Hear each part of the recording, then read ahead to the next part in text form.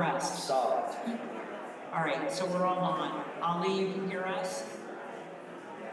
Yes. Great. And Milo, I hope you can as well. Yes, thank you. Wonderful. So good evening. Today is Monday, January 22nd, 2024. The time is 5:30. We're going to begin our meeting in the Butcher conference room, and then we'll move upstairs to Convoys after our work session agenda item. The first item for this meeting is item 1.1 agenda. Is there a motion to adopt the agenda? So moved. Thank you, Councillor King, seconded by Councillor Jang. Is there any discussion on the agenda? Seeing none, all those in favor of the motion, please say aye. Aye.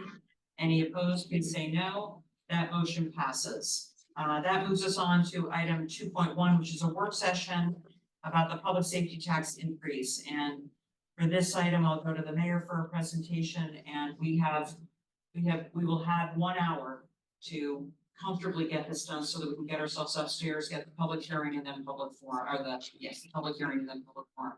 The floor is yours. And if you wish to just simply call on people, that'll make life easy. Great, okay, got it, yes, your person possible.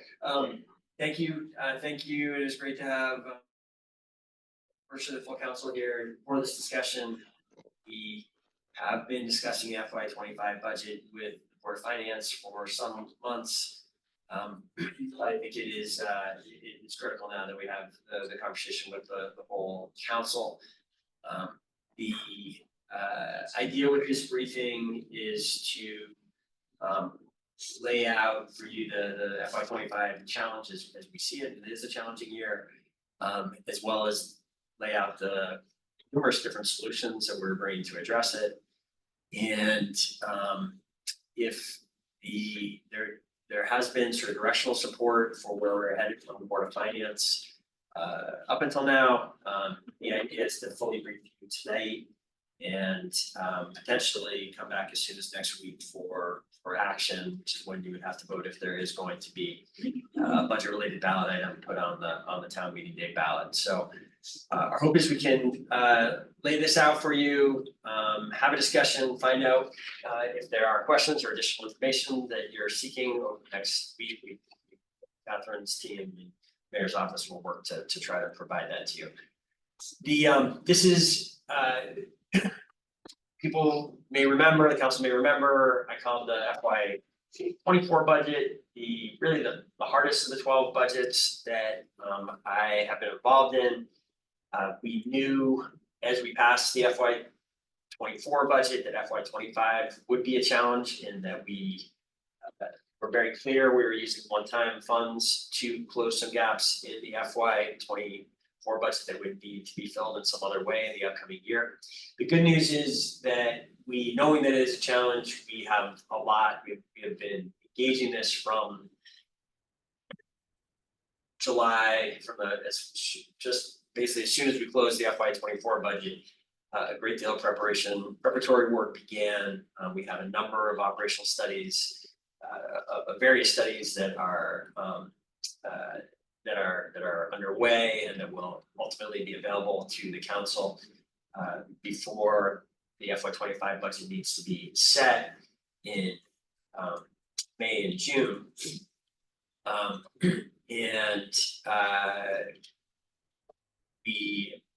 That work will allow us to close to address this challenges in a number of ways.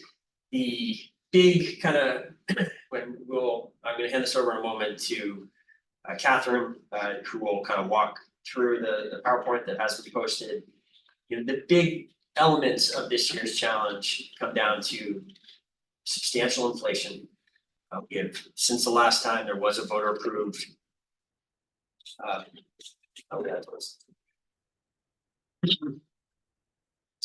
Since the last time there was a voter approved property tax increase, there has been cumulative 17% inflation since FY20. Some of our revenue streams go up with inflation, but our biggest one, the property tax, as you've heard me say many times, does not. So that high inflationary times are a particular challenge for the city budget. But also the federal assistance that has helped us through the last couple of budget years will not be available to us in the same amounts in the upcoming year. And we also we're spending quite a bit more on public safety than we were FY20, the last time there was an increase to police and fire tax. The cumulatively, and on a slide in here, it's about $4 million of additional public safety investments. And I think it is certainly all mine, I think many of yours, to continue to make those investments and actually to be investing further as the police department rebuilds. And so the goal of this budget is to do that. The basic building blocks of addressing this challenge will involve students cancel expense reductions, non-public safety expense reductions. We are again, this is a goal of the two operational studies that are underway, both within CEDO and for the other major general fund non-public safety departments. We can solve about another third in a variety of ways that involve the growth of existing revenues and some more limited use of one-time funds that is available to us here.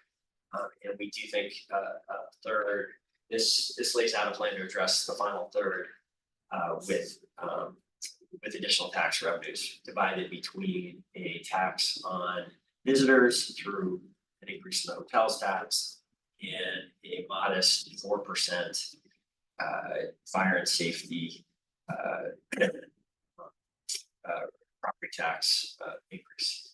Now, we've worked hard to make that. We've already tonight public comment at the Board of Finance. We've gotten a sentiment I know others are feeling and have heard as well that it is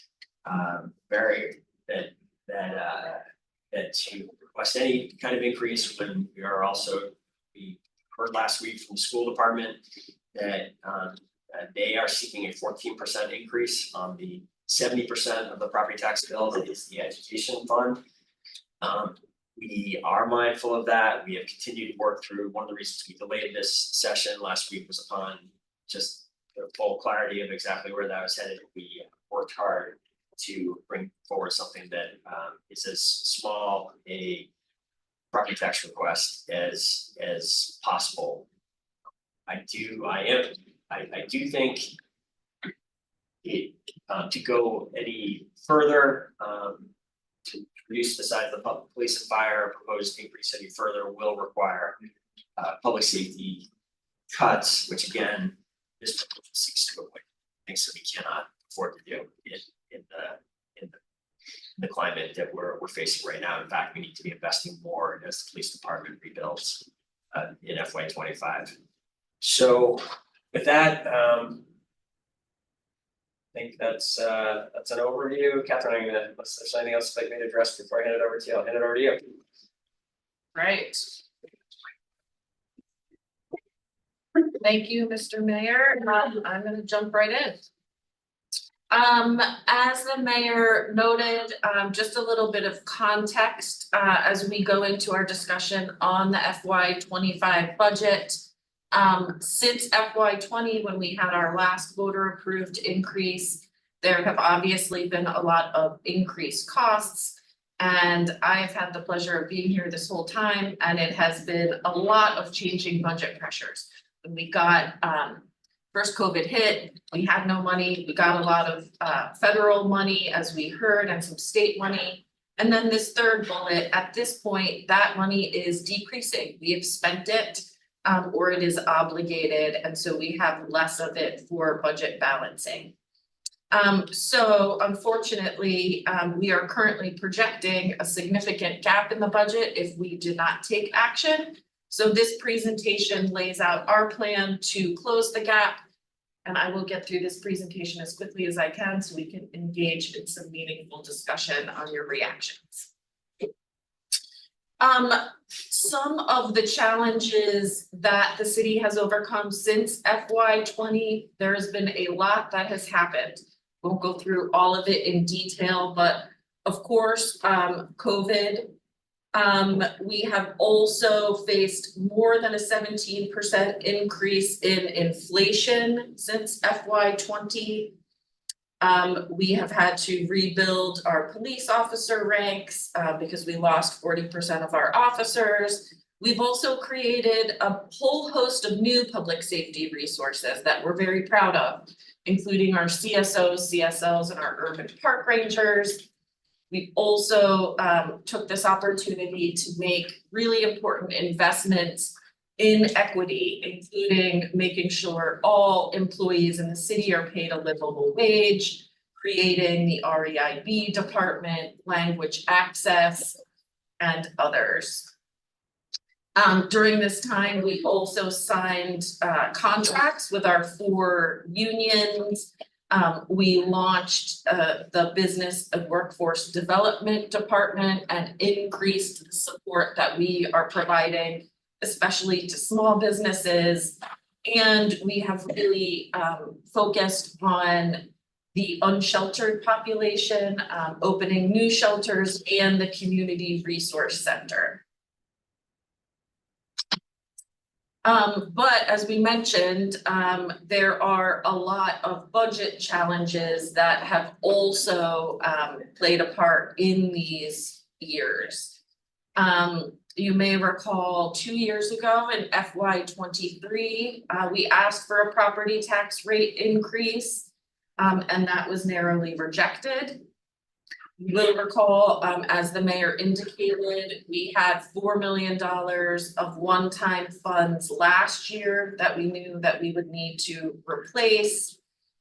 And in this last budget, in this last bullet, you'll see that we do have $1.7 million in higher personnel costs just in BPD alone than FY 20.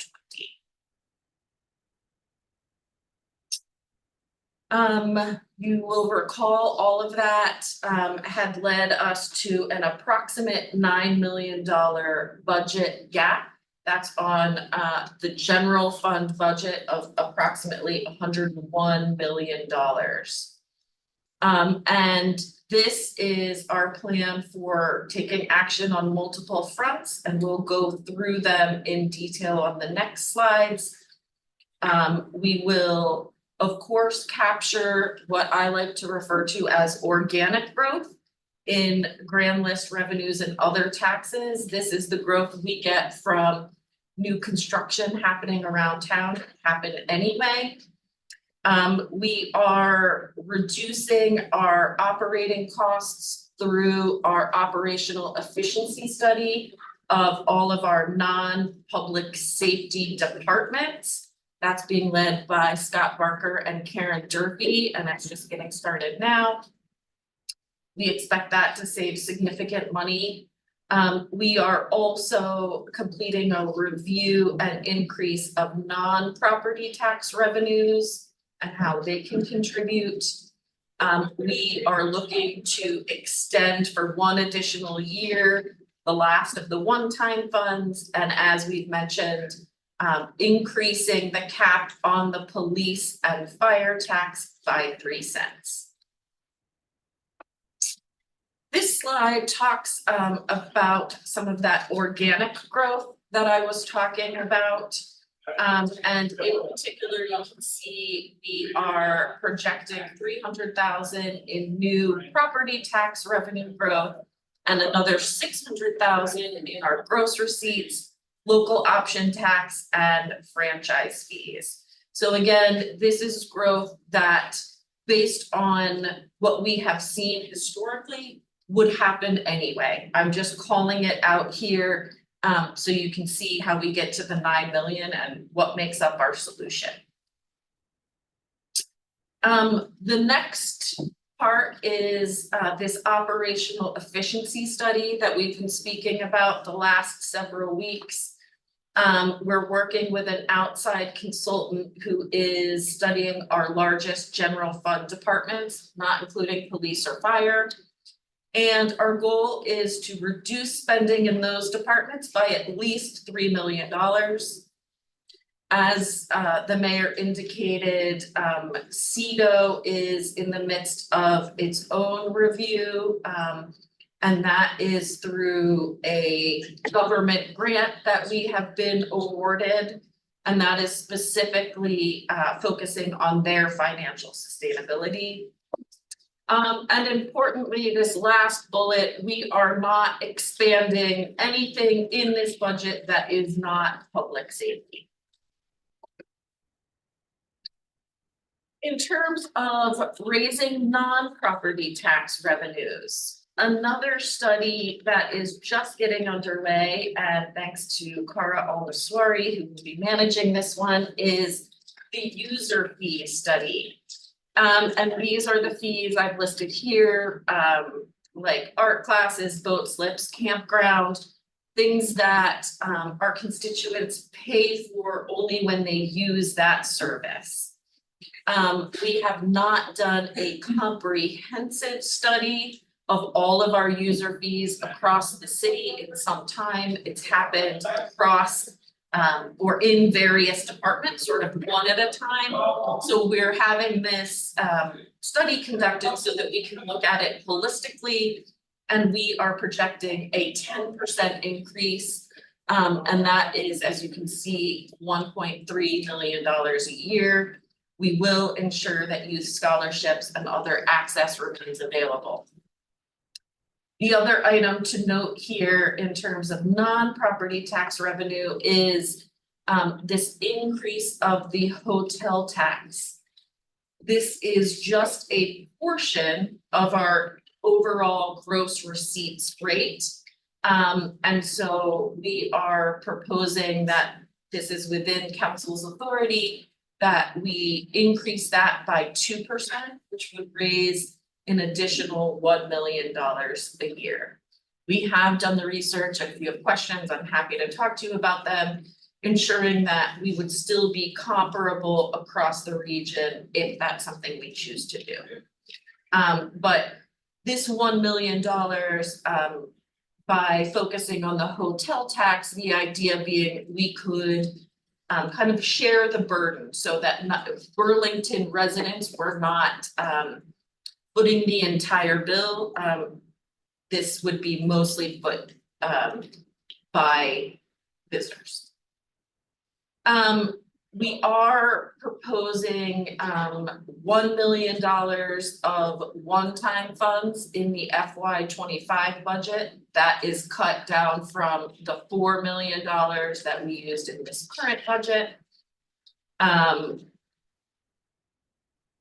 And then, of course, lifting the police and fire tax cap so that we could add the 3 cents. This would fully fund both police and fire budgets. It does include $250,000 in a flexible fund for emerging needs for the police. One thing, here we go. The current public safety tax only funds about 45, only about 1/3 of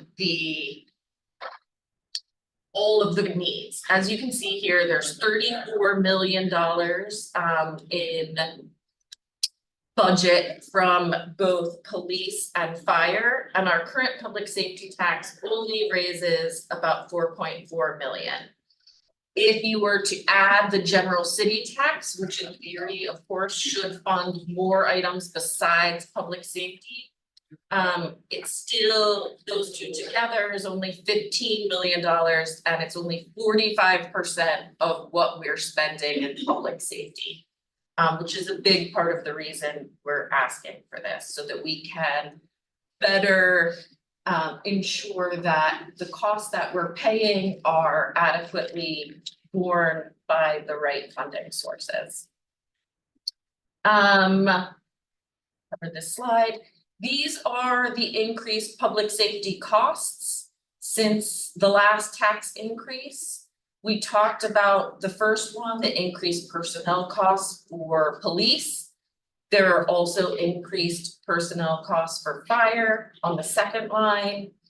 The continuing of the recruitment incentives for the police department. This line just over $1 million, those of you who are on the Board of Finance saw in a previous presentation. Some of what makes up those costs, and those include things like turnout gear for fire department, increased mental health services for the fire department, IT needs for police. It's very logistical, practical items.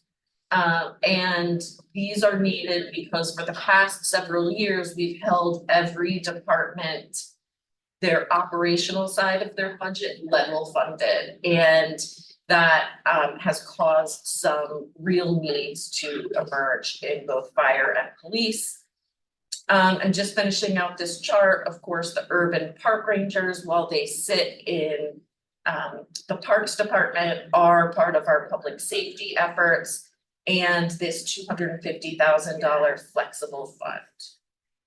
All of that, as the mayor indicated, is just over $4 million of these increased costs. Say, tell us more about this flexible fund. The idea here, is especially at this point in the budget process, everything the city might want to try to do with respect to responding to the public safety challenges. It's not known this would have resources in the budget for things like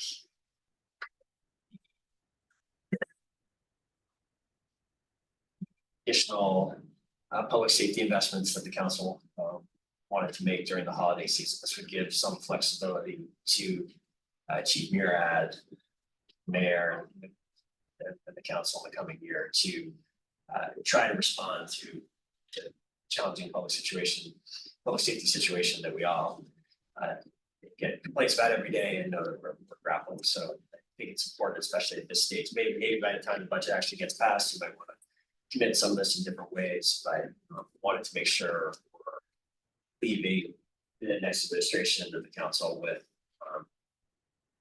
flexible resources for dealing with unprecedented, the challenges of public safety that we're facing. We are almost done here. This is a kind of a summary page of all the items that we've talked about and how we get to the $9 million, the organic growth, the city adjusting its budget, increase of user fees, the public safety tax, a possible hotel tax, as well as the use of one-time funds. This is the effect on the homeowner of the appraised value on the left-hand column. You can see what they were paying in FY24 and what we would propose they pay in FY25. This only reflects an increase in the police and fire cap.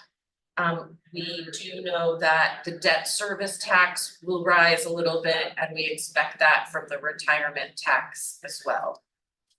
Those numbers are not quite finalized. And then this last slide, which has been modeled on a $351,000 assessed property, which is our current mean value for a single family and condo, and you can see over time what has happened with both the school rate and the municipal rate. And those dots are what could happen in FY25 if what we're doing, if what has been proposed last week and this week are to pass. And with that, I'm happy to take questions and discussion. Councilor Garber. Two questions on the particularly the police department budget. I'm asked this a lot. We know we're understaffed, but now we're over budget. Where is the vacancy money in all of this conversation? So Yeah, and maybe you can, I mean, we have an analysis that shows that we'll share that as a follow-up, where the vacancy is now the increased cost between the going out and have the most competitive police contract. This rebuilding is a lot harder than And I fixing something is hard, right? expect that, So but there are substantial increased costs, and yeah, Catherine will bring it up. Basically, with the current year's budget, we already are spending more. And even with the vacancies that we were in FY 20, and that will continue to grow from here. Make that a little bit. Yes, Well, sorry, maybe change. when I get to the right slide, yes. Cause it's a perplexing thing to explain, because we're Well, so remember, understaffed. we're spending about 20% more with this budget year between these and annual salaries. Okay. We have added many non-police positions. We add those two things together, and it's now, even with the vacancy perspective. A little, whatever. Or chart, something that just shows, if we're down 20 sworn officers, why don't we have that much salary? And I think I understand the answer, but I think it's just a question that we can ask somebody. The other comment, which is if there's a better way to articulate, when we get to the bottom line and the increase in municipal tax, what that means as a relationship to the increase in property tax. Because a 4% increase in municipal tax will not mean a 4% increase in property tax. I understand it, I mean. That's right, so what everyone kind of should keep in mind, we had that chart that shows where you can see the impact that this will have on your property based on its valuation. I believe the median house is now $380,000, so somewhere actually between the 90 and the 150 shown up there for a $500,000 house. The municipal property tax has got 30%, 34% overall bill that you get. Comes from the city, but 66% of it is now a state tax. It's the state education tax. And so this would be the vote here would be a 4% increase on that smaller. Right, but is there a way to 1/3 of the property articulate tax. like 30% or 4%? I mean, I just think I'd like to be able to articulate better that we're asking you for a 4% increase or whatever we're asking. But that really is like a 1.5% increase in property tax. And I don't know, We can give you the number in additional ways if that would be. I think it would be helpful, because I think, Certainly this is smaller than a 4% increase on your total. right, exactly, and that's what I understand, and I think we need a better way to explain this. It's not 4% in your taxes, it's whatever it is, 1.5 or something like that. Okay. Councilor Taylor. Well, that's a little bit dangerous to calculate it that way, because for some people, they get a substantial income adjustment on the education side, and you cannot, that could really mislead some people. If you do it on the whole thing and say it's gonna be this smaller percentage, and other people, the municipal tax might be 50% of their tax bill or even more, so I just be cautious about that. I wonder if we could go back to the slide summary of actions proposed to balance budget. City-led budget adjustments is -$3. Expected decrease about 5% of general fund non-public safety expenses after operational analysis. So I do not understand how that number is derived. We're saying is that 5%? I think just maybe, I think there might be some confusion when you're asking the question. This is, what is projected there is $3 million in savings of the $9 million. Oh, I thought it was a tax rate number. Yeah, sorry, I'm 3 realizing million. it's not very clear. So $3 million is about 5%. Which if you take out, if you start with 101 million, you take out 34, and then 3 million is 5% of 6. And why do we think that's the right number? And what when you're talking about, any cut, are these cuts to jobs? I mean, they look so benign right here, but I know when we dig into that, we're going to start seeing the pain and anguish of whether or not those are changes that we want to make, and what do we know about the details of that? And why are we confident that's the number?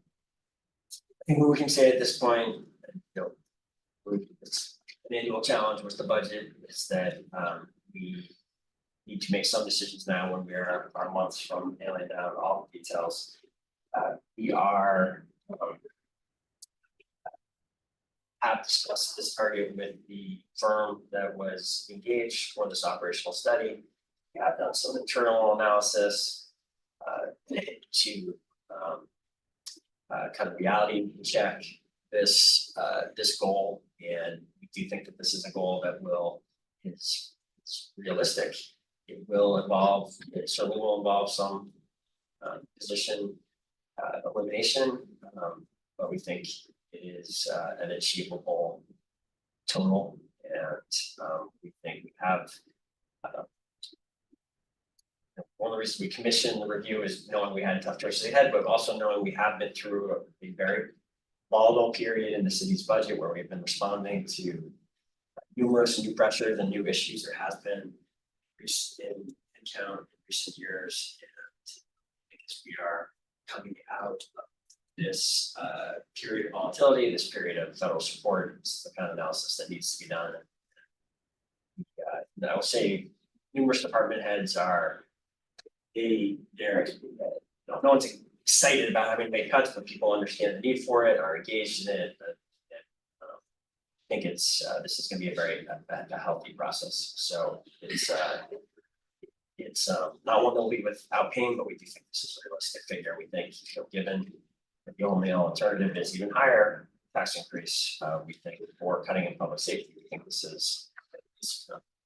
So it's just derived from the 5% being the goal, not that we think there's 5% of an efficiency that we can deliver the same services. The goal is how do we best cut 5%, and that well could mean a decrease in services. There could be some decrease in services, yes. At the same time, we will seek to minimize that, and we do think that there are some middle consistencies.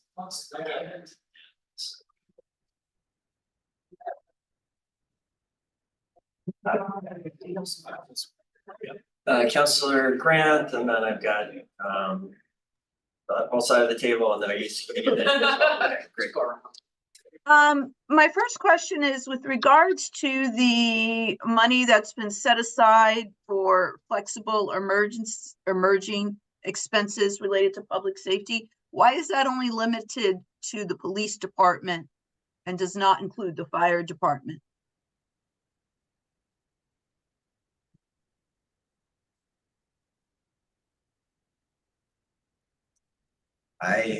My sense, Councilor Grant, is that certainly the fire department is playing a key role in responding to the challenges we are facing, and we have seen a significant increase in the size of the fire department in recent years, and we are budgeting for substantial overtime. So this is definitely another operational investments. This is a well-funded budget for both police and fire, is what we presented before you. And as this gets closer to the passage of a budget, if it makes some sense to think about reallocation of some of those funds from that 250, they're flexible at this point. They could be allocated to either department. They're not committed to anything. That's the whole point. I think it's my gut feeling is it's more likely that the pressure will be on the kind of enforcement side, but that gut feeling may not prove to be correct, and this would be flexible such that it could be allocated elsewhere. Okay, I really do think it would be best to be clear that it could be emerging expenses from either department, given the amount of work being done by both departments. We've certainly seen how nimble the fire department has been during this crisis. we're waiting for year-end figures, but from January through October of 2023, they responded to 40% of the overdose calls on their own. So we need to acknowledge that, and then they're putting up with the community response team. So I'd like to know that they would also have access to those funds should they be needed, because they are full on into the community safety issues and addressing those. Now, I believe I've heard that there was going to be a major study around pilot funds, the payment in lieu of taxes. Can I get a reminder of what the schedule for that is? Because if ever we needed a review of those funds and taking a look at the various properties in the city that are paying very low amounts and haven't had an increase in a while, or properties that are paying anything and maybe needing to re-examine that. Thank you. I'll handle that, Counselor Grant. At one of the intervening Board of Finance meetings, I provided an update, although I think it went on the consent agenda, that indicated that pilot review is not happening this year.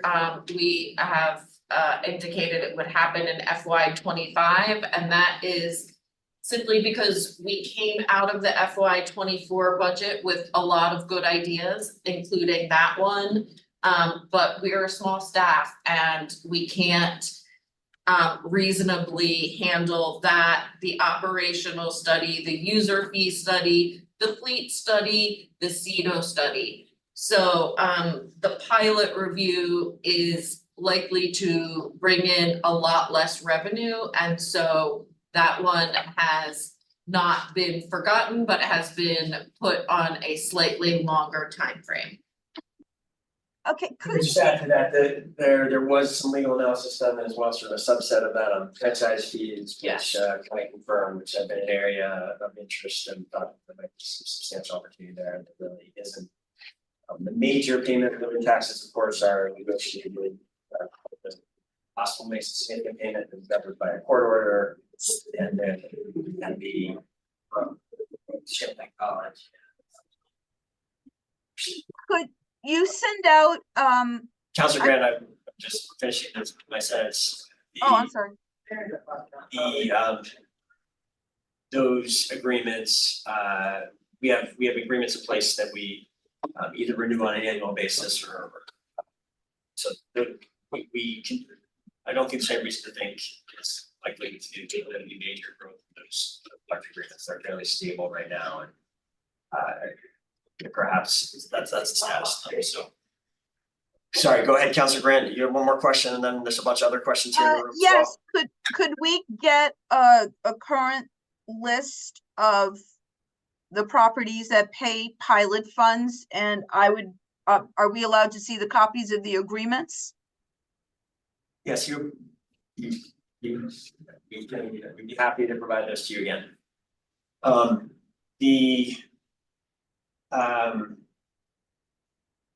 Let's go, I think, Councilor Doherty, go ahead. I was just hoping we could return to Sarah's original question, and maybe Catherine, if you wouldn't mind going up to that slide on police department that you were having trouble with. I'm sorry to revisit a tricky slide.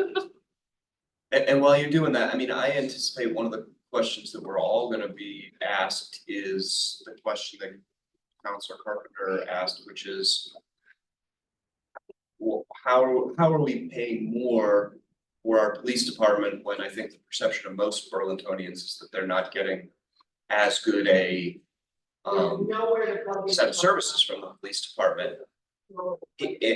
In that column called community support, it looks like we have $1.49 million for our proposed fiscal year 25 budget, whereas we weren't spending any money in that fiscal year 2020 or 2021.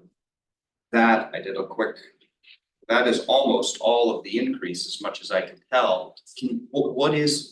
What are the pieces of that community support? Is that our CSOs? Is that Our our CSOs, the CSLs, the CAPE director, what director, sorry? our CAPE director, it's the money for the BTV Cares team that we've been trying to stand up. So you add all that So together. salaries, health It's insurance. about, I mean, it's a total of about 15 positions plus sorry, It is, sorry, go ahead. because we are, this is fully funding at our 6 CSLs and a supervisor, 11 CSOs and a supervisor, 2 park rangers, and then CARES team, domestic violence, CAPE director, and maybe 1 or 2 others. So Whereas about 15. It's a little more than. yeah, it's a little- but yes, it's maybe 20 people. And before, we had, a director of CAPE and a domestic violence person. And they were both captured under administration in FY 20, so there were probably only 2 positions, so every other position has been, created since FY 21. Okay, so that's a net 17, 18 bodies that are now on city payrolls we didn't have before. Plus, and keep in mind, for the officers, we're paying much more for the remaining officers than we were. Because we're trying to reduce attrition. And then so we still have a deficit even below this 87 officer cap that we've got in place. Still have a deficit of 20 or so officers. This budget is not paying for those new officers, or is it? That may be a very stupid question, I'm sorry. It pays for some of them, it pays for the continued projected growth of the department through in FY 25, which. What is our projected growth and how did we get there? Yeah, it doesn't quite get us to, 87 is where we're trying to get with which attrition that would leave us around 82 or 83 in a functional system.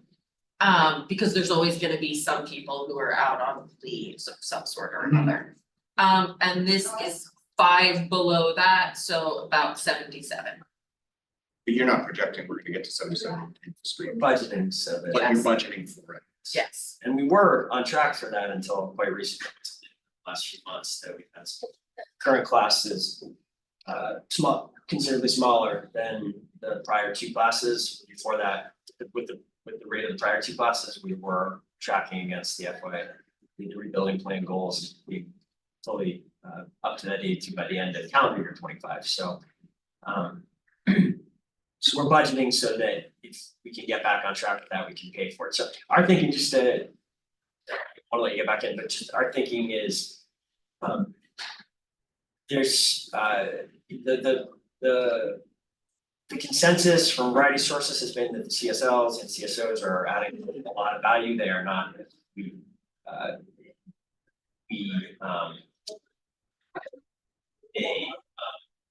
not thought it made sense to consider at a certain point where we were back up to 82 or beyond police officers, it may make sense to ask the question whether we still want to have all of these other professions or not. I think there will be more analysis done at that time, but that's what we're far from getting to, so we're assuming keeping all those resources in here. All right, and let me just ask one quick more. With respect to the community support cadre, what are the mechanisms? You say that there's sources you're getting information from a lot of sources that they're adding value, and I certainly don't dispute that, but certainly with uniformed police officers, there are rubrics in which you measure their productivity, rightly or wrongly. Do we have the same rubrics for these folks? Yes and no. No, whether they're actually providing the value that. We do track their calls that they respond to, and they are taking a substantial percentage of the calls now. I believe it's been as high as about 15% of the calls are being fielded by a CSO or a CSL. that's one way to measure some productivity. The chief has presented on this before, maybe we could circulate that, Catherine, for next week. But it's a fair question, and we are figuring out, how to use these resources. Certainly, CSLs right now are helping us with the challenging situation. The equipment, battery parks themselves are part of the response to the drug epidemic. But I think it's a fair question that we are in the early years of having this kind of capacity measure. Not to know, but I think we gotta be measuring what they respond to and maybe can't do. We had an example in our neighborhood where CSO they prohibited exercising a trespass order, and which might have been appropriate, but they weren't allowed to do it. So I think I just would suggest we look at, are there things they might do that we're not letting our negative question ask? I'm sorry, I get stressed. Well, that's, I just cited an example where CSO responded, but they were prohibited from exercising a trespass order. And I'm just tossing that into the, Well, as an example. to be clear, as I think, we believe we gotta get back to Understood. officers as quickly as we can, and in many situations, an officer clearly can do things, is authorized to do things, has a legal authority to do things, has the tools and training to do things that CSOs and CSLs cannot do, and this whole effort has been, however, there are certain public safety tasks, certain tasks that we're calling police departments to do that can't be done by other professionals. And that's why we created these, and that's why they're continuing to be in the budget. When we get to the point where we have the luxury of making that choice, we may decide we want officers to. I'm gonna keep moving, Councilor Bergman and then Councilor McGee. I want to echo what Councilor Carpenter said about getting more detail on the actual dollar tax increase. I don't need a question. There's not a question as much as a request. I think it's really important. And the same is with regard to what Councilor Shannon said in terms of the details on operational cuts.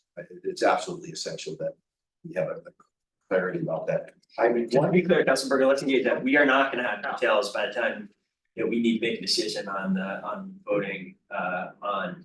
I don't mean to cut you off, but I just feel like this important thing, like the nature of this, the way the town meeting day process works is. so understood as Yeah. much as you possibly can in Okay. terms of the work that you have done to date would be Okay. all I could ask for, right? And I think that sharing, so maybe you don't have to answer it now because other people, but the percentage and the dollar amounts that you are going to have in the unassigned fund balance. I know we've got there's a range and there's a bottom number in that. We're not at the bottom this year. You and I had a fight about that. I want to just know the dollar amounts and the percentage where we're at. Okay, fair request, and I don't mean to follow, I think it's an important question. When the $1 million one-time fund projected here is what we think there's a way to do that without further reduction of the unassigned fund balance, just to be clear, we were using other one-time funds.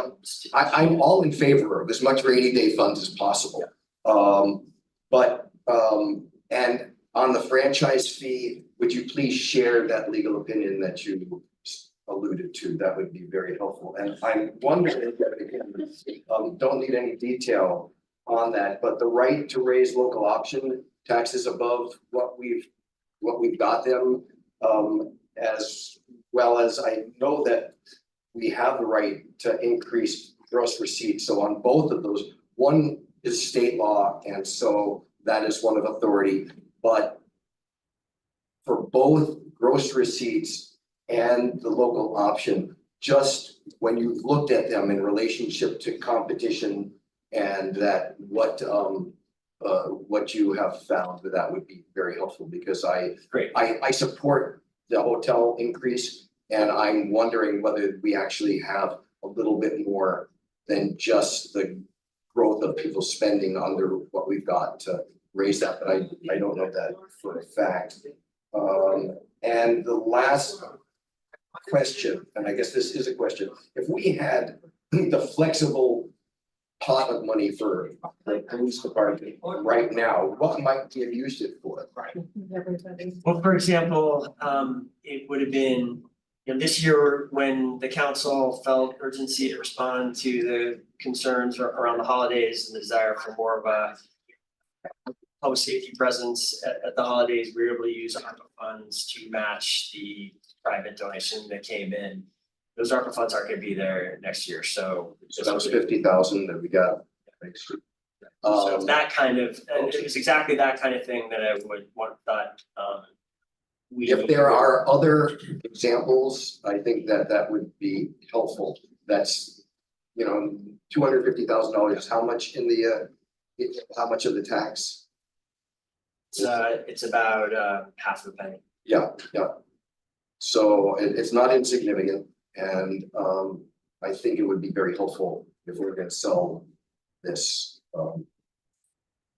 Thank you. Yeah, other things that we have used, and just, I don't know, we should move on, but you know, we have had contracts with other law enforcement agencies during this period. There's downsides of that, but we have relied on that at times, like state police, I'm sure should. There's a number of examples that I think it might be. I mean, we've obviously paid for them through what we budgeted before, so it's sort of like if this is new and set aside, that explanation would be very, very helpful for us to be able to provide to you and to know ourselves. Thank you. Councilor McGee, and then Councilor Travers, and then we'll go to Councilor Hightower. And sorry, no, Councilor Paul was after. Why don't you go next? After Councilor McGee, yeah, you're right. I said that earlier. I apologize. You're good. So let's go to President Paul. So three questions. When you talk about revenues and that chart is a good example. Chart is important when you just put that up well. My first question is, when it comes to revenues that come into BPD, because there is now 6 officers at the airport instead of 8, I assume that they're paying less. Yes. So that's been reflected in terms of the amount of revenue that is on that chart, which you had up. Yes, and I'll just say, we have had 6. For FY 24, we've had 6 officers at the airport, and I just heard that we are able to increase that to 7, and so that is an outstanding question that I still have. So these are the kinds of operational details that we'll be able to maintain the 7th officer, thereby increasing revenue. So I'll make sure that's clear for next week. If you go back to that slide 14 out of 17, the one that shows the 9 million. So one of the things that's on there is remaining ARPA funds 1 million. Now, I remember, I don't remember exactly when, but I remember at a Board of Finance meeting having this conversation, and I think it was Commissioner Jang who asked about remaining ARPA funds. And we were told at the time that there are no remaining ARPA funds. So how did $1 million of ARPA funds, and I know at one point there was early on, I think when we first got these monies, there was a spreadsheet on that. What are how did you find how did you find $1 million of ARPA funds? We haven't. That's not all.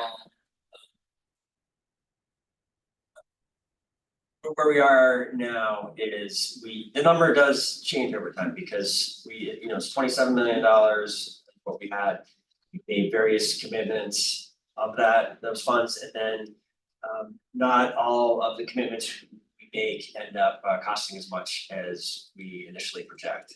We put aside hundreds of thousands of dollars for further COVID response that ended up not all being necessary. So in a recent review, we do believe, just getting ready for tonight and the last couple, this work and moving towards this decision, most urgent, the review we've been doing in recent weeks, CRA for this has confirmed that there's about $400,000 or more than $400,000 of funds that are gonna come back and be available again. It is, I believe we have some other strategies that we can take that are not unassigned fund balance, that are not dipping into unassigned fund balance that will allow us to increase that further. So, we're looking at this hard decision like all of you and saying people can't afford property taxes. I believe there's gotta be a way to go from the 400,000 that we know we have in available one-time funds to $1 million over the coming months. And that's what we're assuming we're gonna be able to do here with what we're asking to consider, but we don't have all of that $1 million identified fully today. Well, I would like to see if there is a spreadsheet that shows some of this money and how this, I mean, it's such a large amount, given the fact that we've been spending, we just did the ARPA funding of, what was it, 2.9 million last week. I actually thought that was all there was that was left, so I guess I'd sort of like to know how we could arrive on that, because those are one-time funds, which means that next year, all things remaining equal, that $1 million will not be there. And the use of one-time monies is always a dangerous thing to do. I think we just need to be transparent about the fact of a 3% tax increase, a 3-cent tax increase is one thing. But these are the ways that we're finding a way to do that. And then the only other question I had at this point was, and I think actually, Tim, you had asked that question. I think Councilor Doherty had asked, the number of officers that all of this is geared to is 77. Is that right? I will send an email tomorrow to make sure that I have that right with the chief and Shannon. That is my understanding, yes. Okay, and that's not a number of like effective, that's the actual payroll is based on Correct. 77. Correct, Okay. because we have to pay them, yes. Yes, we do. Okay, all right, well, that's okay, that's it for me for now. I mean, I'm gonna need to know a little bit more before I can comfortably vote on this. Thank you. Thank you, Trustee Paul. We've got about 15 minutes left before I think we're going upstairs. I've got kind of finished the first round of questions. I got Councilor Travers and then Councilor Hightower, and then on a second round, Councilor Shannon, Councilor Grant. If anyone that wants, I got a queue going now. If anyone else wants to be on the queue. Okay, I'll put you at the end of the first round, Councilor Barlow. Better start writing it down. I got it. Sorry, I don't manage to queue that up. Not like this in the Board of Finance. Councilor Travers, go ahead. Thanks. I'll be quick because it sort of piggybacks off of what some other folks have said. In terms of being able to visualize the actual tax increase here, we have this district already locked into their 13.97% increase. I think voters are going to look at this as sort of a collated package and put together how much the municipal plus school tax may increase property taxes. So I think it'll be helpful for us to see if it is 4%. What is the all-in for a voter that wants to vote yes on both of those items? And then I would be curious to see, I mean, even if we were to move this 4% down to 2%, I mean, nothing, what sort of an impact does that actually have on property tax bills? Because I suspect that given that the school budget is 2/3 of property taxes, that it may not, I mean, taxes are taxes, but it may not move the needle all that much, unfortunately. Council Bergman raised some questions that I had where I think I could go for some additional education and information on what are our current gross receipts tax, current local option taxes, how much revenue are we currently generating from those gross receipts and local option taxes. I'm assuming that in terms of gross receipts, most of it comes from hotel, motel, restaurant, and short-term rentals. I know we have amusements and gross receipts tax as well as I go. Getting much from the carnivals. So it would just be, would be big surprise. It might be. Okay. I'll show you. Okay. Yeah. Well, I Yes. guess, if we could see sort of the full picture of that, because if there is any flexibility for us to Yes. tweak some of these gross receipts and local option taxes more than property taxes, my own preference would be to head in that direction, and may even get Council Bergman might be willing to do a little bit more in terms of hotel, motel, or or even restaurant. I would just be curious to see if you did an analysis of those same taxes as compared to the region, as to how Burlington is in alignment with that. And then just the last question is whether or not, are there any gross receipts taxes out there that they authorized by the state that Burlington's not taking advantage of? Like, is there an alcoholic beverages tax, for example, that some municipalities in the state, maybe only one other stands out, and maybe it's because they're authorized in their charter to do so in a way that we're not, but we'd just be curious to see if there's anything that we're not taking advantage of, for lack of a better term, in addressing these issues. All right, great, you have questions, all this, we'll follow up on that. I want just the short, to get some of that comparative discussion on the table, you know, for this discussion. When we say that the hotel tax is competitive regionally, really what is being said there is versus other major destination cities in New England. And we can provide an example of that, how we are. We're still, even with this additional 2%, we'd be a little bit under where those other major cities are. We will be higher than our surrounding municipalities if we add this. We are already, I believe, 1 point higher than 2 points higher than most of them. And this will add to that, which does cause some concern, but we think we're proposing it because we think it's a viable route. When we have looked at the other gross receipts taxes, those are taxes that hit Burlingtonians to a much higher degree. First of all, and secondly, there we can't make the same argument about Vermont and Burlington being low compared to not only our neighbors but other regions as well. We think we're about the max there. It'd be helpful for details though, please. Yes, I just give I you, have we will give you the details and I'm previewing for you just so you think, I don't think anyone should think there's easy answers there. This is gonna be painful and we'll be on, you know, there are various folks are unhappy about it, but I think there's a justification for it. I've never, in years of looking at this, I've not seen the same justification for others. Okay, you were done, Councilor Travers. This is, I don't know how this would move the needle on this, right, but I know that the eclipse coming up, you know, and we look at hotel rates out there, they're going for, 7-8 times the normal rate. I'm just curious as to like, has that been factored in terms of this that we budget? I'm expecting an influx of some unexpected funds coming into town. That's it.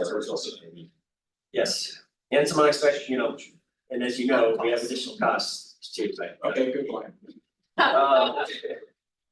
But we are doing our best to plan for that.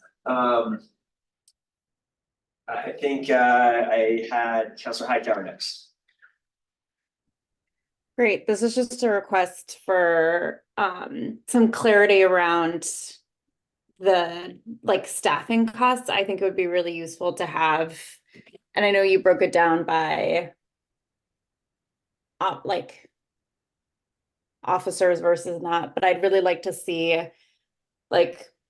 I kind of put the sworn officers and the CSOs into one bucket in terms of what services they provide in terms of what services they provide. And then I'd like to see some of the preventive services that we're adding in a different bucket, just so I'm understanding what bucket of money is going to maintain and what bucket of money is going to new services that the city wasn't providing before. And so if you could either break those out totally by class, or at least break those out into those two buckets, that would be really helpful for me to see. Okay, the data may not be easily kind of in our system that way, but we will do our best to be responsive to that. Thank you. Councilor Barlow. No, thanks.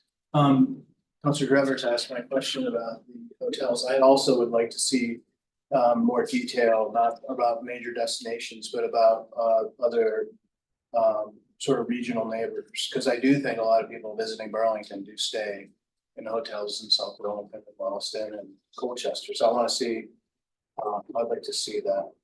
The other thing I had a question about was in the Board of Finance presentation, we were talking about a $2 million decrease in general fund expenses after the operational analysis, and now we're at 3 million. There's a 50% increase, and I understand that analysis has to be done. in order for us to understand what's possible. But I'm wondering how much variability still there is there to offset some of these big increases, so. Yeah. I'm interested, and I understand we're not gonna have it to make some of these decisions, but it does sort of seem like it's a really fluid number still. It is a fluid number. The post-pandemic budgeting has been more fluid than it used to, and hopefully, and we're still not out of that.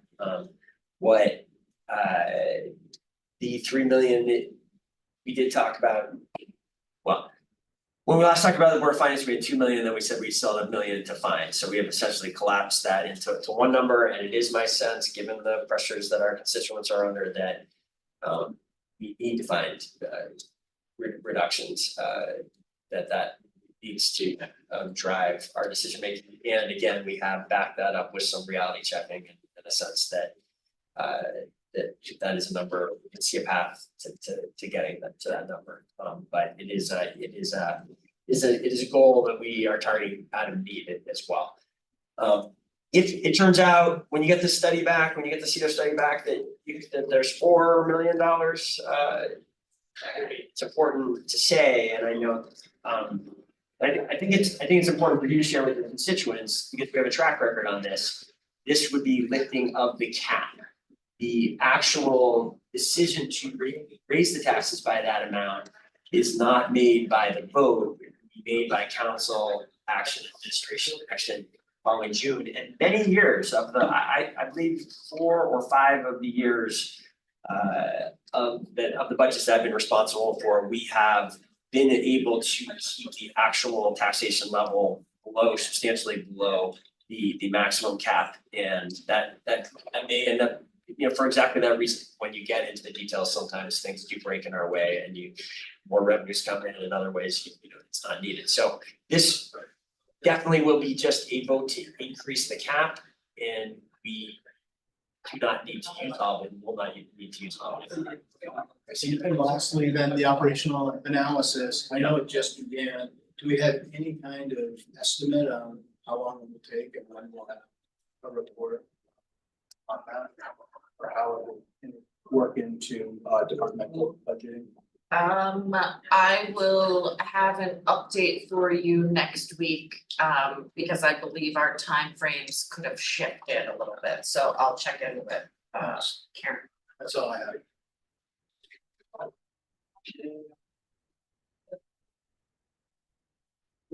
Okay, next I had the second round of hands that we got first, Councilor Shannon and then Councilor Grant, and that's all I have right now. Which is good, because we have 7 minutes. I am going all the way back to Councilor Bergman's comments about, what are we getting additional and what is, kind of what we already know that we need. So we paid $100,000 for extra security just at the holidays. What else? How much did we pay for the state police in just the first 6 months of 2024 budget? Because it's not, with our current staffing levels, we know that we have to subsidize that. So it would be good to be budgeting for what we know we need. It's not something new or something extra. And I wonder what the gross receipts projections are, because we're definitely feeling in our downtown that the public safety situation is impacting traffic downtown. So how do we, what are the assumptions here? Okay.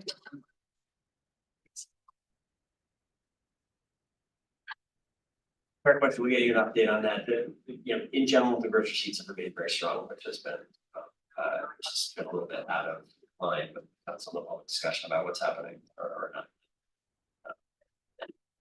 Hotel prices are up dramatically, and that is very, very healthy receipts as well. So we get you the data. Yeah, and I just want to make sure that we are budgeting for all of the various forms of security that we've had, private security, police, whatever else I might not be thinking of. Okay, Councilor. Councilor Chang is in the attendee list, so. Councilor Grant, go ahead. Thank you. I am also interested in some of those numbers with regards to what we've spent already. I would like to also take a little bit of an issue with something that was said with regards to the difference between what a police officer can do versus what the CSOs or the CSLs can do. With regards to the CSLs, it works the other way around as well, in that an officer can't do the same work that they do. One of the things that I've heard over and over and over again the last 2 years is that officers weren't trained to deal with the numerous mental health issues that running into. They just didn't have the training for that. So I hope that we are very mindful of that. My other comment is with regards to those two positions, it's been very difficult to get data on a consistent basis. We know based on the priority response plan what types of incidents they would be responding to, but in terms of quantifying that, that should really be on the chief's monthly report. It's not. And we need to figure out a way to make that happen, because that data is going to be super important when we start to make these decisions. Thank you. Okay, thank you, Councilor Grant. Okay, Councilor Jang, sorry if you've been trying to get in before, I haven't seen you. You have the last question, then we got to get upstairs. Really good. Thank you. And thank you, Joe McGee, also for letting CFO Chad know. Yes, initially I was against the city to go to review basically the budget of the Burlington Police Department. But I now changed my mind, and I think the assessments being contemplated right now with all the department receiving general fund budget should now include the police department. Because it seems from my perspective, we just been focusing on rebuilding, and not really assessing the level of resources that the Burlington Police Department actually needs to operate. We still have 5 months. And I know we definitely do have, some RFP out there to review all the departments, and I am advocating for the city to consider including the Burlington Police Department. That's just my request. And also, if we cannot do it, I think we need to do a second one that's very specific to an organization with knowledge and expertise about public safety in order to assess what level of resources that they need, one, to rebuild, and also two, to operate. Just a request that I'm putting right now forward. Thank you. Okay, thank you, Councilor Jang. We will have to leave it there. Thank you, everyone. These are great questions. If you have further questions that you think of and want to share with us by email, we will do our best to respond to all of this, and they can receive by email so that you have a complete packet for this coming Monday night. This coming Monday night really is the deadline for getting items on the ballot. So we do anticipate this being on the next Monday's meeting. Anything else that we haven't discussed tonight that would be helpful to you, we will try to get you. Thank you, everyone. And we are adjourned at 6:41. Oh, sorry, we're just going upstairs. We're adjourned. We're not adjourned. We're relocating. I have the same most of them. Amazing.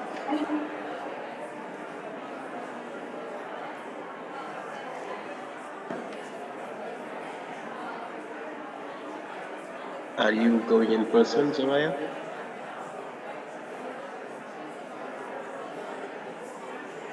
No, I'm in North Carolina for work. Yeah, so I can't. I'm driving in. I'm almost downtown. Okay. Thank you. All right, I'm going to sign off. Bye, Bye. man.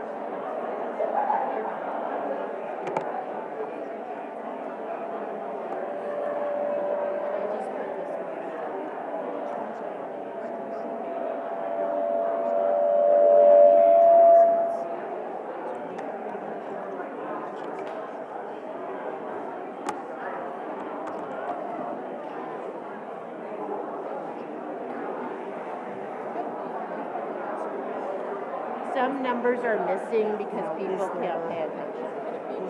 So this is on the ballot question? Oh, no, no. All right, did we find, was there one that was the rabbis? Yes, he's 70.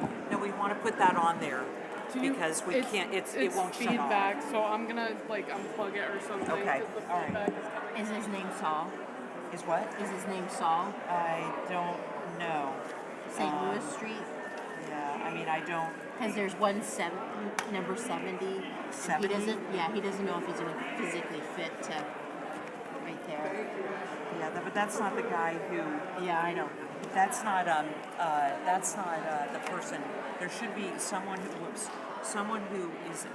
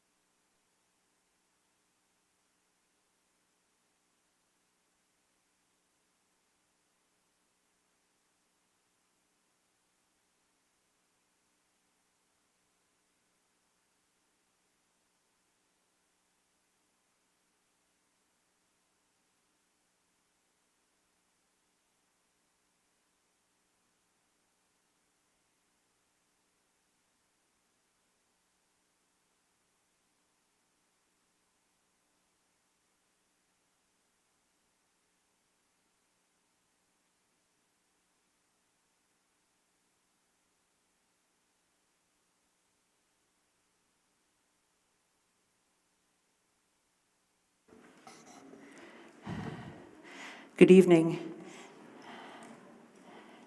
Thank you for joining us in person in Contois Auditorium, and for those of you who are joining us online. Before we get to public forum, there seems to be something coming back. I'm not sure why that is. Do you know why that is, that it's reverberating like that? No? Okay.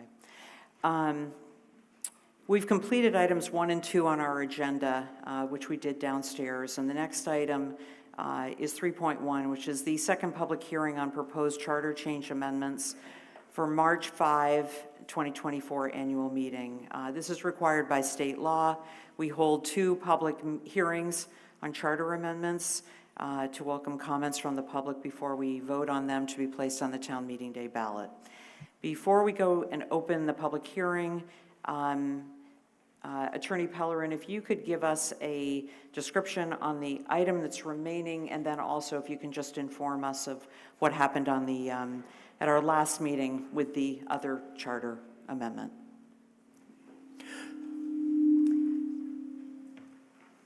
Thank you, President Paul. Can you still hear me?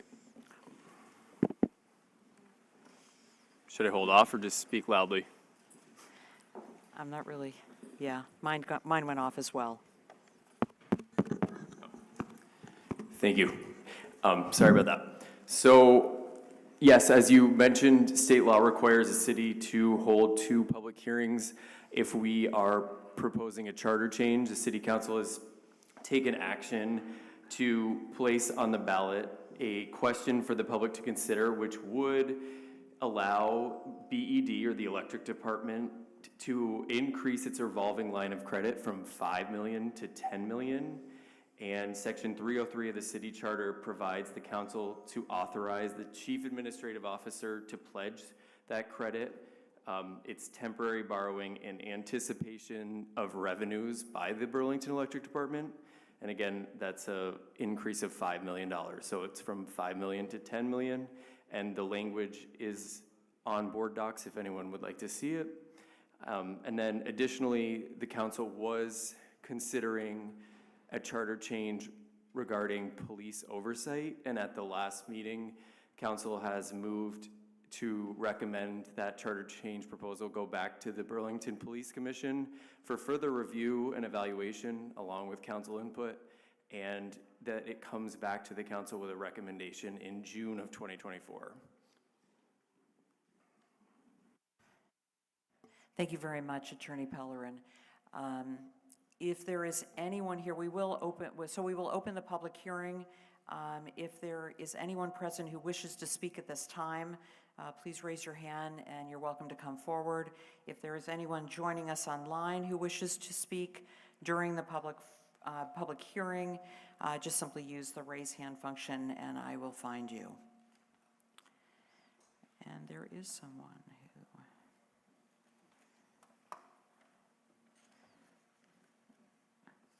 Okay, this is for the public hearing on the proposed charter amendment. So there is someone who has raised their hand online, and I have enabled your microphone, so you should be able to speak. And if you could just identify yourself for the record.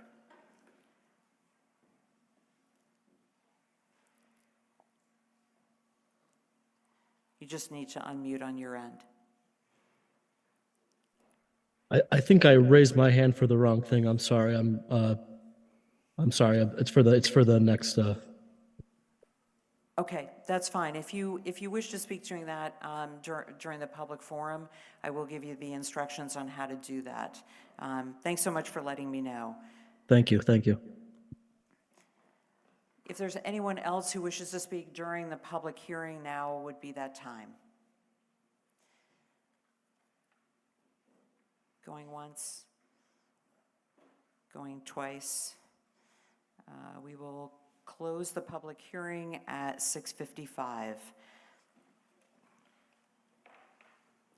And those items will be voted, the charter amendment will be voted on at our next meeting on January 29th. Is that correct? You've already moved to place that item on the ballot, so it doesn't need to be voted on unless the council is seeking to make any changes to the proposed language as a result of the hearings that were held or further communication you've received from the public. Great, thank you very much. Yes. So we've closed that public hearing and we will now go on to item number 4, which is the public forum. Before we begin public forum, we have many people that are here this evening who wish to speak, some potentially for the first time. I'd like to note that we do have a protocol for public forum, and I speak for the full City Council as we all share a strong commitment to an orderly process and one that honors all voices and respectful discourse. We have rules that can be found in Appendix B of our Code of Ordinances, and as this is a very large gathering, we will follow our rules exactly in order to respect all voices. If you wish to speak during public forum, we have a hybrid system. If you wish to speak in person, there are forms that are to my right in the, not quite the back corner, but I see somebody who actually is signing up. There's a table to my right. You must complete a form before speaking. There will be no exceptions to this rule.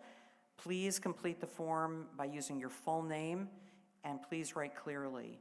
You will notice that there are two colors of forms. We have one form for Burlington residents, and we have another for non-Burlington residents. Please leave the form on the table in the boxes, and they will be collected.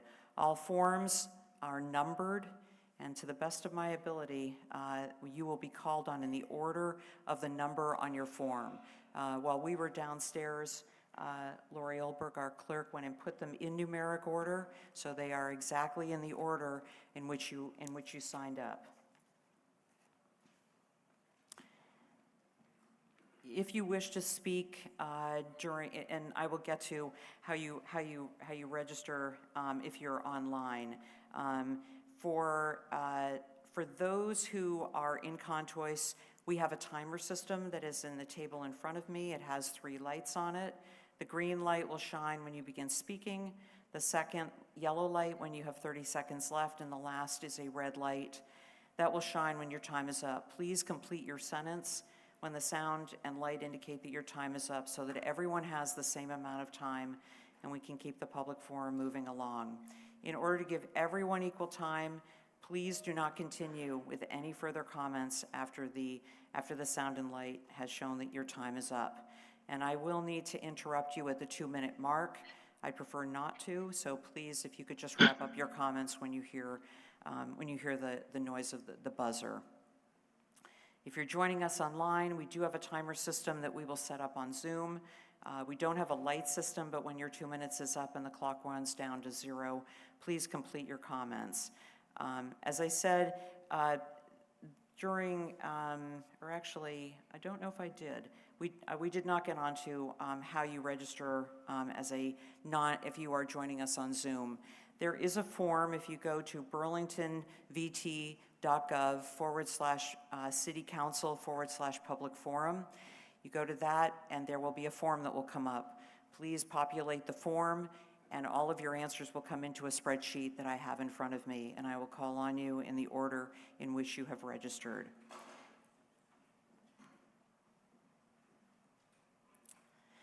As per the council rules, which again can be found in Appendix B of our Code of Ordinances, Burlington residents will have first priority to speak. We will go to Burlington residents in Contois who have submitted a form in person, then to Burlington residents online who have submitted an online form. We normally would then go to non-Burlington residents who may also be a Burlington property owner or those representing organizations in person. But since we have so many people wanting to speak, and we may or may not be able to get to everyone as per the decision of the council, we will go to Burlington property owners and those representing an organization in person, then those online, then we will go to non-Burlington residents in person, and then back to our online non-Burlington residents. If you are a non-Burlington resident, but are a Burlington property owner or representing a Burlington organization, if you can please let the clerk know, if you've already filled out a form, please let the clerk know. If you can just come forward and I'll make sure that you're recognized right after Burlington residents. Again, we have a large number of people who wish to speak during public forum. Please Please keep in mind, if you have registered to speak, and when your name is called, if you wish to yield your time as others have already spoken and expressed your thoughts, you will be recognized, and you can just say that your thoughts have been expressed. We see you, and we will note your support for the sentiment that others have expressed. I will call several names at a time to give people time to prepare, and if you're upstairs, please come down so that we can keep the public forum moving along. So this is very important as well. Please, during public forum, please use respectful language. We would like to remind everyone here this evening and everyone that's joining us online that there are families who watch our city council meetings as their connection to their community and their connection to civic engagement. Parents use this forum to teach our city's children about city government, and we expect everyone to refrain from using profanity. Our protocol is in place to remind everyone in person that disruptions will not be tolerated. You can show your support for a speaker's comments by simply doing this, and we will see you. If you do this, we will see you. We're a governmental body representing the city of Burlington, and we have business to conduct, and we'll do this in a calm and deliberative way. When you come up to speak, please face me and direct your comments to me as the chair, and not to anyone else at this table, nor to the audience gathered behind you. Please do not personalize your comments. This rule will be enforced. Again, we want to hear what you have to say, and we will listen much more intently if you speak respectfully. With that, we will begin the public forum with Burlington residents who are joining us in person. The first speaker is Jordan Weiner, to be followed by Helen Scott, and then Naomi Burrell. Yes, Councilor Travers. Yeah, President Paul, to your point, I understand under our council rules, public forum is normally limited to 90 minutes in order to provide as many people an opportunity to speak. I would like to go ahead and make a motion to suspend our rules now to extend public forum, to double it until 10 p.m., 3 hours. A motion has been made to suspend our rules and to have the public forum go until 10 p.m. Is there a second to that motion? I would second that. Woo. Okay, yeah, there's something not quite with the microphones. And I would just ask a point of information of the city attorney to see, will this preclude, if we are not done with public forum at 10 o'clock, will this preclude us from suspending the rules, voting on that to extend the public forum further? Attorney Pellerin. You could take a vote for reconsideration. So I guess that answers your question. Okay. Based on that, you want to second that motion? Second that. Okay, so a motion to suspend our rules requires a 2/3 vote. I also wanted to note that Councilor Jang and Councilor Hightower are both joining us via Zoom. So is there any discussion on that motion? Seeing none, we'll go to a vote. All those in favor of the motion to suspend our rules and have public forum go until 10 p.m., please say aye. Aye. Is there anyone opposed? Please say no. That motion passes unanimously, so the public forum, which is starting now, will continue until 10 p.m. So again, we had Jordan Weiner. Point of information. Yes, Councilor Jang. Thank you, President Paul. And in addition to calling the name of the people, can you also call the number in which they signed up on to speak? I'm happy to do that, Councilor Jang, but so these are the forms. On each one of these forms, there is a number in the corner of each form. So when these numbers are in alphabetical order, I'm happy to show them to somebody else. I know that you're not here with me in person. I have shown these to other city councilors who have seen that they are in order. I will be joining you shortly, but I was just wondering if you can call the number as well, if it's not burden to you. Okay, sure. I'm happy to do that. Thank you. Thank you so much. Sure. So the first person is it's number 1, Jordan Weiner, to be followed by number 2, Helen Scott, and number 3, Naomi Burrell. You are Jordan? That's Yes? me, Jordan Weiner. Weiner, thank you. Good evening. My name is Jordan Weiner, and I am a Burlington resident, and I believe the apartheid-free pledge should absolutely be placed on the ballot. I am also a Jew who lost family in the Holocaust and whose legacies are daily tarnished by the genocidal state of Israel. I'm here to express my opposition to the attempt to restrict democracy in Burlington by the Zionist faction of the City Council. The Palestine Solidarity Movement surpassed the number of required signatures to get our measure on the ballot, demonstrating that there is popular support for this measure. The Zionist faction in Burlington is understandably afraid that their cause will fail miserably in the eyes of the public, so they are refusing to let voters decide at all. I want to talk about statements made against putting the pledge on the ballot. This Zionist counselor believes that no good can come of this ballot measure and it won't contribute to solving Israel's war on Palestinians, yet somehow doing nothing will. For over 75 years, Israel has put Palestinians in concentration camps, arrested them, held them in jail, killed them indiscriminately, raped them, razed their villages and homes, limited their freedoms because they're Palestinians. Israel's elected leaders have admitted openly to genocidal intent, and I'm not going to waste my time showing how Israel's conduct is akin to Nazism, because the similarities are so obvious that anyone who denies this is either historically clueless or themselves a fascist sympathizer. Instead, I would like to pose a question to the Zionist faction on City Council.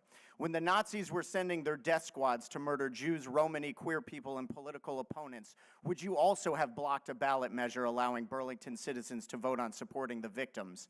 If your answer is no, drop your opposition. If it is yes, you disgrace all those murdered by the Nazis and the tens of thousands of Palestinians, including over 12,000 children martyred by the state of Israel. Free Palestine. There will be no clapping. If you want to express your support for the person who just spoke, please do so this way.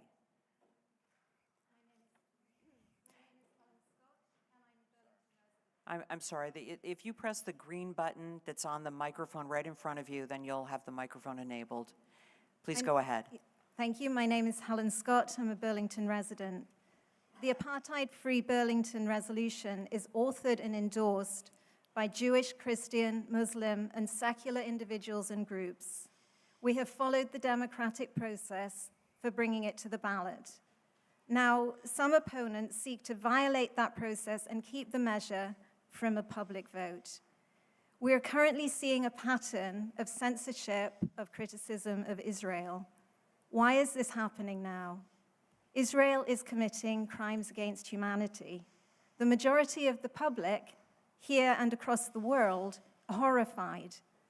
But most of the US political establishment continues to lend unconditional support to Israel. South Africa's application to the International Court of Justice records and documents in excruciating detail Israel's ongoing genocide and notes, "It is important to place the acts of genocide in the broader context of Israel's conduct towards Palestinians during its 75-year-long apartheid, its 56-year-long belligerent occupation of Palestinian territory, and its 16-year-long blockade of Gaza, including serious and ongoing violations of international law and other war crimes and crimes against humanity." The political establishment is trying to silence anyone who speaks about this, and they are trampling on our democratic rights in the process. The Council should put the resolution on the ballot. But whatever happens here, we will not be silenced. This is a question of democracy and of humanity. Thank you so much. Our next speaker is Naomi Burrell, to be followed by David Geddes and Elisa Chen and Spencer Karofsky. Good evening. Good evening. I just want to clarify, I'm actually here to represent an organization in Burlington, so if you'd like me to be bumped to a later, I had just let the clerk know, so if you want to bump me to a later point, I will. So are you a Burlington resident? No, I'm a Charlotte resident. Okay, well, unfortunately, you'll need to wait. Right. So if I can get bumped to that Yes. other, thank you.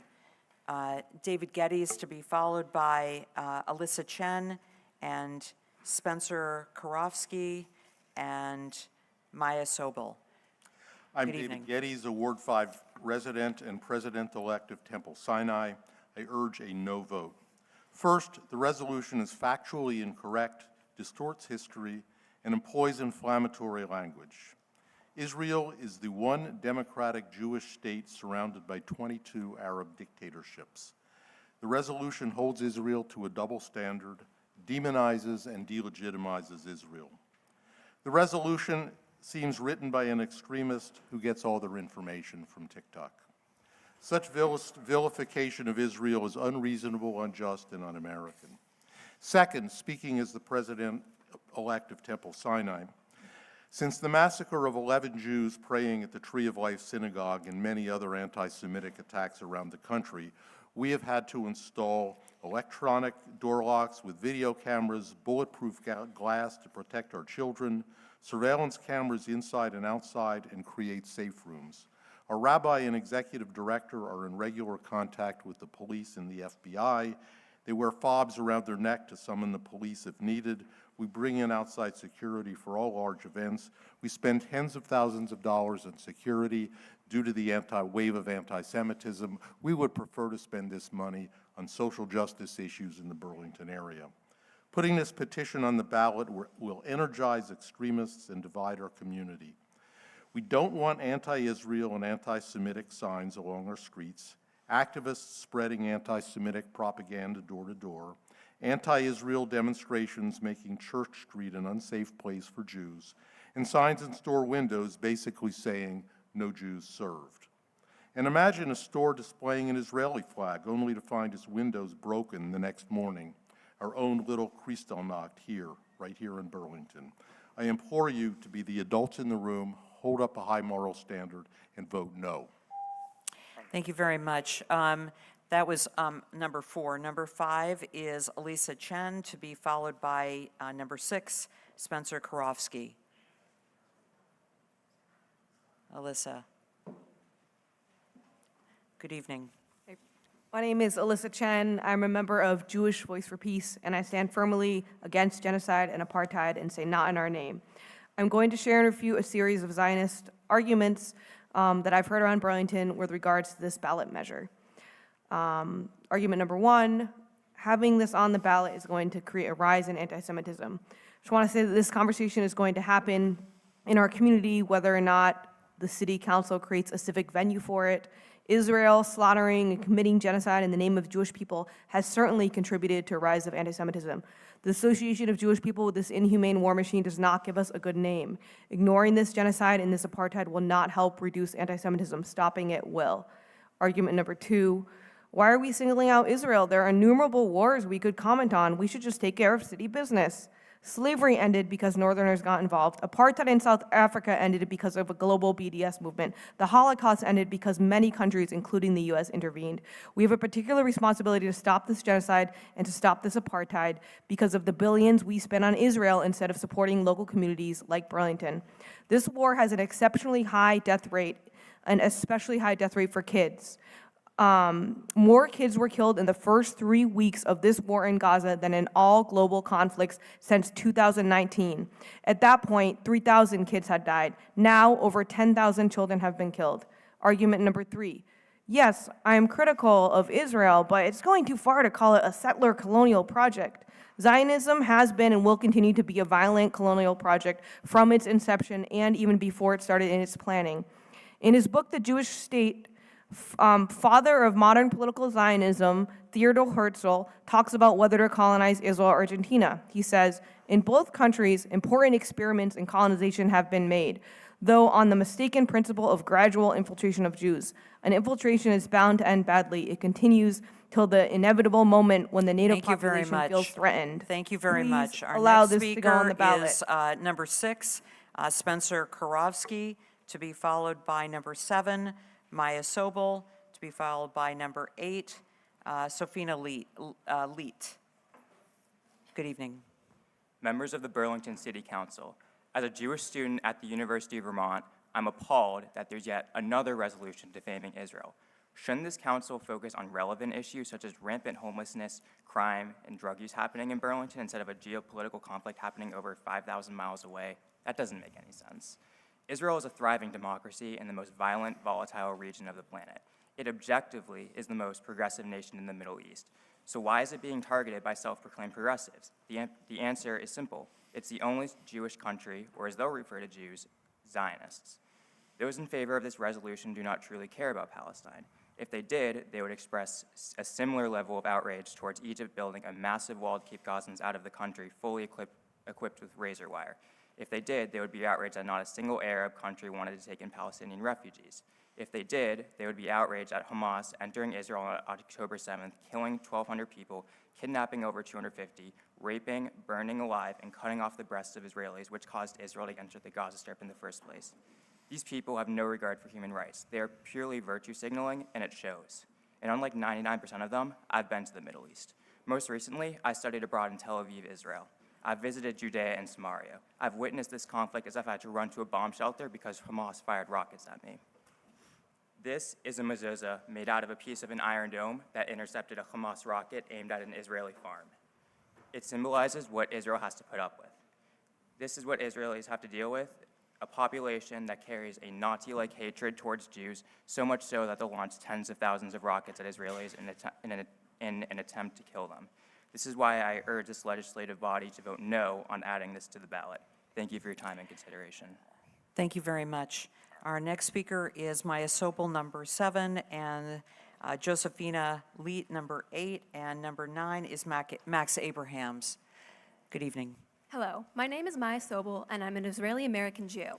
I've been an active member in this community in fighting anti-Semitism over the years, and I am proud to have advised the Biden-Harris administration on developing our nation's first ever strategy to combat anti-Semitism. I understand that many people showed up today because they are tired of seeing horrifying images of war in the media. Anybody with a heart can understand that tens of thousands of innocent civilians being killed is heartbreaking. The problem occurs when people narrow the frame and place full blame on the world's only Jewish country. Israel is not perfect by any means. Just like every other country, it harbors hatred and discrimination. But what about the Palestinian leadership, who has rejected proposals multiple times because of having their own state because they resent their Jewish neighbors? The original British mandate for Palestine included land today known as Jordan, yet Jordan is not being held to the same standards. Palestinian leadership asked for Jew-free land, and they succeeded in 2005. The Israeli army ripped its own citizens from their homes, unilaterally withdrawing from Gaza, and we were thanked with nonstop missiles ever since because apparently Jews were not wanted anywhere. 2 million Arabs live as Israeli citizens with full and equal rights. They are doctors, politicians, lawyers, and valued members of society. On the other hand, 130 Jews are still being held hostage in Gaza. The youngest just turned 1 year old last week.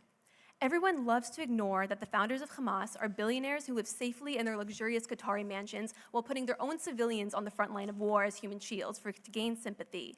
Placing military bases within the same buildings and underneath hospitals, homes, and schools is a violation of the Geneva Convention. Hamas themselves hides in miles of underground tunnels while aiming 14,000 rockets at Israeli civilians. The fact that Israel invests their money in the Iron Dome to protect their civilians, while Hamas leadership spends foreign aid to further their own positions, speaks volumes. We shouldn't have to let our people be mass murdered for you to care about the fact that a globally recognized terrorist organization wants us all dead. They showed their true colors on October 7th and have promised to repeat it as many times as possible in order to achieve their goal of annihilating all Jews. Thank you. Thank you very much. Our next speaker is number 8, Josephina Leet, to be followed by number 9, Max Abrahams, and number 10, Ashley Smith. Josephina? Hi, Welcome. I'm Josephina Light, and I'm a first year at the University of Vermont. And before I speak on this resolution at hand, I want to acknowledge the pain and sorrow on both sides of this war. Israelis murdered, raped, and kidnapped, and so many innocent Palestinians lost.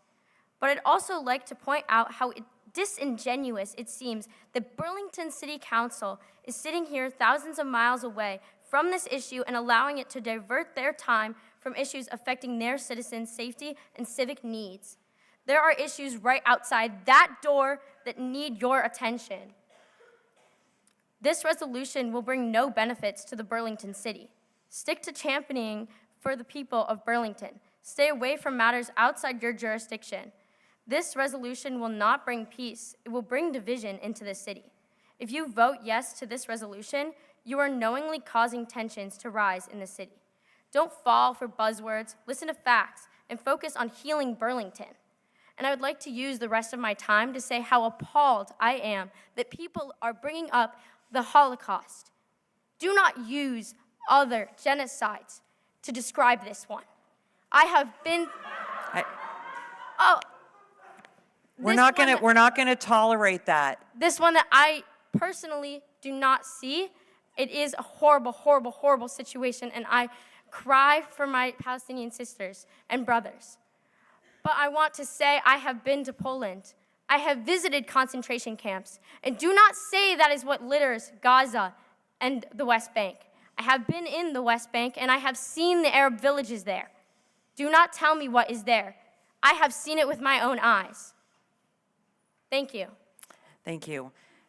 Our next speaker is number 9, Max Abrahams, to be followed by number 10, Ashley Smith, and number 11, Britta Fisher. Good evening. Please go ahead. Hello, my name is Max Abrams. I'm a UVM student and a very active member of the Jewish community on the campus. From a young age, I have learned about the tensions in the Middle East. For the first 20 years of my life, I was always 1 degree away from the conflicts, continuously learning but never experienced them. That changed on October 7th, 2023. On that day, Hamas militants launched an attack into the state of Israel, murdering 1,200 innocent mothers, fathers, sons, daughters, as well as kidnapping another 240 more, including now 1-year-old Kafir Bibas. That day, the conflict came to me as my Israeli family ran to safe rooms and my friends were deployed in a war they don't want to fight. Since then, I have watched as the number of anti-Semitic acts has risen around the world, including here in Burlington. I have been told time and time again that my Israeli brothers and sisters' lives do not matter, that the world would be better off without them. I have watched around the world as Jews and as words and misleading social media narratives are used to delegitimize Israel and vilify the Jewish community as a whole. I pray for days of reconciliation and peace ahead, and I hope that my fellow residents of Burlington will be active partners in a lasting peace between Israel and Gaza and mutual respect here at home. With that being said, I want to ask the Burlington City Council one question. Why are you wasting our time and resources on a resolution that will have no effect? There are other things this City Council could be doing with its resources, and this is a waste of time. We can and we must do better. The apartheid accusation is false, and I ask you respectfully to vote no on the petition regarding the March 5th ballot. Thank you. Thank you very much. So our next speaker is Ashley Smith, to be followed by Britta Fisher, to be followed by number 12, Winifred McCarthy Dawn. Ashley, please go ahead. I assume that each of you will vote in favor of placing this referendum on the ballot. I assume you'll uphold our democratic right to petition, to place referendums on the ballot, and vote on them. If we still live in a democracy in Burlington, we should assume that we have these rights to decide where our city stands on questions of local, national, and international significance that have a direct bearing on our community. 3 Palestinians were shot in our community. Now, you will hear all sorts of unfounded, illegitimate claims about the referendum. The Zionists claim that Israel is not an apartheid state. That is false. B'Tselem, Human Rights Watch, and Amnesty International have documented the apartheid nature of Israel. It has over 65 laws that discriminate against Palestinians, including one that denies Palestinians the right to return to their stolen homes and stolen land, a right it grants to all Jews throughout the world. The Zionists claim the referendum is racist. That is false. It explicitly opposes anti-Semitism as well as all forms of racism. The Zionists claim that it sows divisions. That is false. There is a division, actually a hierarchy, that oppresses Palestinians. The referendum aims to overcome it, secure justice, and thereby enable peaceful coexistence of Palestinians and Jews with equal rights. The Zionists claim that this is not a local issue. That is false.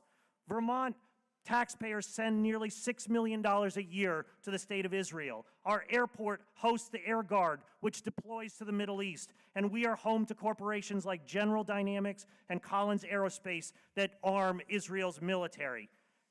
Do not fall for the Zionist doublespeak in defense of Israeli apartheid.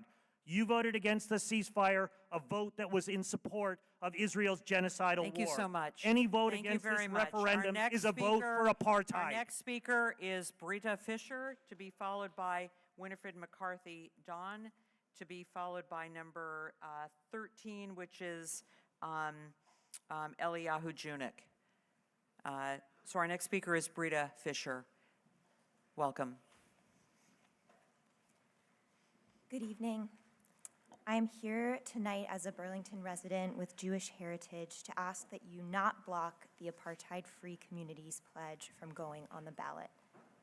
As someone whose family moved to the U.S. to escape anti-Semitic violence in Europe, I want to affirm that Jewish safety depends on Palestinian liberation, that our collective safety is bound up together. In order to stop the cycle of violence. Allowing Zionists to define Jewish identity endangers Jews by eroding the definition of anti-Semitism and muddying the waters so that it is harder to call out anti-Jewish rhetoric and violence.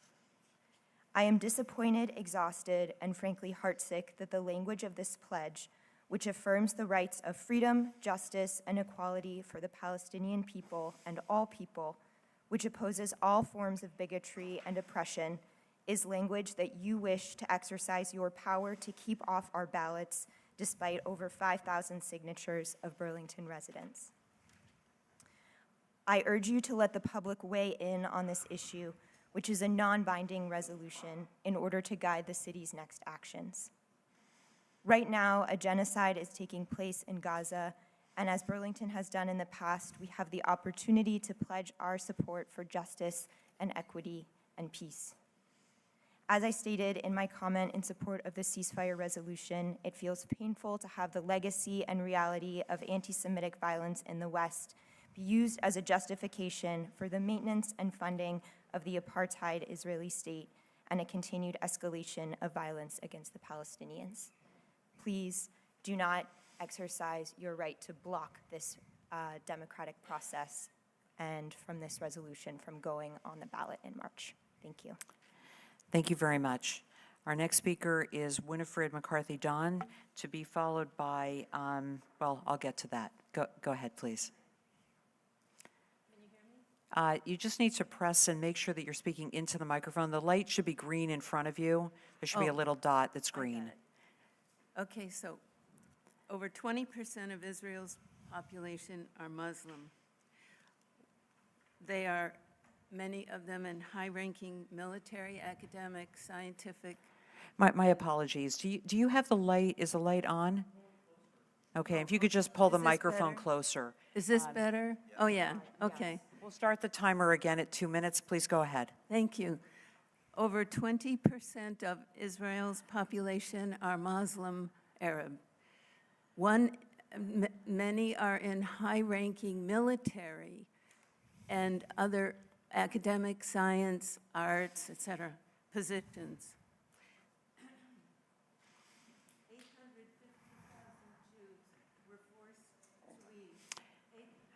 8,550 Jews were forced to leave their homes in Egypt, Lebanon, Syria, Iraq, Iran, Yemen, Libya, and other Arab countries after the war of 1948. Vermont is 9,616 square miles. Israel is 8,550 square miles.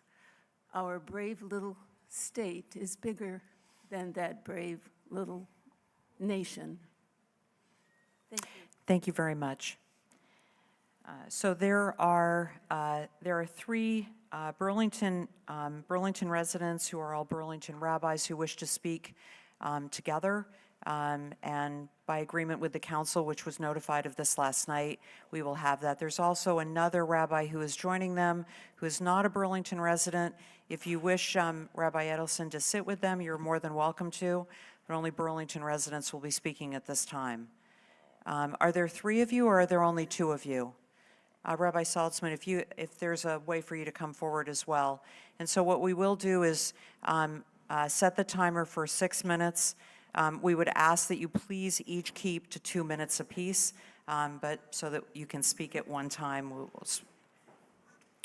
Okay, please go ahead. President Welcome. Paul, Yes? could the speakers be asked to pull the microphones closer to them? I think it might help. Sure, that would be great. So if you can just pull it as close as you can. Thank you. Please go ahead. Welcome. Hello again. I'm Rabbi Aaron Filmus from Mojave Tzedek. What we love about Burlington is the sense of openness and love, civic pride and responsibility. This ballot item makes many Jewish people feel unwelcome and unafraid in Burlington. Asking town residents to vote on whether to condemn the state of Israel, where half of the world's Jews live, will lead to a rise in anti-Semitism here in Burlington. Since October 7th, we have seen a sharp rise in anti-Semitic harassment and bullying at our children's schools. Accusing of Israel of being an apartheid settler colonialist regime, without even mentioning the threat of Hamas, is not only anti-Semitic, it's an outright lie. Jews are the most well-documented indigenous people in the history of the world. There's a vast written and archaeological record of our consistent presence in the land since the time of Abraham. Israel's a tiny country built by Jewish refugees who fled Muslim and Christian-dominated lands to escape persecution and fulfill an ancient promise. Despite millennia of forced conversions, by some miracle, Jews maintain their family tradition and connection to the land. Israel is not apartheid. Palestinian citizens in Israel vote, are on the Supreme Court and Parliament, and go to university at high rates. There is much work to do in Israel, but it is not apartheid. Israel withdrew from Gaza hoping to trade land for peace, but Hamas was elected and they stole most of the foreign aid for their people and built an underground terrorist fortress and arsenal with the sole purpose of killing Jews. I'm horrified by the civilian casualties in the war, and I blame Hamas for using their civilians as human shields. Hamas is not pro-Palestinian, Hamas is pro-Iran. And I'm still hopeful because local faith leaders are forming a partnership for peace, for Burlington residents to meet with peacemakers who bring together Israelis and Palestinians on the ground in Israel and Palestine, and creating more opportunities for facilitated dialogue between residents with different views on the conflict so that we can really talk to each other, understand each other, as opposed to what this resolution is doing. I'm asking you to vote no. Thank you.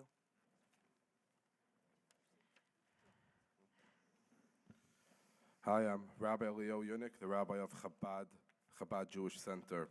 It is commonly asserted that any petition with the right number of signatures deserves a place on the ballot, as the people have spoken. However, I challenge this notion. The city councilors can exercise their role as guardians of our city's well-being.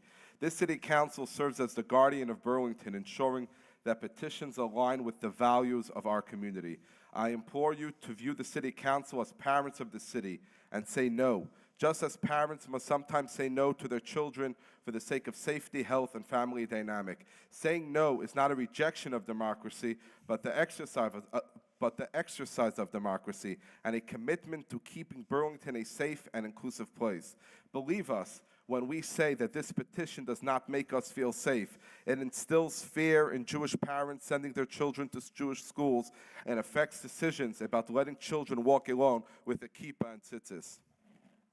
This petition is also divisive and false. The Jewish people are not settlers and are not colonizing the land of Israel.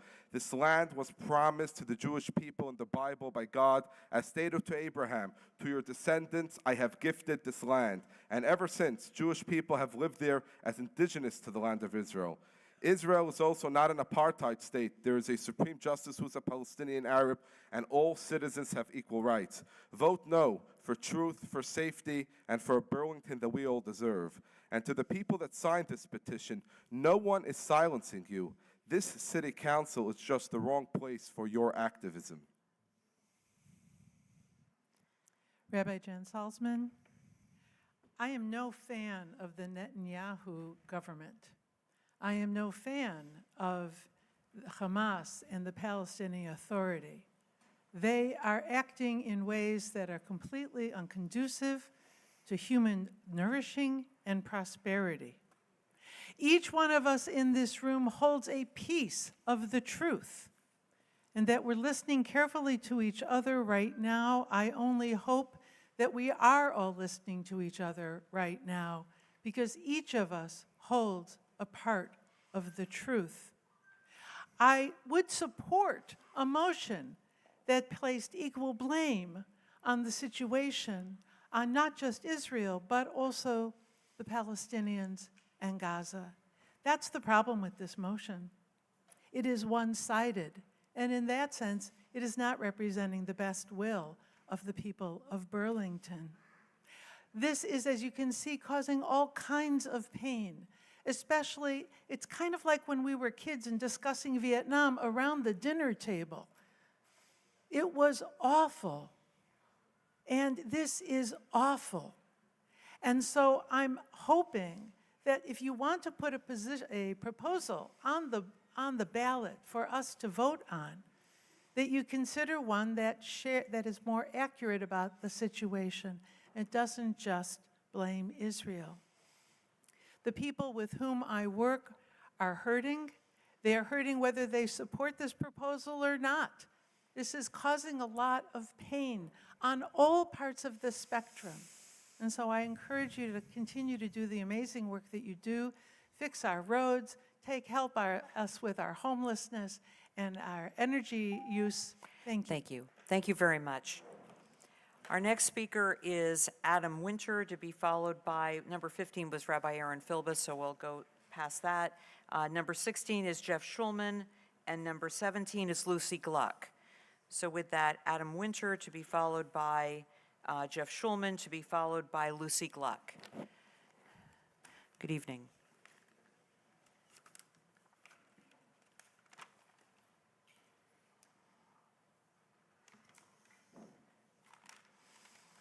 Good evening. From Webster's Dictionary, genocide, the deliberate and systemic destruction of a radical political or cultural group.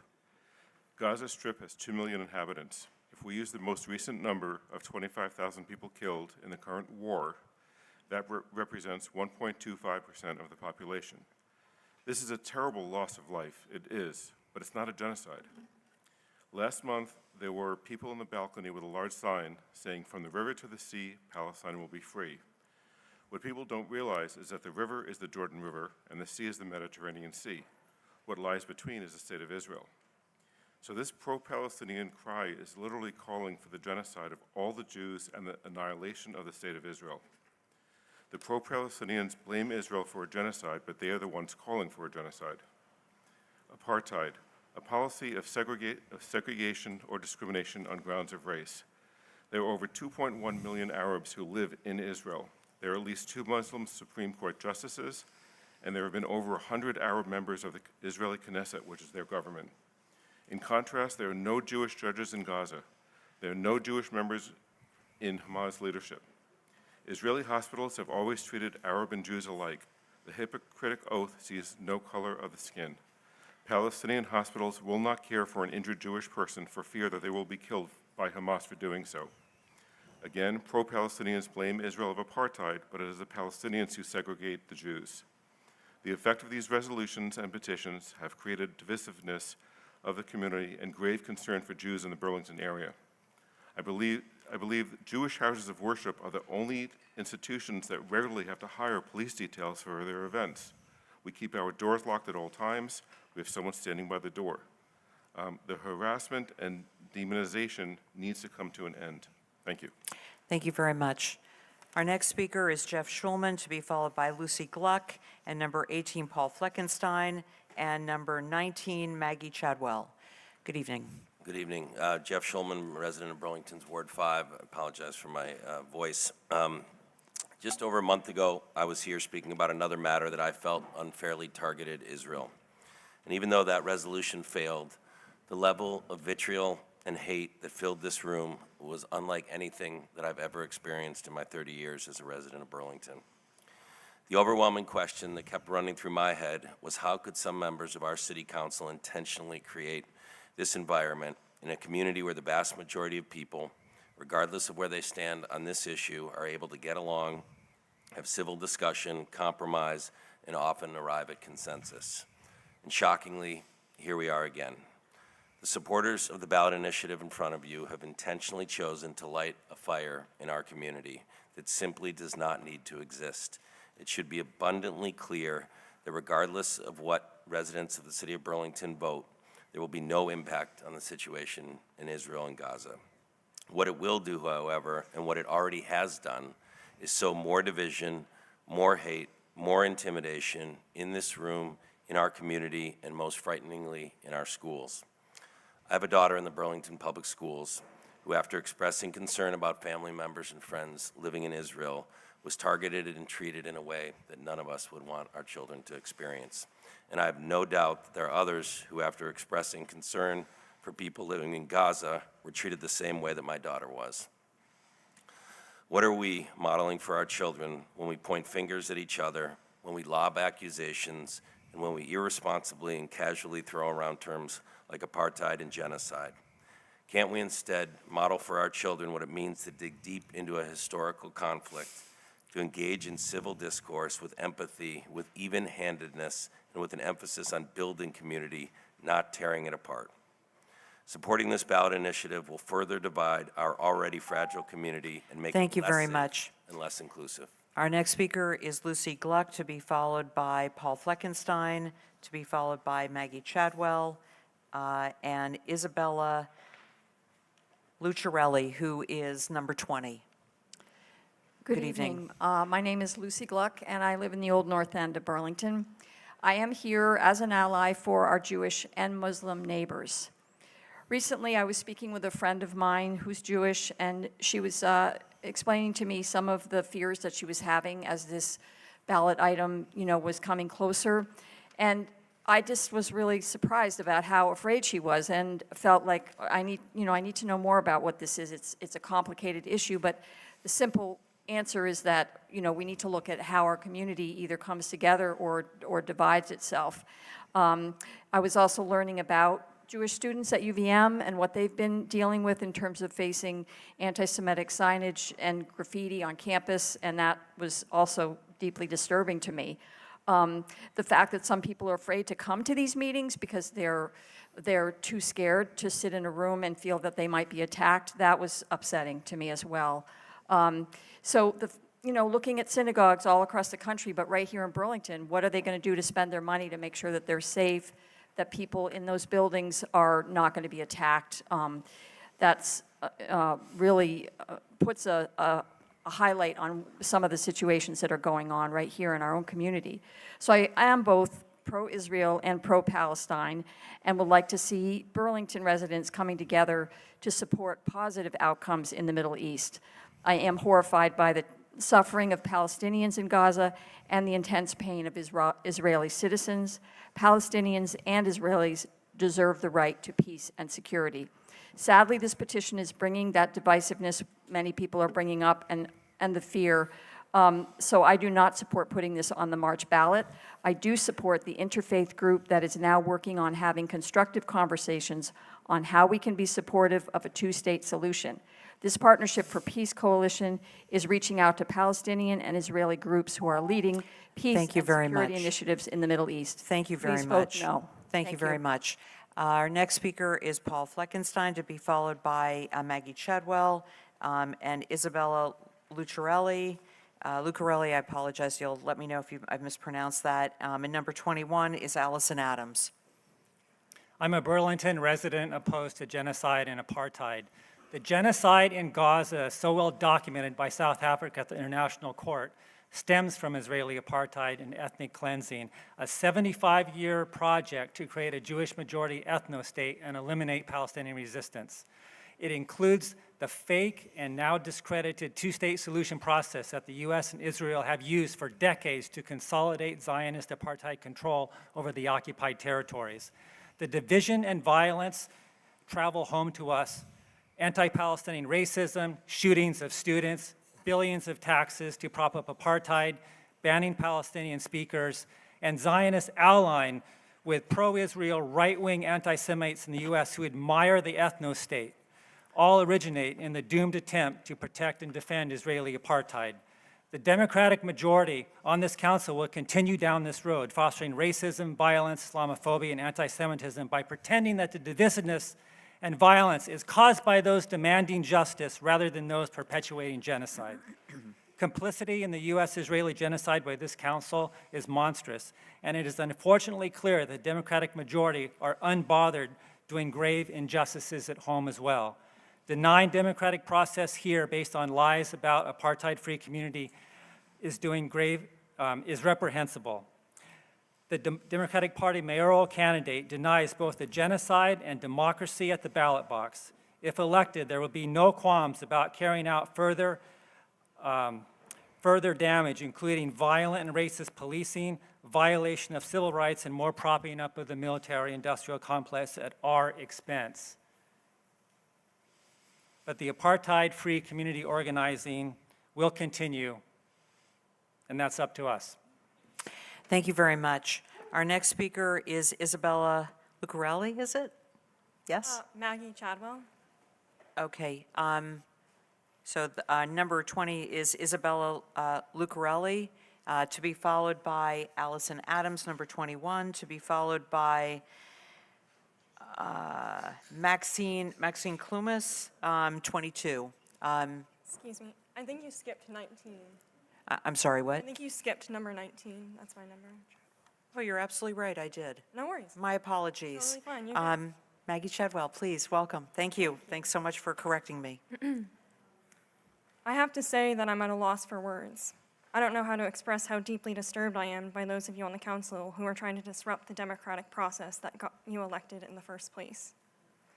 Vermonters for Justice in Palestine followed the system to a T so that this pledge could be brought to the people to vote on. You do not have the power to shut that down. The puppeteering you all think is behind the scenes is so transparent.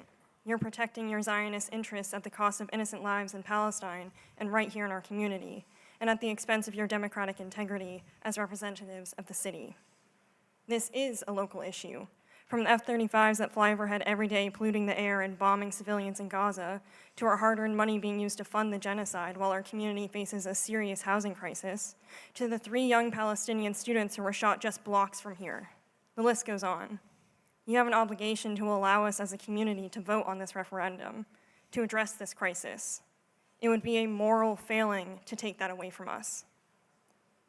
I said this when I was here a few weeks ago before you voted down the ceasefire resolution, and once again I'm pleading for you to lead with your humanity and do what you were elected to do, represent us. This is dire. Lives are being destroyed in the most unimaginable ways every minute we debate this. Free Palestine. Thank you very much. So our next speaker is Isabel Lucarelli, to be followed by Allison Adams, to be followed by Maxine Klumas, and number 24 is Abby Massell. Good evening.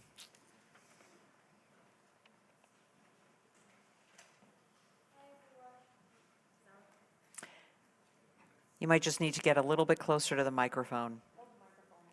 Yeah, right here. Yeah? Oh, Yes, there it is. that's right. Hi, everyone. My name is Isabella, and I am here today because I believe that the only manner in which we move forward towards peace and equality involves taking an active stance against the genocide in Palestine. We cannot stand by while the U.S. is putting our taxes towards killing innocent beings. We must stand with Palestinians if we wish to protect the freedom of all people. By supporting this, we are increasing the divide that is deepening across America and the rest of the world. By not adopting this pledge, we are staying silent. We have the power to speak out for the protection of our fellow human beings who need it so desperately. This is the time to stand up for what we know is right. We do not seek to take justice away from Israelis. We are asking for equality of all. I hope that we can come together in this shared goal, starting by adopting this pledge, and at the very least, allowing the democratic process to decide by keeping this pledge on the ballot. Thank you. Thank you so much. Our next speaker is Allison Adams, to be followed by Maxine Klumas, to be followed by Abby Massell, and number 25 is Kate Massell. Good evening. Hi. You've heard tonight from many people about division, and I agree. This issue is divisive. For 75 years, Israel has walled off millions of Palestinians in tinier and tinier enclaves of their land, while they endure the daily impacts of violent military occupation and blockade, not equal rights. They have different roads than Israelis. They are subjected to ongoing violence and displacement by illegal Israeli settlers that goes unpunished or even encouraged by the Israeli government. They must travel through numerous checkpoints to move between areas of the highly fragmented West Bank, slowing journeys that should take minutes to several hours. Palestinians in the occupied territories do not have freedom of movement. They do not have self-determination. They do not control their own border or their own economies. And they cannot simply move to the rest of Israel to have more but still unequal rights. These are undisputed facts, and they are defined as apartheid by UN experts, Human Rights Watch, Amnesty International, the Israeli organization B'Tselem, human rights scholars, international law scholars, and South Africa itself, and South Africa should know. You cannot argue that a society is a thriving democracy if that society has to wall off, oppress, imprison, and murder the people who used to live on that land in order to keep it so. That, in fact, is apartheid. So it would be a grave misunderstanding to believe that this ballot initiative is divisive. Of course, the division has existed for decades, with real-life impacts for Palestinians in Palestine and in the diaspora, including in Burlington. I do not want anyone in our community to feel unsafe. Still, I'll note that the most extreme acts of violence committed related to this issue in Burlington have been against Palestinians. And you, the members of the City Council, cannot protect the community of Burlington without protecting Palestinians and Muslims here, too. The only way to achieve long-term unity is to move through the uncomfortable work of correcting injustice. And your small part in doing that today is simply upholding Burlington's democratic values. Thank you. Thank you very much. So our next speaker is Maxine Klumas, to be followed by Abby Massell, to be followed by Kate Massell, to be followed by number 26, which is Melanie Needle. So Maxine.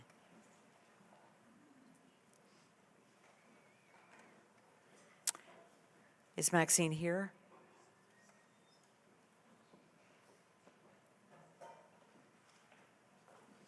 Is Maxine here? Okay, we will continue on.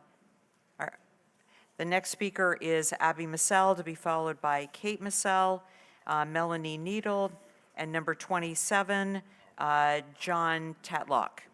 Good evening. Good evening. City councilors and Mayor Weinberger, with respect, your agreement or disagreement with the content of the apartheid-free Burlington referendum is irrelevant tonight. You have as much right to vote yes or no on this referendum come town meeting day as the rest of Burlington voters. Allow us to do so. The reality is this referendum is relevant to us because Burlington residents collectively spend over $600,000 in federal taxes per year financing Israel's military. A military that terrorizes Palestinians on a daily basis in the West Bank, carpet bombs Gaza every few years, and physically removes Palestinians from their homes. That's relevant to us. In November, 3 Palestinian students were shot on North Prospect Street for wearing kufias and speaking Arabic. Those who wish to block this referendum from the ballot would have us believe simply putting the referendum to a vote will usher in hate-filled violence. But violence is already here because of the anti-Palestinian and anti-Arab hate grown and stoked by the Israeli and US governments, not because of a call for justice for Palestinians and an end to US complicity in their oppression. Palestinians injured here because of our tacit support of Israel's violence is our public safety issue. Do your job, allow Burlington voters to decide on an issue that is undeniably relevant to us. Lastly, since when is an issue being divisive a legitimate reason for not having it on a ballot? We don't ignore issues because they make some uncomfortable, angry, or even fearful. That ignorance only further isolates those who are actually paying the consequences, namely Palestinians. It's unacceptable for city councilors to cite divisiveness as a reason to block Burlington voters from deciding how we want our city to better itself and live into our values. Thank you very much. Our next speaker is Kate Massell, to be followed by Melanie Needle, to be followed by John Tatlock, and number 28 is Merrick Broderick. Good evening. My testimony is in solidarity with 3 Palestinian young men, Hisham, Kinan, and Tasnin, who were shot by a white supremacist in Burlington 2 months ago. For many of us, the shooting brought the issue of Palestinian oppression and freedom right to our doorsteps. The shooting made clear that the Israeli occupation of Palestinian people has never been an over-there issue. It lives here and grows here, as long as Burlington takes no tangible action against this dehumanization. I am here because my Jewish ancestors also felt the consequences of relentless dehumanization. My ancestors were shot in the streets of Vilnius during the Holocaust simply because they were Jewish. They understood dehumanization intimately. Do you? We all look back on history and say we would never let atrocities like the Holocaust happen, that we would be the ones to speak up against violence. But if you quash this measure before it even appears on the March ballot, it is clear that not only do we allow atrocities to happen, like the genocide in Gaza, we endorse them. Why? Because Palestinians are not seen as human beings deserving love, safety, and freedom. Again and again, the shooting's survivors have asked us to do more than lip service. Again and again, the survivors have urged us to respect Palestinian life and explained that this shooting did not happen in a vacuum. You cannot claim that Burlington cares about the safety of Hisham, Kinan, and Tasnin, while in the same breath deny Burlingtonians their right to decide what real care and safety look like. Thank you very much. Our next speaker is Melanie Needle, to be followed by John Tatlock and Merrick Broderick, and number 29 is Jackson Francis. Good evening. Good evening, thank you. So I will talk about 4 points related to the impact voting yes on the resolution will have on people here, a negative impact it will have on the people here. This resolution harms the Jewish people, so those who are harmed get to decide what harms them. So when Jews say that this resolution is damaging, you ought to hear them and act accordingly by voting no. This resolution started before Hamas attacked Israel, which demonstrates that this is a hateful resolution. Number 3, the city of Burlington receives federal funding. Thereby, the city is required to follow Title VI of the Civil Rights Act, which precludes the city from engaging in activities which are discriminatory on the basis of nationality, which this resolution seeks to discriminate on the basis of nationality. And then last, also, the virtues of the resolution start out okay, promising freedom and equality for all, including Palestinian people, and I support that. But then it adds an exception that those associated with Israel are not entitled to the same equality because by boycotting Israel, you are harming the people who live there, including Palestinians, Arabs, and Israelis. Thank you. Please vote no. Thank you very much. Our next speaker is John Tatlock, to be followed by Merrick Broderick, to be followed by Jackson Francis, to be followed by number 30, Jesse Gustafson. Good evening. Hello. My name is John. I'm a member of the Party for Socialism and Liberation here in Burlington. I'd like to thank the City Council for showing us in this moment of clarity that our democratic right to vote is not guaranteed in the city. It is one thing to oppose legislation you do not agree with in the name of your constituents, but to refuse your constituents even the right to vote on a ballot initiative is blatant censorship. The American ideals of freedom and democracy run counter to our lived experience. If you, as Burlington's representatives, and above all, as American politicians, want to create a believable ruse that there is democracy in this country, then you must allow us the right to vote on democratic initiatives that we bring forward. If we want freedom in our city, we need to free ourselves from the status quo set by the American military-industrial complex. It is not enough for Burlington to be a sanctuary city for refugees. We must actively push back against our government's imperialist agenda, which leads to the murder and displacement of thousands of civilians and creates the need for sanctuary cities in the first place. All we ask of you tonight is that you let us vote on this measure, to let us take this issue to the ballot box, because you tell us again and again that is the right way to make change. But we know just as well as you do that real democratic change does not come from a ballot box, and that's why we will continue to be out in the streets for Palestine, whether or not you listen to us. Thank you. Thank you very much. Our next speaker is Merrick Broderick, to be followed by Jackson Francis, to be followed by Jesse Gustafson, and number 31 is Jeff Potash. Good evening. Good evening.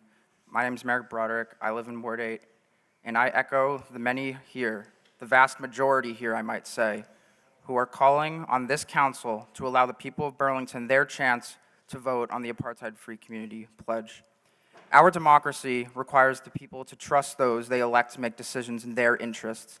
If you vote against this resolution to allow us a chance to vote, you are saying that you do not trust your constituents to take part in governing this city, that we are too incompetent to advise you to carry out our will.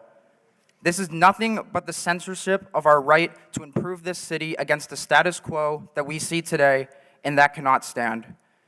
The fact that we are even here when the work to put this on the ballot is already done is an insult to the Palestinian residents of this city, an insult to the organizers who brought this petition before you, an insult to our democracy, and an insult to all the people of Burlington. Vote yes. Do not be complicit. Give this city the chance that this council has previously squandered to show that all support for apartheid and oppression has no place in this city. Free Palestine, solidarity. Thank you very much. Our next speaker is Jackson Francis, to be followed by Jesse Gustafson and Jeff Potash. Good evening. Hi. Vermonters for Justice in Palestine and its broader coalition have spent months, hours and hours of labor gathering the required signatures, 5% of Burlington's voters, with the expectation that the city would respect its charter. An affirmative vote does not support Palestine or Israel, but the people's right to petition and vote on this measure. Some say Palestine is too far away for Burlington to care about, but 3 Palestinian men were shot less than a mile from here. Also, decades ago, Burlington supported the fall of apartheid South Africa, some 8,000 miles away. Now those very same people we supported fight for a people thousands of miles away from then. Be consistent and democratic and vote yes. Thank you very much. Our next speaker is Jesse Gustafson, to be followed by Jeff Potash, and number 32 is Adam Francis. Good evening. Hello, I am here in support of both the apartheid-free measure and the democratic process. 3 Palestinian students were shot here in this city. This is a local issue.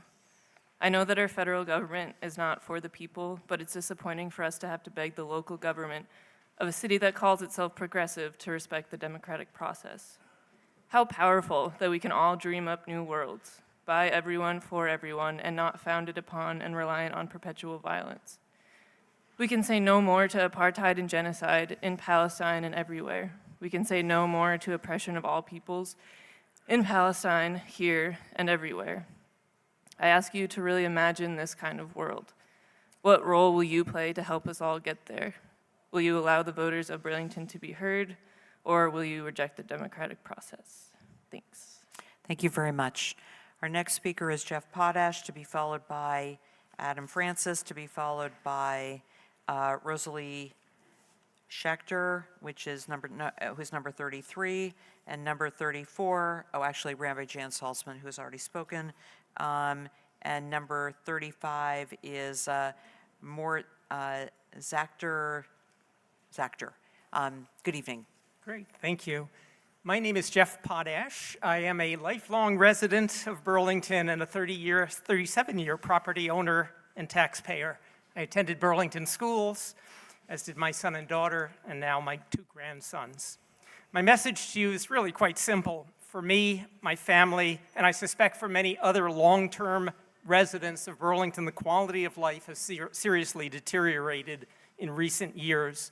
Expectations which we took for granted, properly maintained roads, personal safety, urban cleanliness, exemplary schools, have been waylaid in favor of political grandstanding and social experimentation. What we have witnessed and are seeing here tonight is a board whose valuable time is occupied debating issues over which it has no standing nor legitimacy, to accommodating, no, perhaps encouraging inflated rhetoric. You undermine the very foundations of civility and community that I and my family hold so dear. We all deserve better. Let's stop the circus. Councilors, focus on the job, please, that you were elected to do. Make Burlington safe, rebuild infrastructure, give our resident taxpayers something tangible for ever increasing tax burden. Beyond my family's residency, I serve as the president of Wahhavi Zedek Synagogue here in Burlington. We are Vermont's largest and oldest active synagogue, founded by persecuted refugees from Eastern Europe in the 1880s who dedicated themselves to making Burlington their, quote, little Jerusalem, unquote, and to bringing skills and to bringing to subsequent generations a desire to make this city a better place for all of us to live. It is with tremendous pain that I observe in this community as I look about, including among our children, a growing sense of hatred, a growing sense of anti-Semitism, as well as a growing sense of Islamophobia. Jews and Muslims in Burlington are not enemies. Thank you very much. Our next speaker is Adam Francis, to be followed by Rosalie Schechter, to be followed by, she's already spoken, to be followed by Mort Zachter, number 35. Good evening. Good evening. It's Adam Franz, not Adam Francis, but thank you. We are here today because over the last few months, organizers have worked tirelessly, knocking on doors, talking to their neighbors, and gaining the requisite signatures to get the apartheid-free Burlington resolution on the ballot. That's democracy in action. Yet our council is likely to buck precedent and deny the people of the city an opportunity to vote on this measure. Given the choice between democracy and oligarchy, the council looks poised to choose oligarchy. It is worth reminding the council that we are not asking you today to vote for this measure. We are only asking the council to get out of the way and let their constituents make their democratic decision. The opposition says that this resolution is divisive, but democracy is inherently divisive. If you disagree with this measure, make your case to the voters, not finagling to get this motion off the ballot. The city has a long history of opposing South African apartheid, and what Israel is practicing right now is apartheid. This is not just my opinion, but it is the opinion of 3 major human rights organizations, B'Tselem, Human Rights Watch, and Amnesty International. I hope that the city will remember the role it took in the movement for freedom in South Africa and support this measure. But first, the council needs to do the job it was elected to do and allow the measure to proceed to the ballot in March. Thank you very much. Thank you very much. Our next speaker is Rosalie Schechter, to be followed by Mort Zachter, to be followed by Nurit Zachter, number 36. Good evening. Hi there. I'm here tonight because I believe there is a different path forward for the Burlington community and my community than the proposed ballot petition that is up for a vote this evening. I want to make clear my heart has been broken into many pieces since October 7th. It's shattered for the lost lives in Israel, and it's shattered for the lost lives in Gaza in a really, really deep way. And when the city of San Francisco was contemplating a resolution about the devastating situation in Gaza and Israel, last week the mayor responded with the following words: "We should be creating opportunities for conversation, for people to rally around our common values, to advocate for peace, and to support human life. We should be coming together, supporting each other, and seeking the cohesion at home that we hope for abroad." I fear deeply that the proposed ballot petition furthers painful divisions that exist in our community. At a time when we need each other more than ever, and when we need to turn down the temperature on ever-increasing levels of hate, this resolution prompts us to choose sides, to vilify one another, to further fray our already hurting community. I believe that the majority of us, of Burlingtonians, prefer a path of constructive dialogue that over one that foments division and hate. I know that this city has what it takes to be a national leader in promoting ways to productively and lovingly move through this painful time in a way that brings us together, that acknowledges the pain, the fear, the hurt that so many of us are feeling. I'm proud to be part of a local group called Partnership for Peace that's working towards a sustained peace in Israel and Palestine. We're creating space for diverse voices and viewpoints and engaging with Palestinian and Israeli groups who are leading peace work on the ground in the Middle East. This is the work that makes meaningful change possible, and I fear this work will be far more difficult if we continue to denigrate one another, to take sides, as the proposed ballot resolution does. I hope you will vote no, and instead put our precious city resources towards meaningful, loving, and compassionate dialogue that moves us towards a more Thank you peaceful very and just much. world. Our next speaker is Moritz Zachter, to be followed by Nurit Zachter, to be followed by Crystal Cole, number 37.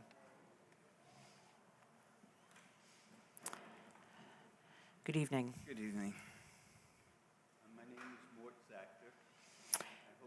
Zachter. Is the microphone on? It's on now. My name is Mort Great. Zachter, and I am here to ask the council to vote in opposition to the petition.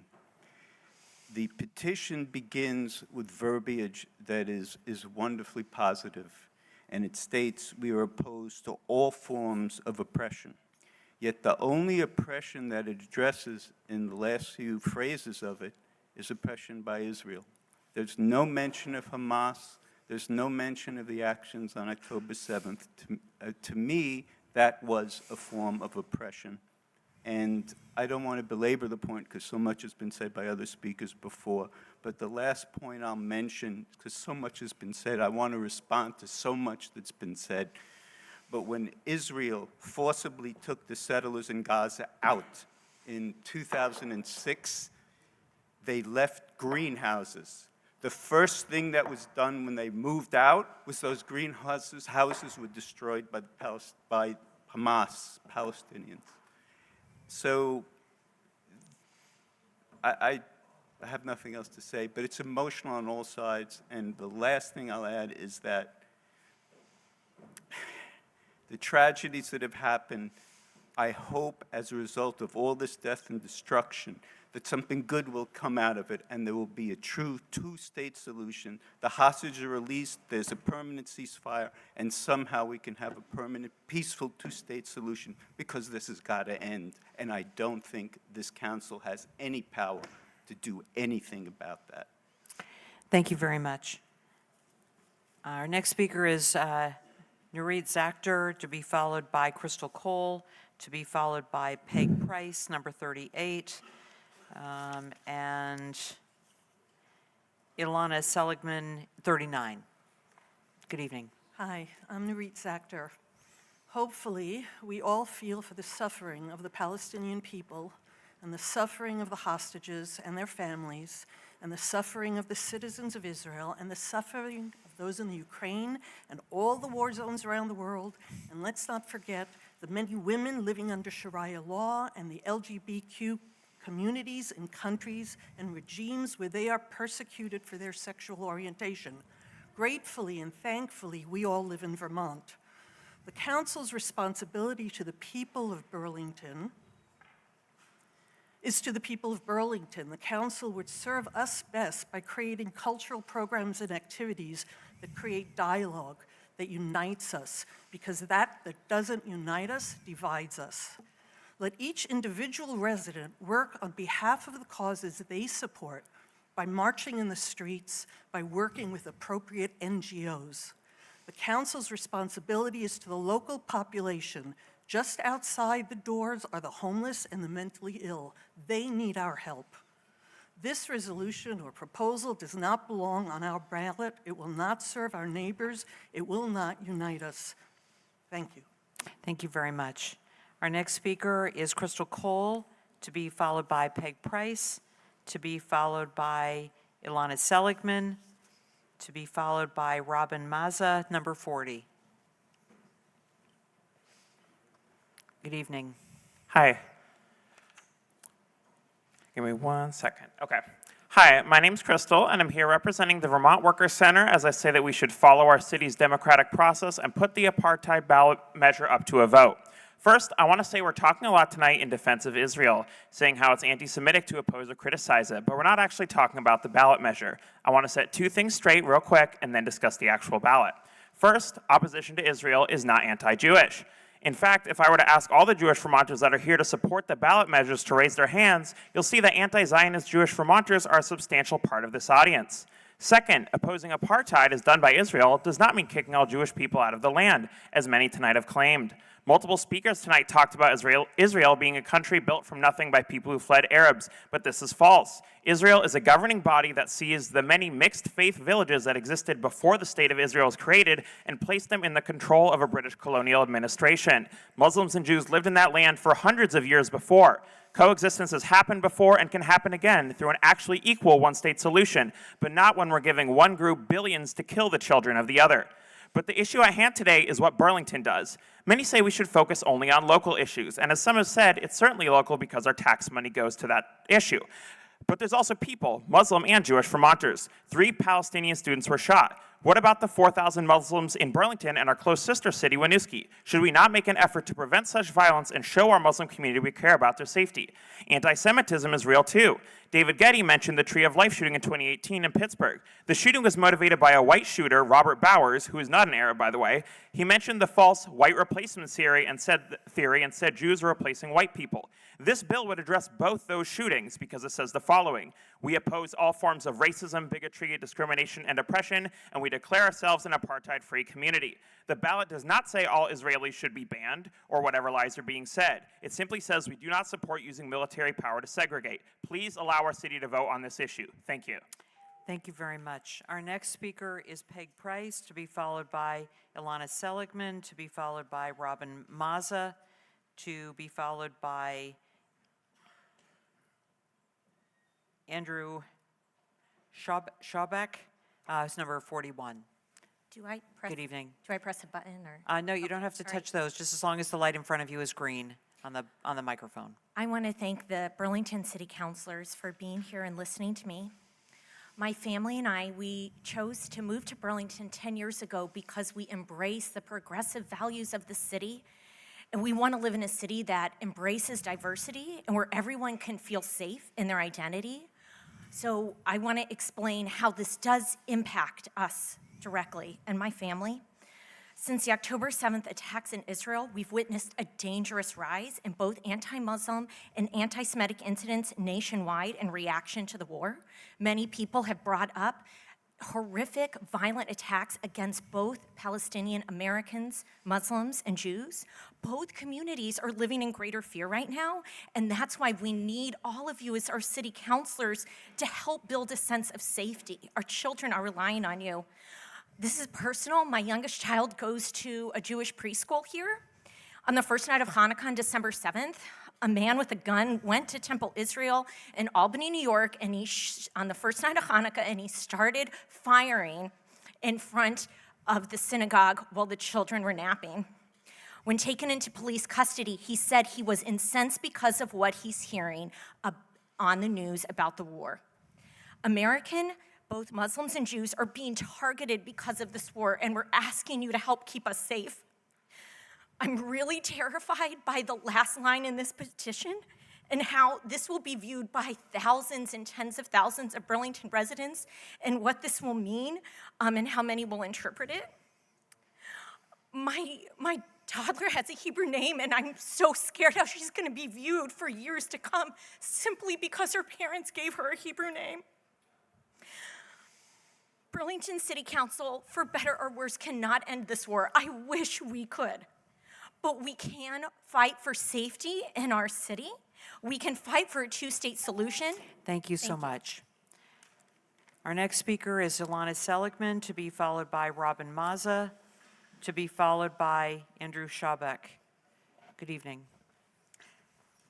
My name's actually Ilana Siegelman.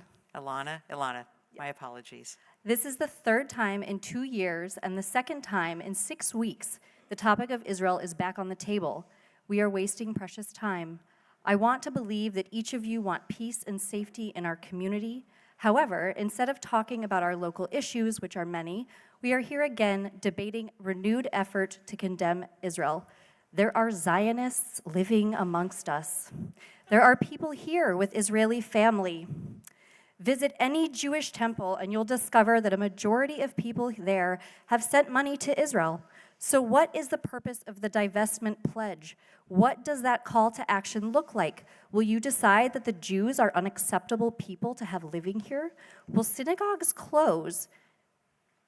Will businesses be boycotted? Because, God forbid, they sent money to Israel. What exactly is the pledge asking here? Because our Jews are afraid. This pledge requires the Jewish people in Burlington to divest in our culture and our ancestral homeland, to renounce ourselves and our very existence. Even our federal government has made it clear that anti-Zionism is anti-Semitism. I wonder if this pledge is legal under laws of boycott. Last week, Mayor Breed of San Francisco denounced her city council for their anti-Israel and anti-Semitic proposal. I will not repeat everything that was said because some of the quotes were already read. But I will say that she did say no one should feel unsafe in our communities and no one should think that while advocating for peace abroad, it's okay to stoke division and hate at home. And like I said, the other quote was read, so I won't reread it. I agree with Mayor London Breed, and I would like to create unifying conversation in our own community and find peace and safety here. And I also feel that this pledge is ironic because it singles out the Jews, Zionists, Israelis, and creates an apartheid community at home. Thank you. Thank you very much. Our next speaker is Robin Mazza, to be followed by Andrew, I'm sorry, I'm probably mispronouncing this name, Andrew Schaubeck, to be followed by Linda Siegel, number 42, to be followed by Adam Bluestein, number 43. Good evening. Hi, good evening. I come today as a Burlington resident, as a concerned Jewish mother of two, local business owner, and Burlington resident, I said that already. I stand for peace and equality for all, support a two-state solution, and stand against anti-Semitism, Islamophobia, and Hamas. I want to impress upon those of you who sit on the council who insist that anti-Semitism and anti-Zionism are two separate things, that this anti-Israel rhetoric is simply untrue, and we could see it right here in our community, unfortunately. Children in your public schools here in Burlington are the perfect example.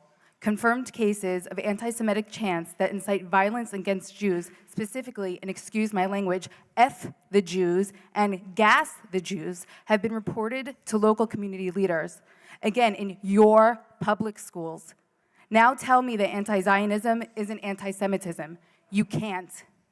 Your city is unsafe for the Jews who live here. I worry for my visibly Jewish family as they walk to synagogue on Saturdays. I no longer allow my son to wear a kippah in your city.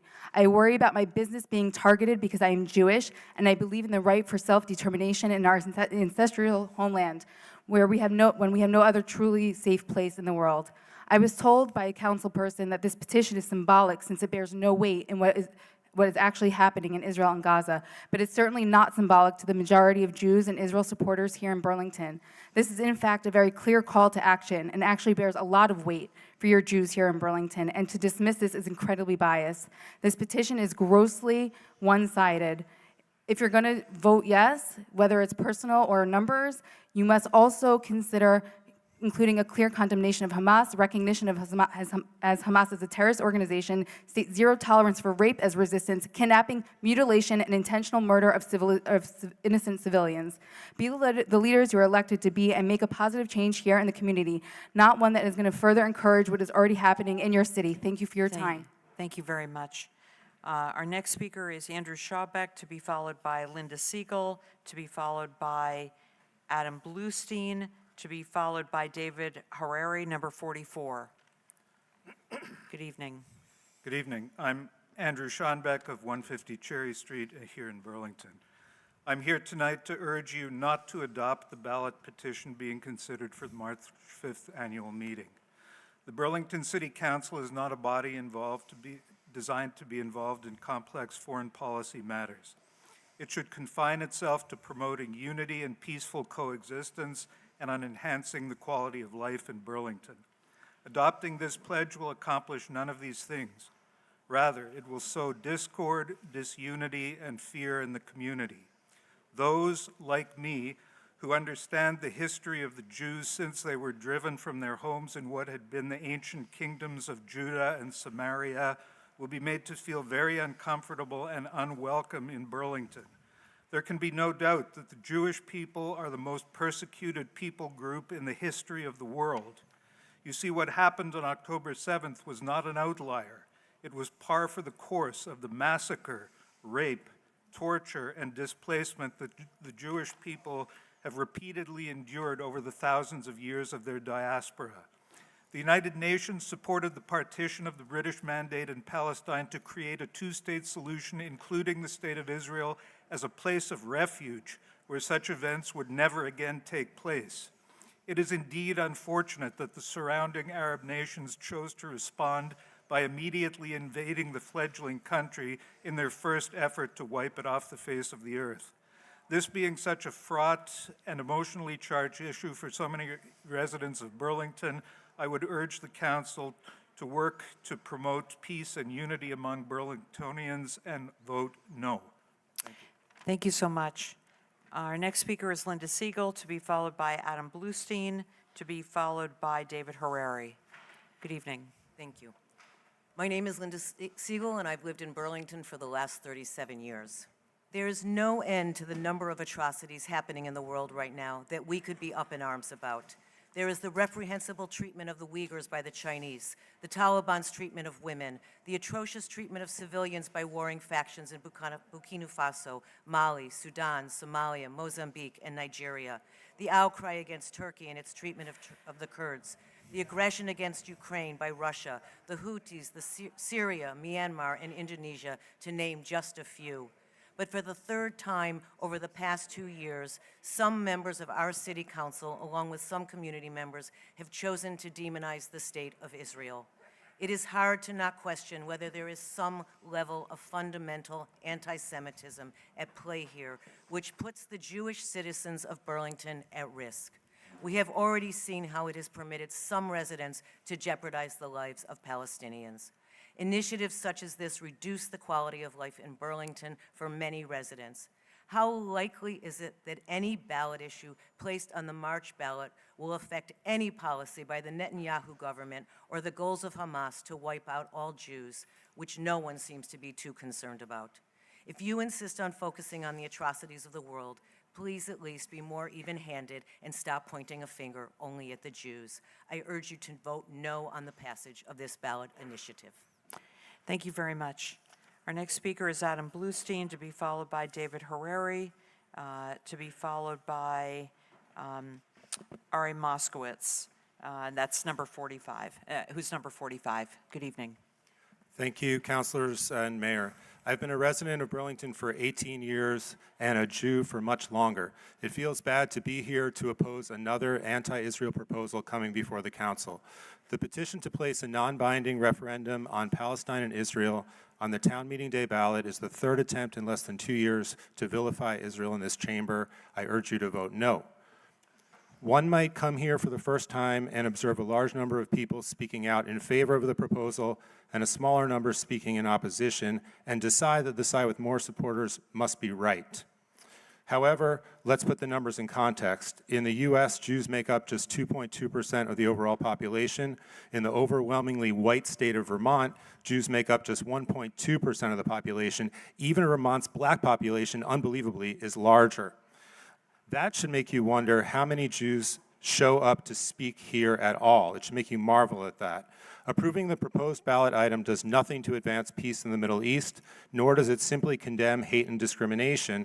Last month, Councilor Travers proposed a resolution that would have condemned anti-Muslim violence as well as anti-Semitism in Burlington. His proposal was rejected by progressive councilors.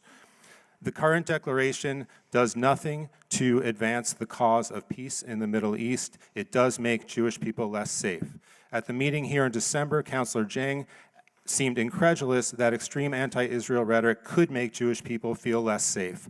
Although numerous people tried to explain to him that it did, he could not understand or chose not to.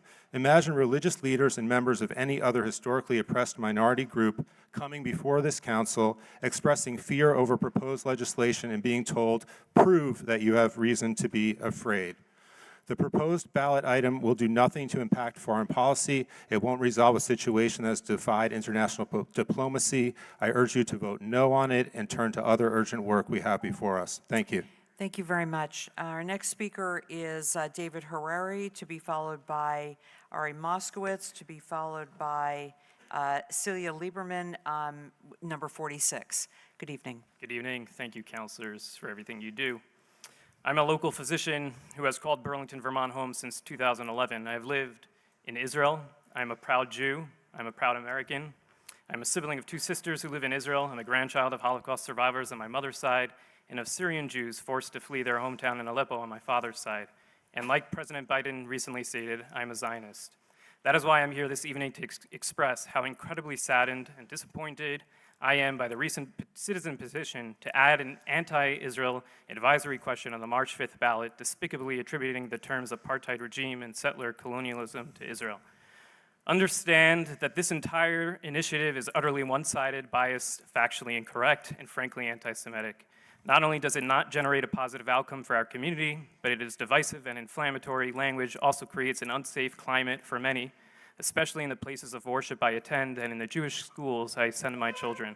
I am appalled by the flagrant bias and the complete lack of facts of understanding of an enormous piece of Jewish and Israeli history.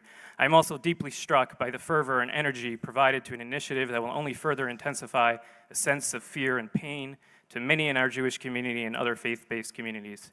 Please understand that humans are capable of both and ideas, a vital concept I hold near and dear as a psychiatrist.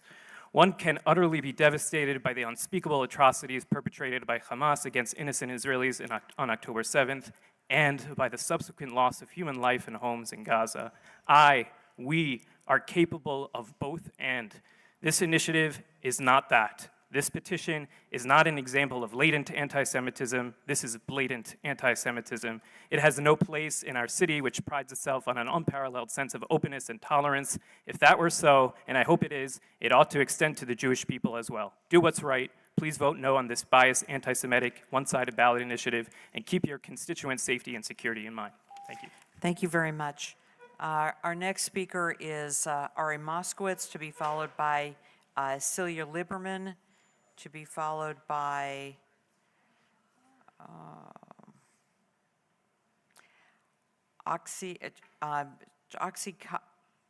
Cadet.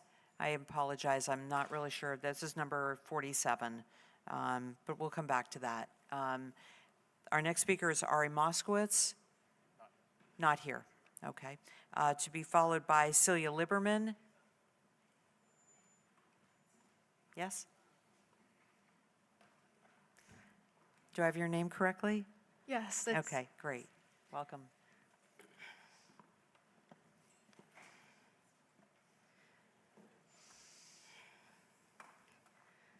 Sorry, I just need a breath. This is very close to home. Hi, my name is Celia Lieberman. I was born in Israel and spent most of my life there until moving here 7 years ago and choosing to make Burlington my second home. I am proud to be Israeli and Jewish and will stand up for these identities until my last breath. My parents and I moved here after we were in a mass shooting terrorist attack in 2016. This attack was perpetrated by 2 Palestinian men who were part of the jihadist group ISIS, which is very similar to Hamas, whose sole intent was to kill as many Jews as possible. Even after my experience in dealing with my PTSD to this very day, I choose to believe in the better part of humanity. I choose to believe that such hateful ideologies and horrible acts aren't supported by the majority of Palestinians, even when the voices of hate are so much louder. I choose to remember the Palestinian children I had met as a kid in Israel at different peace initiative programs. I choose to believe that we can still come together as in our cultural similarities as well as our shared pain. And because of this, I am disappointed in all of you who are further polarizing us and setting us against each other and choosing sides like it's a sports team, especially those of you with not personally affected by such division. Instead, your responsibility as members of our shared community here is to unite us, to validate all of our pain, to be a safe and welcoming place for all. This ballot item alienates your Israeli community members, your Jewish neighbors with loved ones or any other connection to the land, and labels us as genocide supporters. This will legitimize the rise in anti-Semitism and hateful acts just for being Israeli and speaking my native language, which is already happening to my friends and even my second grade Hebrew school students in our welcoming community. It will invalidate the pain that my people and I are still reliving every day and dismiss the blatant genocidal declarations of Hamas to cleanse the world of Jews as they've already acted upon on October 7th. I may not, thank you. Thank you so much. Our next speaker is Sochi Kajat, to be followed by Ben Jastet, to be followed by Thomas Sutton, who is number 49. Hello. My apologies if I got your name wrong. It is Sochi Kajat. Okay, thank you. In Vermont, a land so many tonight have exalted as a liberal haven, the so loved place of niceties, and of course, Bernie Sanders.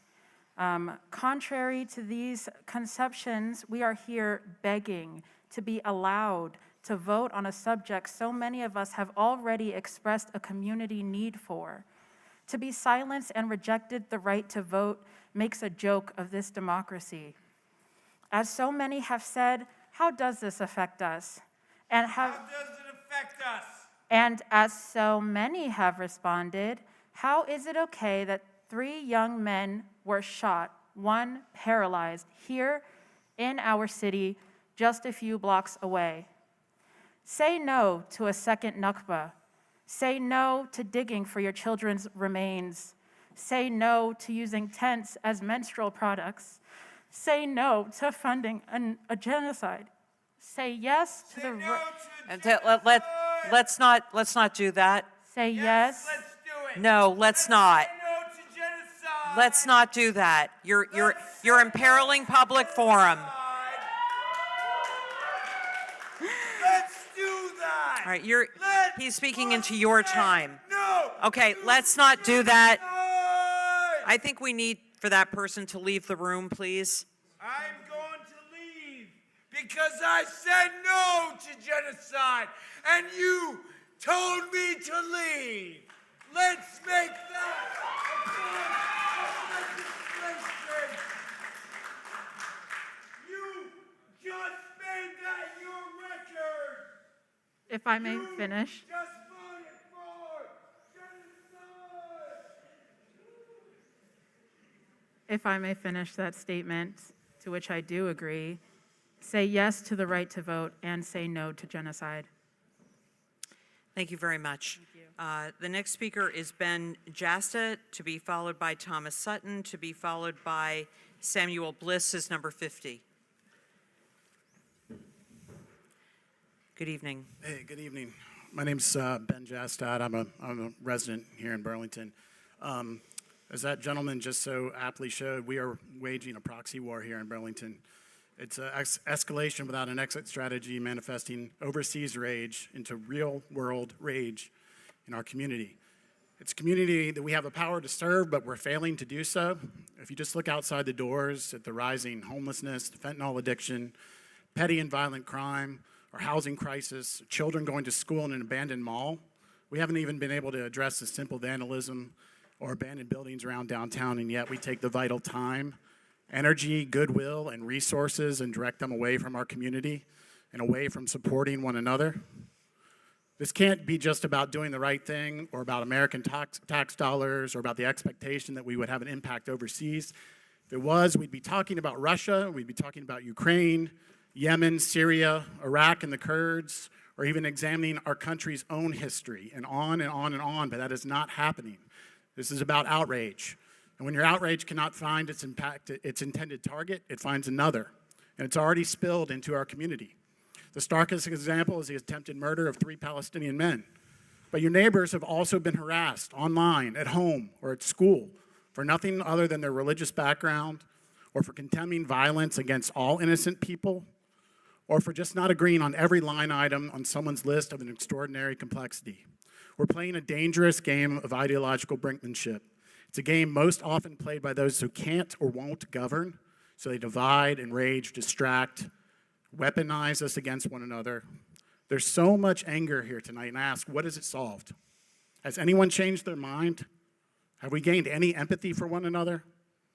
And yet, despite all this, we're still neighbors, coworkers, friends, separated by 1 or 2 degrees of separation in this small community.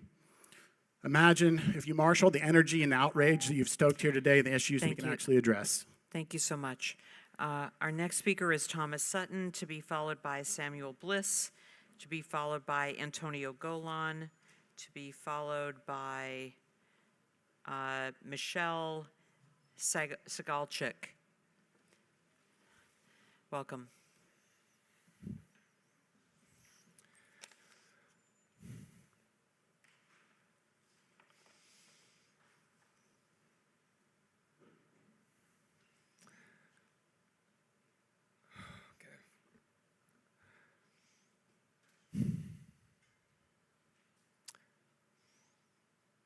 I urge the committee to uphold the democratic process. Free Palestine. Thank you so much. Our next speaker is Samuel Bliss, to be followed by, oops, did I catch one? Samuel Bliss, to be followed by Antonio Golan.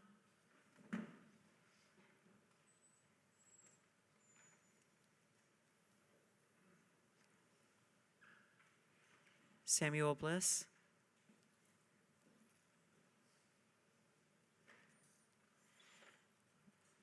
We will continue then with Antonio Golan, to be followed by Michelle Segalchik, and to be followed by Brosh Tosher, who's number 53. Good evening. Good evening. My name is Antonio Golan. I'm a Burlington resident, and I'm operating on the assumption that the Democratic members of this council will vote against this ballot measure. This ballot measure's opponents have repeatedly argued that this matter is divisive and that it is not within the city of Burlington's purview. But in reality, all this talk about divisiveness and the fracturing of our community is nothing but empty rhetoric. The reality is the Democratic Party knows that, in all likelihood, the citizens of this city would vote yes to declaring Burlington an apartheid-free city, and this would put you in a politically uncomfortable position. As such, today you are choosing political expediency over social justice, and frankly, you should be ashamed of yourselves. History will judge you harshly, because though this is a hot-button issue today, years from now, the history books will recognize Israel's apartheid regime for what it is, in the same way they now recognize the Jim Crow South and South Africa's apartheid regime for what they were. And when this happens, the council members voting against the ballot measure today will regale us with more empty rhetoric, this time repeating the worn-out lines people always turn to when history has caught up with them. If only we had known, if only something could have been done. Or maybe you might even have the audacity to tell us that you were on our side all along. We must remember that many of those that once called Nelson Mandela terrorist celebrate him today as a hero. Unfortunately for you, however, tonight you will leave a public record of your position. We will remember this, and future generations of Burlingtonians will look back in shame at what you're about to do. I cede the rest of my time. Thank you so much.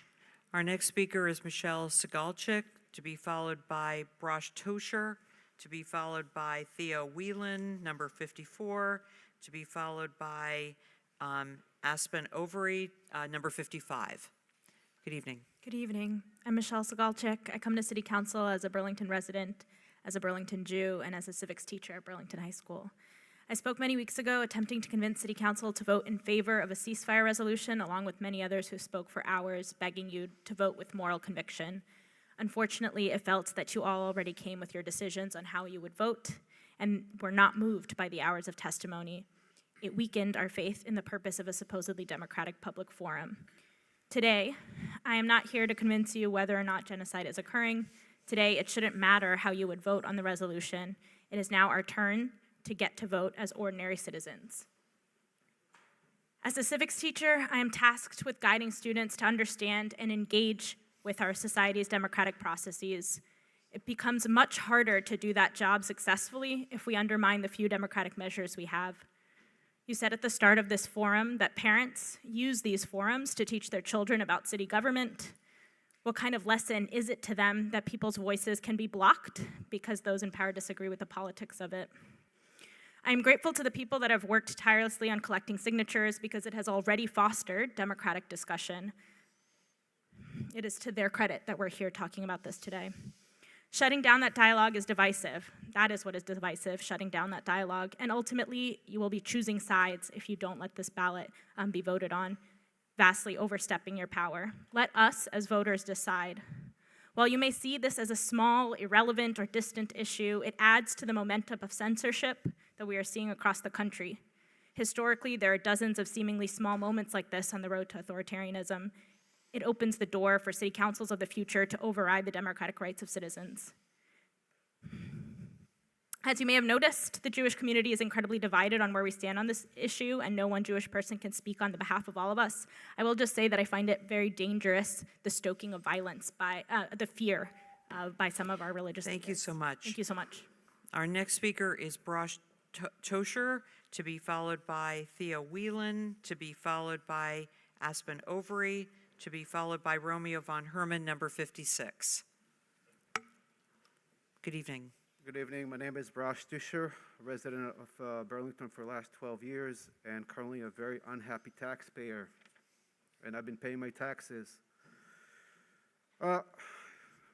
City council members, I encourage you to vote no on the proposed item.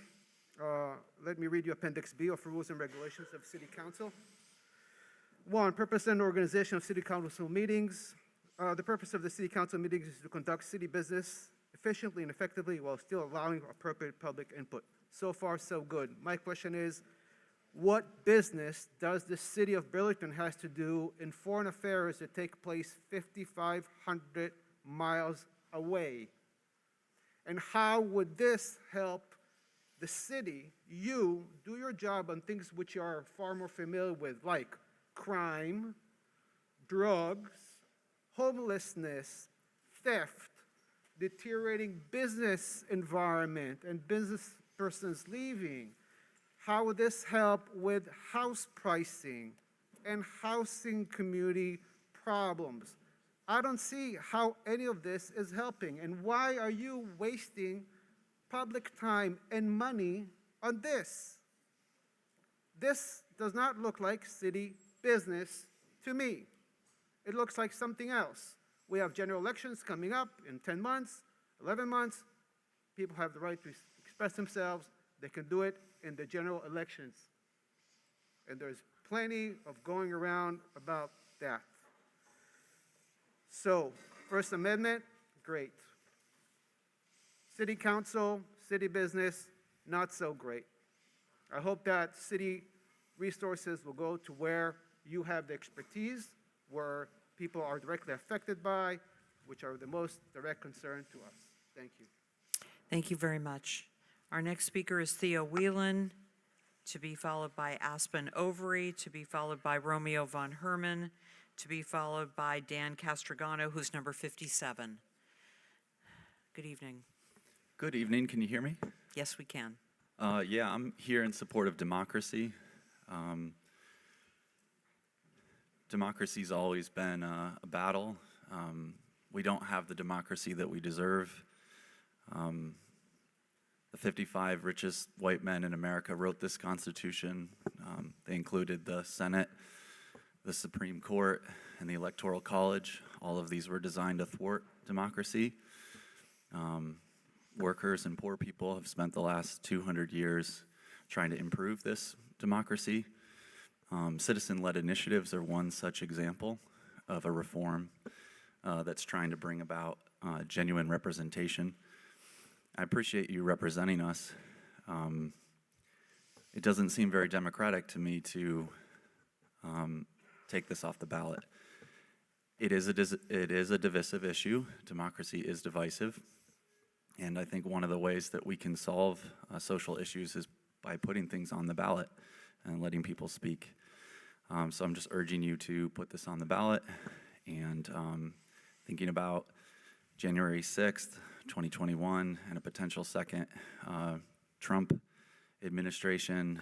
It's just I guess I want to speak to everybody to just say it's all of our responsibility to fight for democracy and to make this a world that we can live in, a world of peace and justice. We know that the root of peace is justice, and at question is imperialism, the funding of land theft and slaughter and apartheid.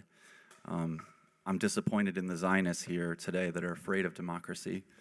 I think it speaks to their agenda that is also represented in Israel. I don't think Israel's a democracy. Thank you. Thank you very much. Our next speaker is Aspen Overy, to be followed by Romeo von Herman, Dan Castrogano, and Hannah Lawrence, who's number 58. Good evening. Good evening, council members. My great-grandfather, Alexander Freeman, fled Hungary to escape the Holocaust and the fascist regime there. When he fled, after he fled, every single member of his family was killed by that fascist regime. It is in his honor that I am here today. It is due to his persistence that I'm here today to say never again means never again. Truly, and it does not mean never again when it's convenient. It does not mean never again unless it benefits our economic interests. I think of him when I see news stories of entire Palestinian families being wiped out in single airstrikes.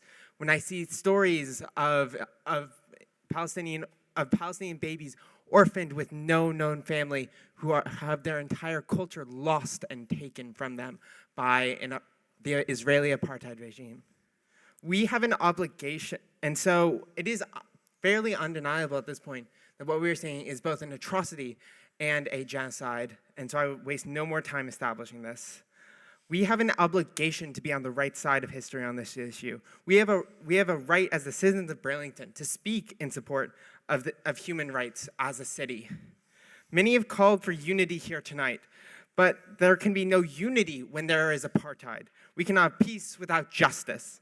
There is much discussion on feelings of fear, yet all this ignores the fact that the inflammatory pro-Israel rhetoric shared through our community has already led to the brutal shooting of 3 Palestinians 2 blocks from my house. In the words of Hisham Awartani, it is of no importance that the person who shot me was not Israeli, because the hate that made this possible was made in Israel. It dehumanized Palestinians on an industrial scale and was sent to the U.S. in neat little airwave packages. We must speak against the machine that produces the hate that shot Thank Hisham. you We so cannot much. claim as a city. Thank you so I much. have one last No, sentence. I'm Wrap up. sorry. Okay. Thank you. Our next speaker is Romeo von Herman, to be followed by Dan Castrogano.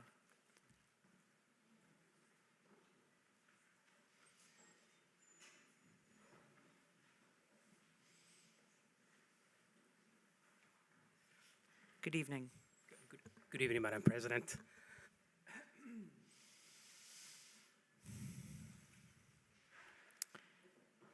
Oh, there we are. Can you hear me? Yes. Thank you, Madam President. Forgive me if I'm feeling a little bit of a deja vu being here on the same issue again. But Madam President, Mr. Mayor, good to see you as always, sir. City councilors, city administrative team, fellow Burlingtonians. I understand that opinions on political matters, especially those related to international conflicts, can vary widely. It is important to approach such discussions with commitment to understanding that diverse perspectives in our city is important. That being said, here's why I'm against any resolution or item ballot that is divisive, anti-Israel, including today's deliberative item agenda, which called for our city to declare the Jewish state of Israel as an apartheid state, and etc. I would like to remind fellow Burlingtonians that there are local issues that need our immediate and undivided attention, including the ever-growing encampments just outside our doors here, right on Battery Street, as well as under the church bell next to the transit center on Cherry Street. I am beyond shocked at the lack of visceral, outpouring support for the unhoused members of our city, who tonight will go sleep freezing, if not near freezing temperatures. I'm really disappointed that we're not showing the same level of support, viscerally speaking, for folks out there that tonight will again go to sleep in the cold. I'll end on this. When this same item came before the council on December 11th, I reminded this council that it is in no position to dictate to the Jewish state of Israel through council resolution or executive orders or any item ballots what the Jewish state of Israel can and cannot do. So finally, I just want to say to everybody, thank you. Thank you so much. Thank you. Our next speaker is Dan Castrogano, to be followed by Hannah Lawrence, to be followed by Lizzie McCullough, to be followed by Will Lynch, number 60. Good evening. Hello. I stand in solidarity with the movement for Palestinian liberation and believe we should declare Burlington an apartheid-free city. I urge you to put the apartheid-free resolution on the ballot and let the people decide. I want to recognize the organizers who gathered thousands of signatures for this resolution. Last week, I was here, you refused to put the charter change on the ballot that would have expanded the power of the police commission. That was undemocratic. I urge you to put the apartheid-free resolution on the ballot and let us decide. Refusing to let the people decide again, twice in 7 days, is undemocratic. Put it on the ballot so we can vote on it. Thank you. Thank you so much. Our next speaker is Hannah Lawrence, to be followed by Lizzie McCullough, to be followed by Will Lynch, to be followed by Mirza Karatnik. Okay, thank you. Number 61, please go ahead. Welcome. Hello, hi, thank you. My name is Hannah Lawrence, and I'm a resident of Ward 6. I'm one of the over 1,600 voters that signed the apartheid-free Burlington measure, and I'm deeply concerned by this undemocratic power grab. Opponents of this measure say Burlington residents are not educated enough on this topic to vote on it. I've been to Israel twice, and I don't want my tax dollars or city supporting the violent apartheid system and military occupation Israel enacts against Palestinians that I witnessed with my own eyes. Opponents say this measure would make Jewish community members feel unsafe. This measure is about Israel, a government rooted in Zionism, not Judaism. And conflating criticism of Israel with anti-Semitism is dangerous and distracting from the real anti-Semitism happening here and around the world. Opponents also say there are more urgent issues to address in the city, yet what is more urgent than addressing the root cause of the anti-Arab racism and Islamophobia that led to violence against 3 young Palestinian Americans who were shot in our city only 2 months ago. Finally, opponents say it's an issue of foreign politics. It has no place in Burlington. And yet they're here fighting against American democracy while advocating on behalf of Israel, a foreign government. You can actually pull up Twitter right now and see that a city councilor has chosen to put an Israeli flag in her social media bio instead of an American flag. Our leadership is uplifting a foreign government instead of the will of the people they were elected by. Thank you. Thank you very much. Our next speaker is Lizzie McCullough, to be followed by Will Lynch, to be followed by Mirza. My apologies. I know that somebody who's here gave me the correct pronunciation of that name. Thank you. So we'll go on to Lizzie. Is that great? Welcome. I'm a Burlington resident, and I'm urging the council to put the apartheid-free community measure on the ballot. As a citizen, it's worrying to hear that some councilors have indicated that they wouldn't let a petition on the ballot in March, despite it getting the requisite signatures. And the censoring of your own constituents is even more worrying as Israel carries out a brutal genocide against the Palestinian people, and speech criticizing our own government's deep complicity in this genocide is becoming increasingly censored. This complicity is enabled by attempts to distance our community from the acts of violence going on, and that purposely obscures the truth that US-made weapons kill children in Palestine and Israel depends on our tax dollars to fund an apartheid government. I'd also like to thank the huge amount of work that's been done up to this point to bring this measure in front of the council and hopefully to the people in March.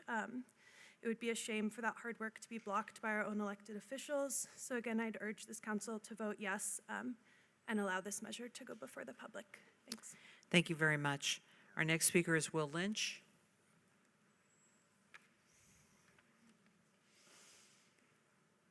Good evening.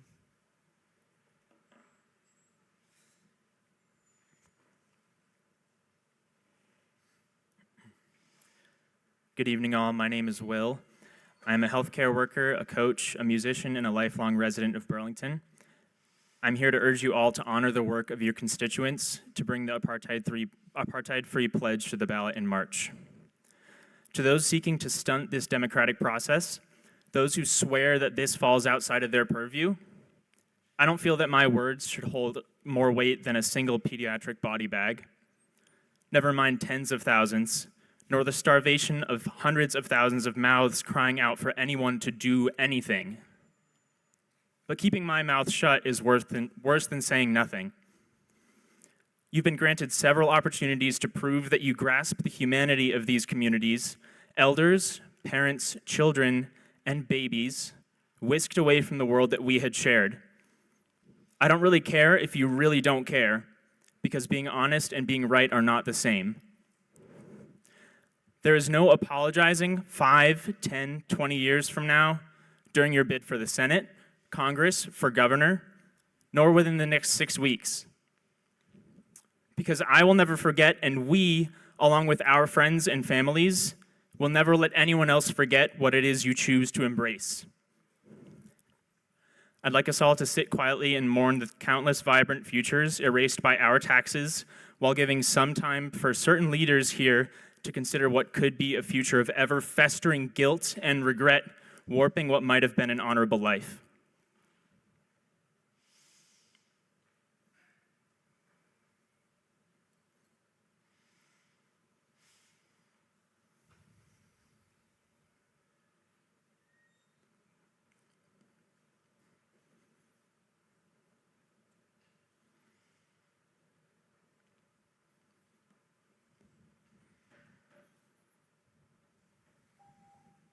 Thank you so much.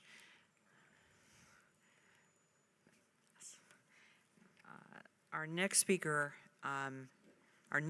will be Joe Kane, to be followed by Chris Gish, to be followed by Maya Jamaldine, to be followed by Chaim Lodish, number 65. Good evening. Good evening, everyone. My name is Mirza Koraikic, and I'm a Burlington resident for 24 years now. I went to Burlington High School. I grew up here. I'm a father of 2 Muslim children.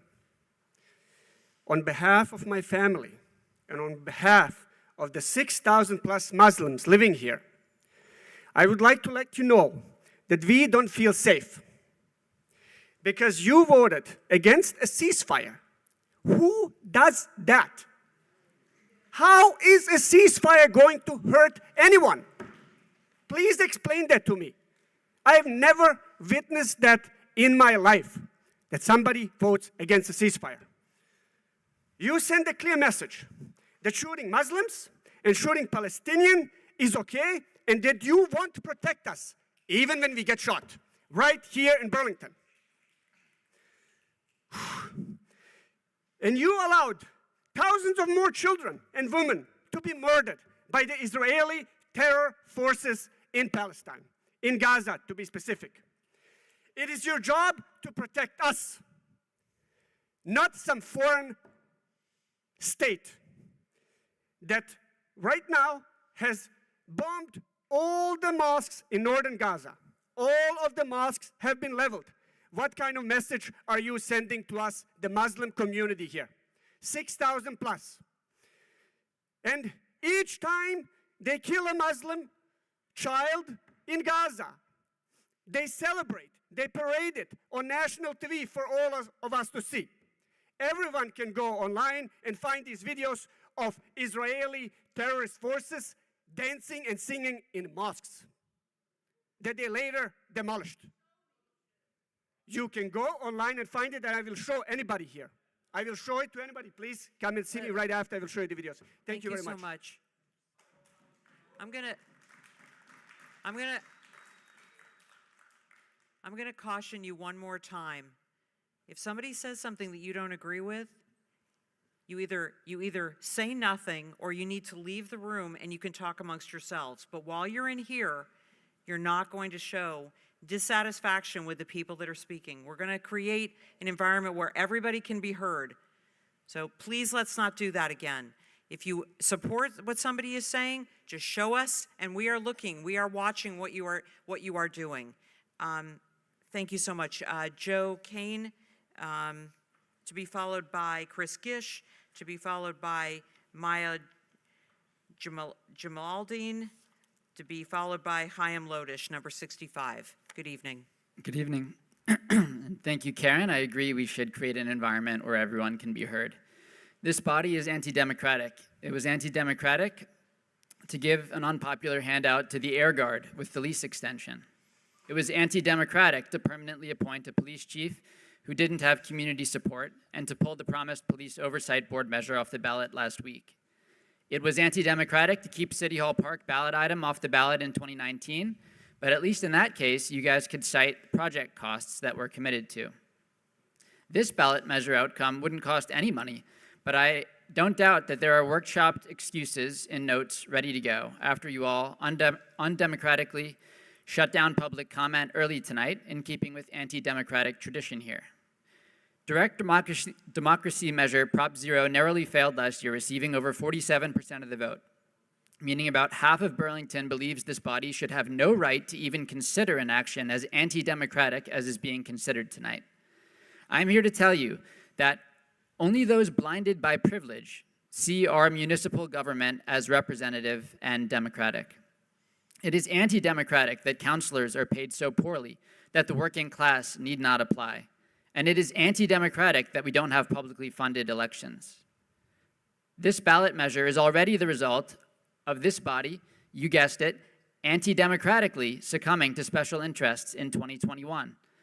Burlington deserves a council that is respectful enough of the citizenry that the personal feelings of 7 or so councilors and the mayor do not outweigh what I've found knocking doors since August. People who, by and large, found our petition obvious, exciting, and refreshing. Another anti-democratic vote tonight will all but ensure a version of Prop 0 will pass in short order and will undermine the anti-democratic capacity of this body, accelerating our trajectory toward the democracy that our incredible community deserves. Thank you so much.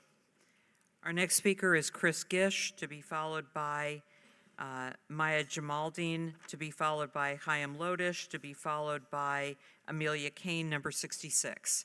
Good evening. Good evening. I'm here tonight just to ask you all to respect democracy and let us vote on something the voters have shown is important to us. One, can't help getting to the sense, coming to city council meetings or watching them online over the last few years, that the council might not care too much about what the people think in Burlington or how we want to raise our voices. Scuttling the slight improvement to the police commission last week, telling voters before town meeting day last year how to vote on the police oversight charter change. There's a sense that the thermal energy improvements are going to be scuttled and not get on the March ballot. Time and time again, voters disapproved the F-35 in 2018. Council came in and said, no, actually, we know better. You have a chance to start to make that right tonight by just letting this get on the ballot. Organizers went through all the proper channels. They gathered the signatures, and people want to vote on this measure. I want to just talk really briefly about some of the disingenuous statements and untruths we've heard tonight. This resolution is not anti-Semitic. It does not point a finger at Jews. It does not condemn Israel. If you look at the text of the resolution, it says, it calls, quote, to end all support for Israel's apartheid regime settler colonialism, and military occupation. Those are all factual statements. They're backed up by leading human rights organizations and the UN. This resolution is not divisive. Calling for, quote, freedom, justice, and equality for Palestinians and all people is not divisive. It's the first step to any real healing that could happen, which is recognizing real oppression and real injustice in the world and raising our voice to make it right. So please take this small step, do your part, and just let us vote on this. Thank you. Thank you so much. Our next speaker is Maya Jamaluddin, to be followed by Chaim Lodish, to be followed by Amelia Kane, to be followed by Muhyiddin Bata, who's number 67. Good evening. Hi, my name is Maya Jamaluddin. I'm a Burlington resident. I am Muslim. I am from Lebanon, and I'm really proud of those facts. I am not proud to be sitting here right now begging the council to let us vote. That is absolutely ridiculous. But I'm not going to sit here and ask you to pretend to care about the Middle Eastern, the Palestinian, the Muslim, the Christian, the Jewish lives that have been lost. I'm not going to sit here and ask you to care about people being murdered, about people dying from infections because all of the hospitals have been bombed, about people dying from starvation and dehydration. I'm not going to sit here and ask for you to care about my Arab and Muslim clients. I'm a mental health therapist, and about the death threats they've been receiving, and about people calling them terrorists and things that I will not repeat because there are children watching, and I will not repeat some of those words. I'm not going to ask you to put yourself in my family's shoes, who pleaded with me not to come back to Burlington after those 3 Palestinian men were shot. Those boys were shot. My family is worried that if I speak Arabic, or if I look too Arab, whatever that means, that I'm going to be next. And I share that fear, but I will sit here and I will argue that we deserve the right to vote, and it is so disrespectful that you cannot even pretend to care about our rights to do so. Someone here, I'm not going to point them out, said Allahu Akbar to me in a very condescending tone. And you know what? Yeah, Allahu Akbar. But you know what? That was meant to make me scared. It didn't make me feel good, but I'm still gonna sit here. All I'm going to ask is for you to let us vote, to do what is our right as American citizens. I'm not going to ask you to pretend to care about the lives, about the Palestinian lives that have been lost, that have been murdered. It's unacceptable. Thank you so much. Our next speaker is Chaim Lodish, to be followed by Amelia Kane, to be followed by Muhyiddin Bata, to be followed by Rach Margolis. Please go ahead. Welcome. Good evening. Thank you for having me. My name is Chaim Lodish. I'm a Burlington resident, and I come to you to talk about the resolution tonight that has incorrect, false statements. Israel is not an apartheid regime. Israel is not an apartheid state. Palestinian population has grown since 1948, not the same for Jewish population of neighboring Mediterranean Arab states. Israel is not settler colonialism. Approximately 3,500 years ago, the Jewish people left Egypt, wandered the desert for 40 years, and settled in the land from the river to the sea. We still have the land deed as one of the oldest written documents of human history. Israel has the right to exist and protect itself. Israel is a defensive nation. And when an evil group such as Hamas, pouring billions of dollars of humanitarian aid into over 220 miles of terror tunnels, instead of helping their own people, where's the attack on the atrocities that Hamas has repeatedly carried out? The final statement on the revolution are wrong beyond a reasonable doubt. Getting loud doesn't change the truth. The people of Burlington deserve better. The people of Burlington deserve the truth. Vote no. Thank you very much. Our next speaker is Amelia Kane, to be followed by Muhyiddin Bata, to be followed by Rach Margolis, to be followed by Susan Leff, number 69. Good evening. It's Amalia. Amalia? Great, thank you. Lovely name. Thanks. I'm a new mom. A few blocks away, my husband is home with our baby, who is hopefully sleeping. It was hard to leave there tonight, but babies should be safe everywhere. And at the ceasefire meeting, virtual speakers did not end up getting to share. So here I am, adding my voice in support of democracy and safety and justice for Palestinians. I'm a doctor here in our community, and I'm also involved in global health. I've been following MSF, Doctors Without Borders, and other international groups, and the reports are apocalyptic. Healthcare facilities and workers are being targeted, so much suffering, so many lives lost. Silence is complicity. I collected signatures for this ballot measure and appreciated getting to meet my neighbors and do something with the pain and the suffering, even something so small in our community. You've heard why this matters locally. Now let us vote for it. Thank you very much. Our next speaker is Muhyiddin Bata, to be followed by Rach Margolis, to be followed by Susan Leff, to be followed by Mazir Kurashi, number 70. Good evening. Good evening, Muhyiddin. Moving to this country from Israel, I was thinking it would be. Just get a little bit closer if you could. Moving to this country from Israel, I was thinking it would be different than where I was born. When it comes to policies against the Palestinian people, I don't see much difference. The only difference is we don't get killed like Palestinian brothers in Palestine, well by the Israeli brutal occupation military. Anyone dares to criticize the Israeli brutality against the Palestinian people gets bombarded by the old and rusty anti-Semitic claims. And if you happen to be a Jewish, you get labeled by self-hating Jew. Check the internet about Jews against Zionism or the internet, and on the internet you might as well find the difference between Zionism and Judaism is completely different. Zionism was created by Theodor Herzl in 1897. It looks like we are being ruled by Zionists in this country. Biden is not Jewish, he's a Zionist. Blinken is. The mayor of Burlington is a Zionist.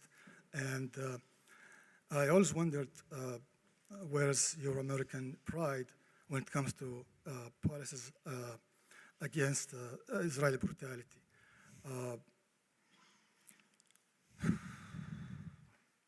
The resolution is for human rights, and there's nothing to be against it unless you're against humanity. It's human rights, and you should vote yes for it. 25,000 Palestinians got killed so far by Israel in Gaza Strip. Thank you so much. Our next speaker is Rach Margolis, to be followed by Susan Leff, to be followed by Mazir Kurashi, to be followed by Dylan Pitcher, to be followed by Emma Redden, number 72. Good evening. Thank you, City Council, for allowing each of us to have a voice here tonight. My name is Rach. I've been a Burlington resident for the past 5 years. I picked up my son from kindergarten and told him I was planning to attend tonight's City Council meeting. He asked what the meeting was about. I told him I was going to stand up against hate. Then we talked a little bit about hate, what it means to hate, what it feels like to be hated. And then we made this sign. And this is what no hate looks like to me and my son. I'm here to stand up against hate, against all hate, against hate against Jews, hate against Muslims, and even hate against between fellow Americans. And I'm here so that I could tell my children that I stood up against hate. Thank you very much. Our next speaker is Susan Leff.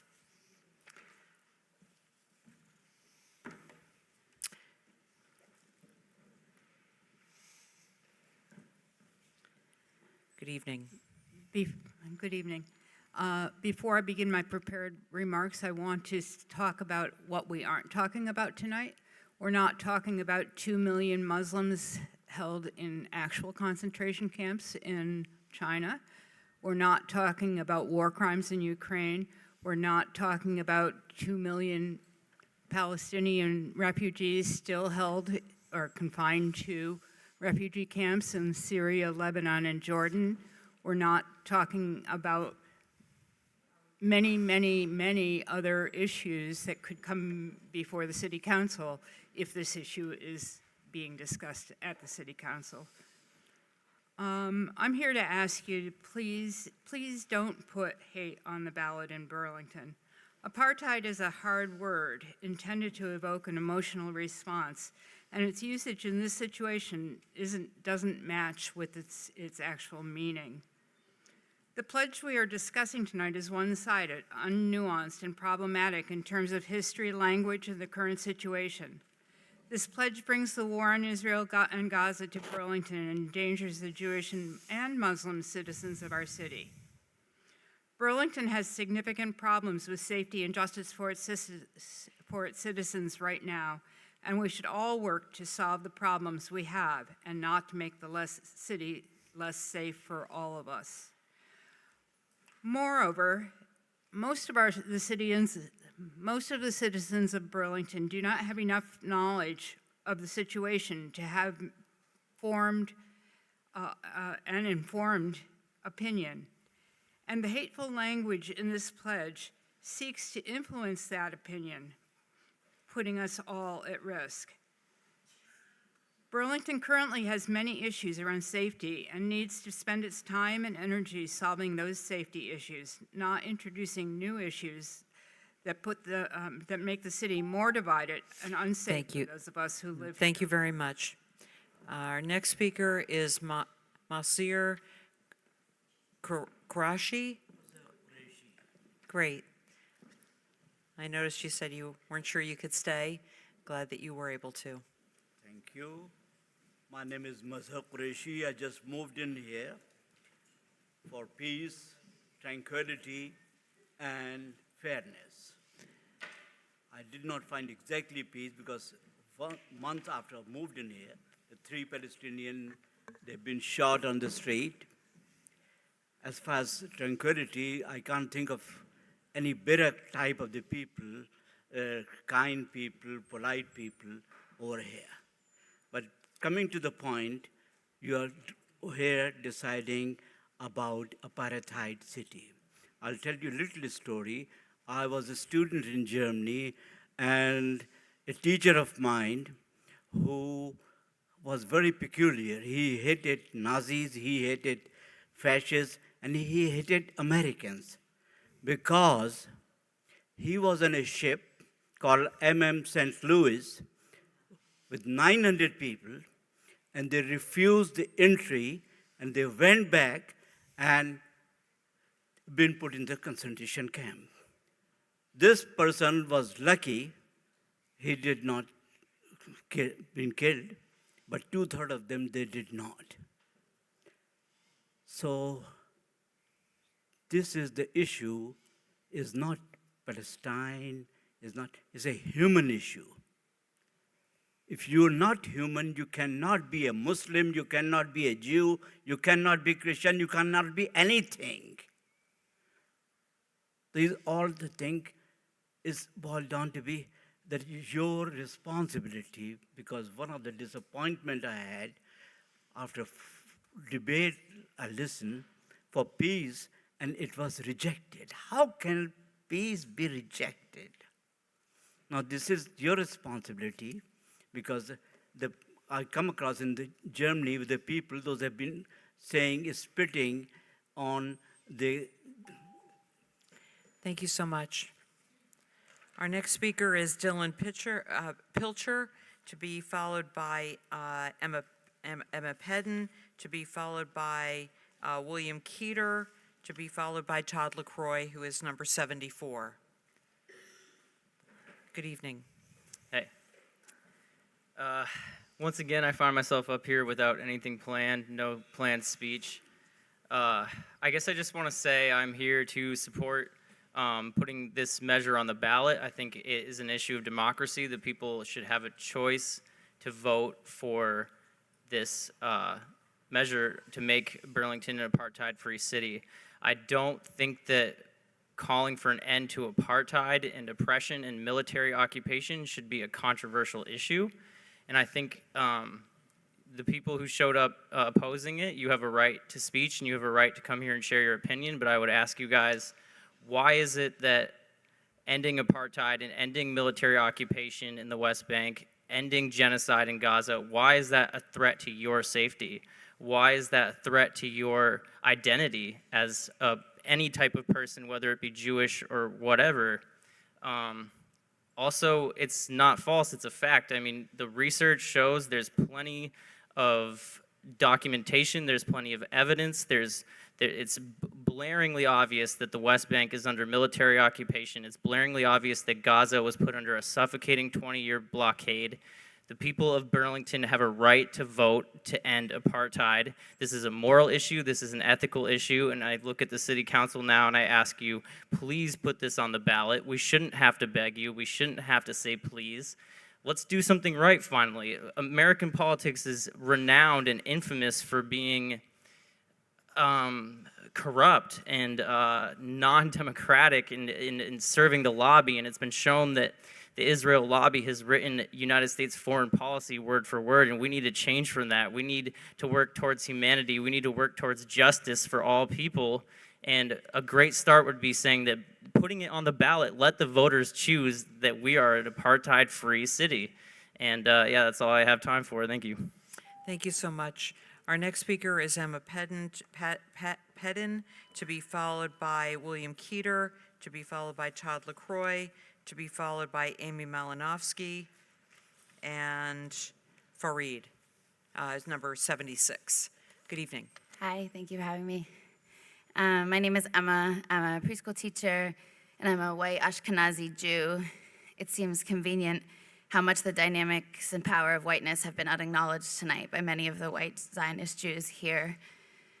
I'm here to express my concern about sentiments I've heard from counselors and the mayor regarding blocking a vote on the Apartheid-Free Communities Pledge.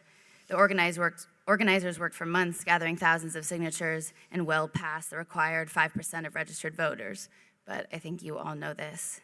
The folks planning to let us vote on March 5th, thank you. To those of you planning to block our ability, which I do believe is an accurate description, it would be blocking, I'd love to share a few thoughts based on rationales that counselors have articulated.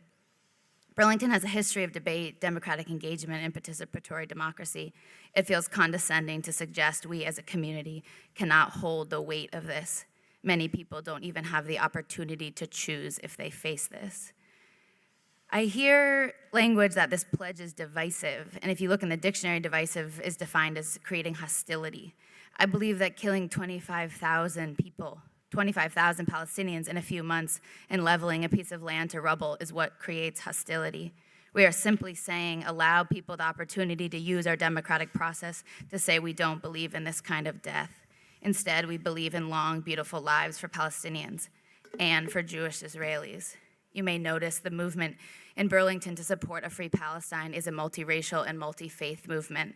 So many of us here are also Jews. Because we understand that safety for Palestinians and for Israelis, Jews and for Muslims rely not on death, but on organized action for freedom. Another critique I hear is that it is dangerous to Jews to call Israel an apartheid state or a colonial power. As someone mentioned tonight already, Theodore Herzl, one of the sort of... Thank you so much. Thank you. Our next speaker is William Keeter, to be followed by Todd LaCroix, to be followed by Amy Malinowski, and Fareed, number 76. So our next speaker is William Keeter. William Keeter.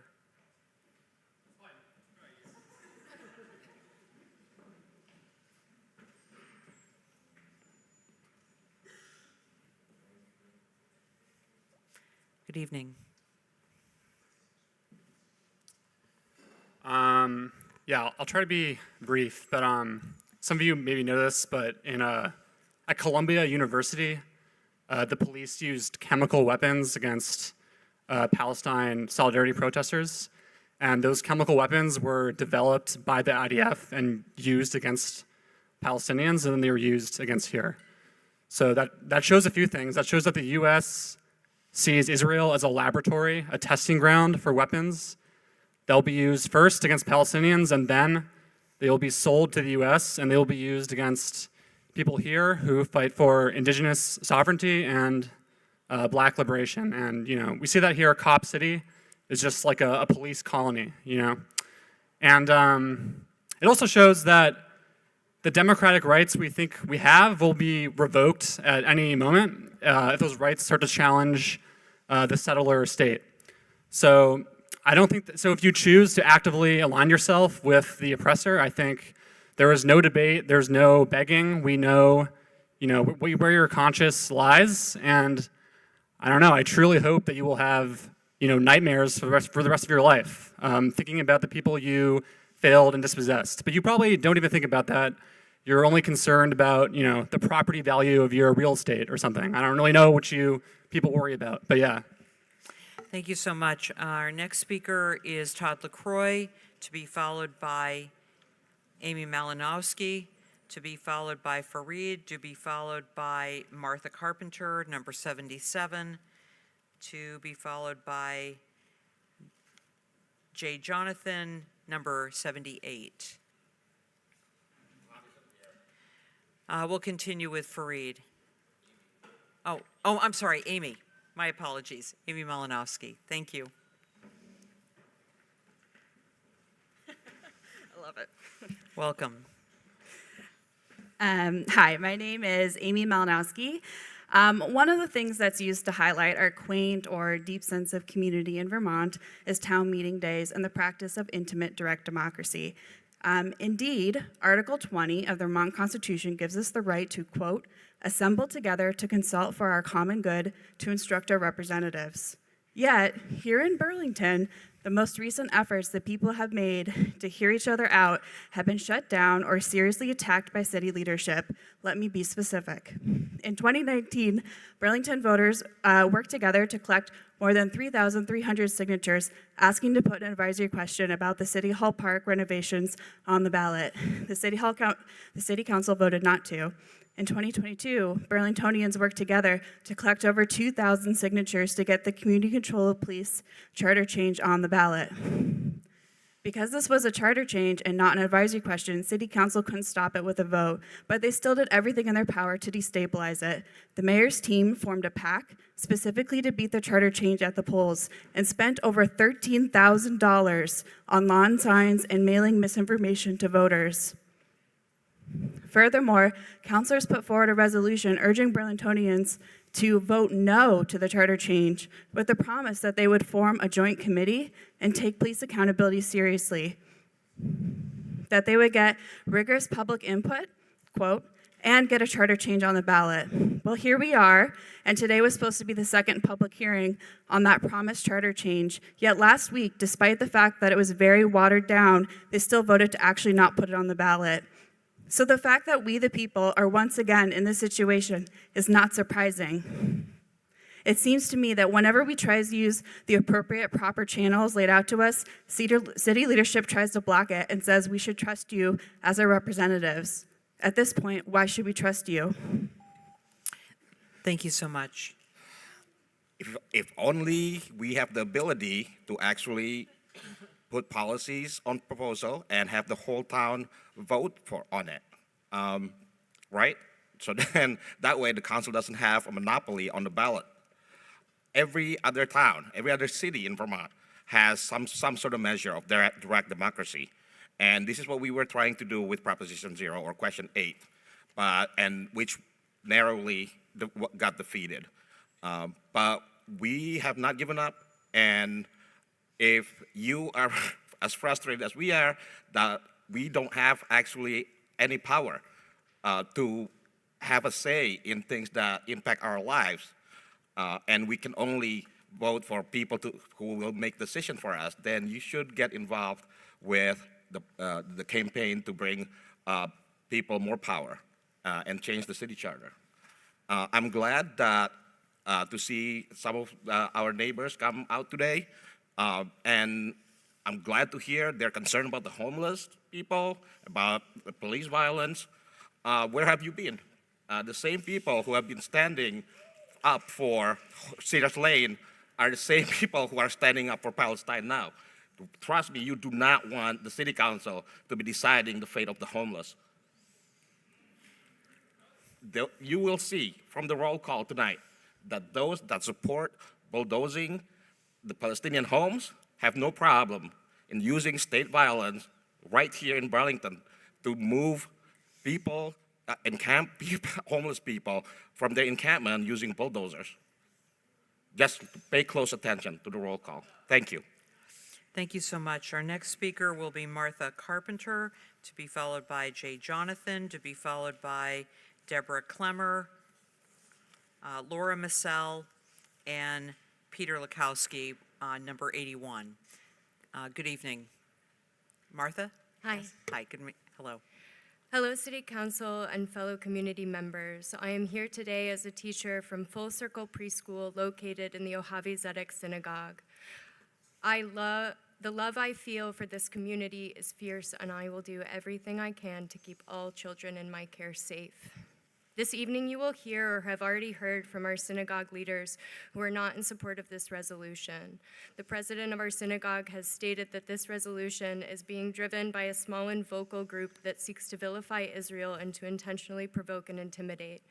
I am sorry to the city councilors and to our Jewish leaders who have been on the receiving end of our desperation.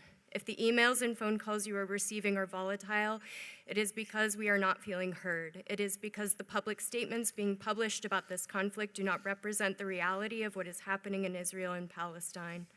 Prime Minister Netanyahu has made it clear in several statements that his intention is complete Israeli control over Gaza. In an article from Al Jazeera posted on January 22nd with regards to the negotiation between Israel and Hamas, Prime Minister Netanyahu has been quoted, "Full Israeli security control over the entire area in the west of Jordan." Where does this petition distort or oversimplify this very complex situation? Our leadership is asking us to disengage because of complexity. I do not think that Prime Minister Netanyahu is approaching the situation with complexity in his heart. I ask that you vote yes to allow this apartheid-free Burlington measure on the March 5th ballot. Please let us vote. Please do not impede our democratic process. The challenge is not that too many believe that to promote a just political solution, one should support only one side. The challenge is that some of us are determined to make heard the historical truth of how Israel came to be, and until that is recognized, how can we have a genuine conversation? Thank you very much. Our next speaker is Jay Jonathan, to be followed by Deborah Clemmer, Laura Massell, Peter Lukowski, and Logan Roots, number 82. Good evening. All right, I just want to talk about some of the points that have been brought up today. One of the most major ones is, why are you guys spending your time talking about this when other things can be done? Well, here's an answer to that. You guys wouldn't have to spend the time talking about this and getting other things done if it just went directly to the ballot. Pretty simple. Like, that's something that the clerk can do. It's just like, oh, you got the signatures? Bring it over to the ballot. Then you guys can do other things and not have to have everybody come here and then do this again and again ad nauseum until we pound it in that maybe we should use this democratic process because it actually works. And another point is, we don't have to deal with like something far away because like we have to deal with things here. Well, when a lot of our economy has to deal with like the F-35, and then also Israeli ventures into Burlington, it does affect us. So that's something that needs to be considered. Another thing is, preventing dialogue on this conversation brings in other rabbit holes for people to fall down into.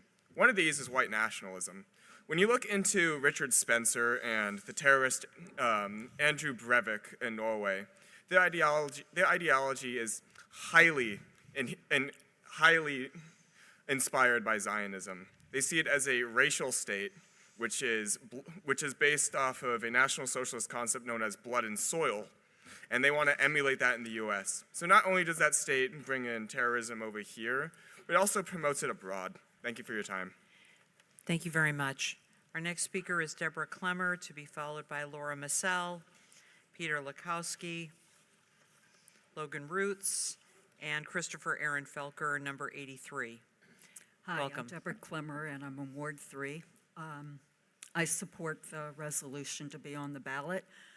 I believe the vast majority of people of Palestine and Israel, they want peace and a way to coexist together.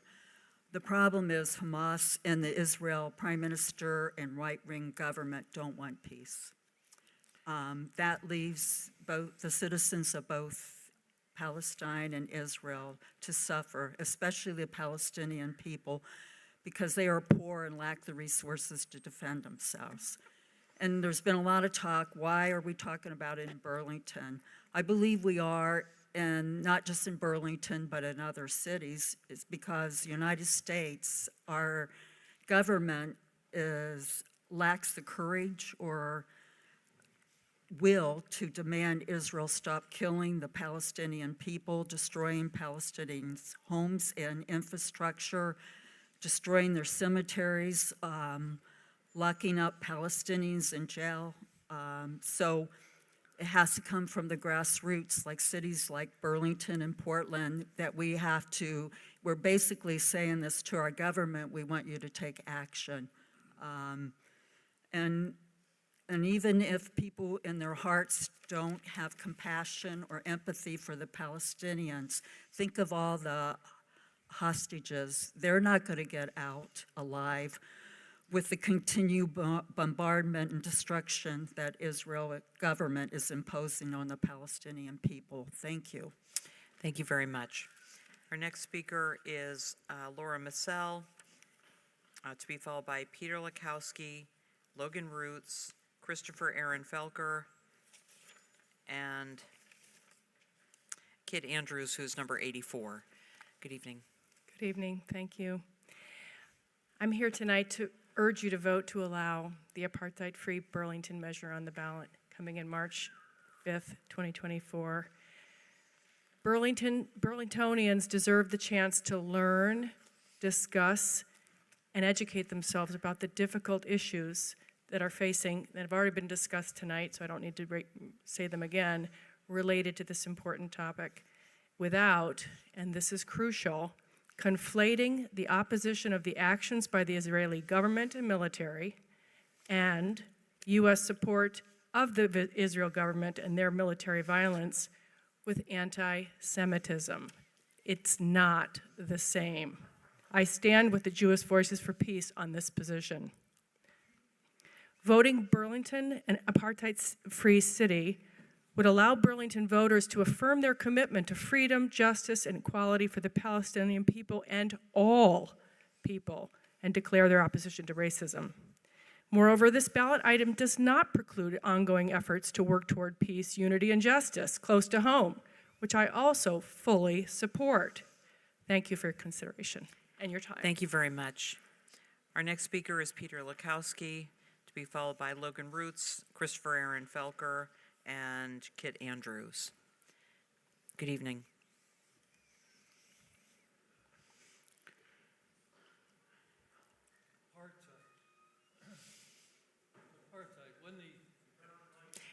Yeah, just make sure you have the mic on. Great. Just push. Thank you. Apartheid.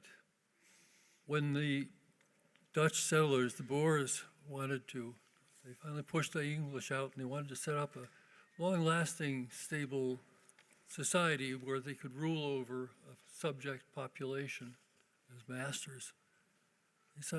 They came to the United States. They studied Jim Crow. And this has been a steady practice, actually, of people who want this, the idea of separation, segregation, apartheid. That's what it means. Aparthood, really. It was studied by the Germans in the 30s. They admired the system. They thought it was a really good idea to keep the nationalities or races or whatever apart. Of course, one on top of the other, naturally. And we all know how that worked out. This is a worldwide phenomenon, and it harks back to a more brutal time. This rule by terror, by racial terror, by keeping everybody's rights quite limited and quite different, the way your legal system works and so forth. Jimmy Carter saw it, he knew it from Georgia. Archbishop Tutu of South America, he went there, yep, that's apartheid. It's a brutal system, but I want to say this resolution has been a great success because this has sharpened very much what's going on in people's minds. This has been one of the most successful campaigns, no matter how you guys vote. I gotta say, I gotta hand it to this. Thank you so much. Our next speaker is Logan Roots, to be followed by Christopher Aaron Felker, Kit Andrews, Jake Schumann, and Will Lambeck, who is number 86. Good evening.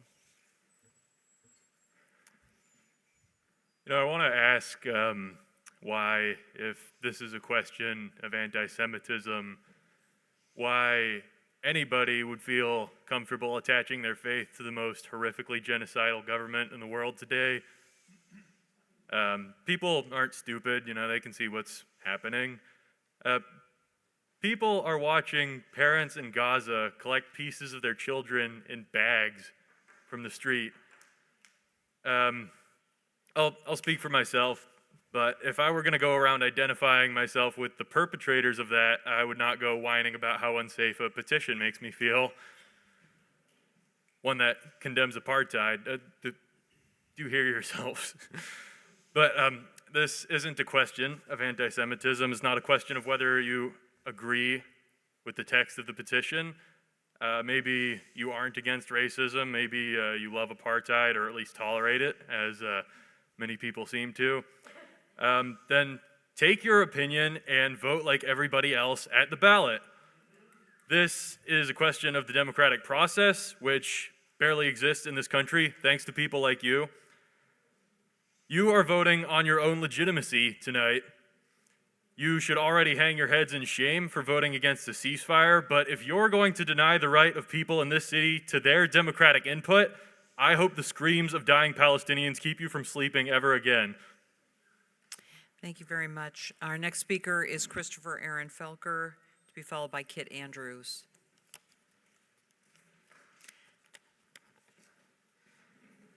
Good evening.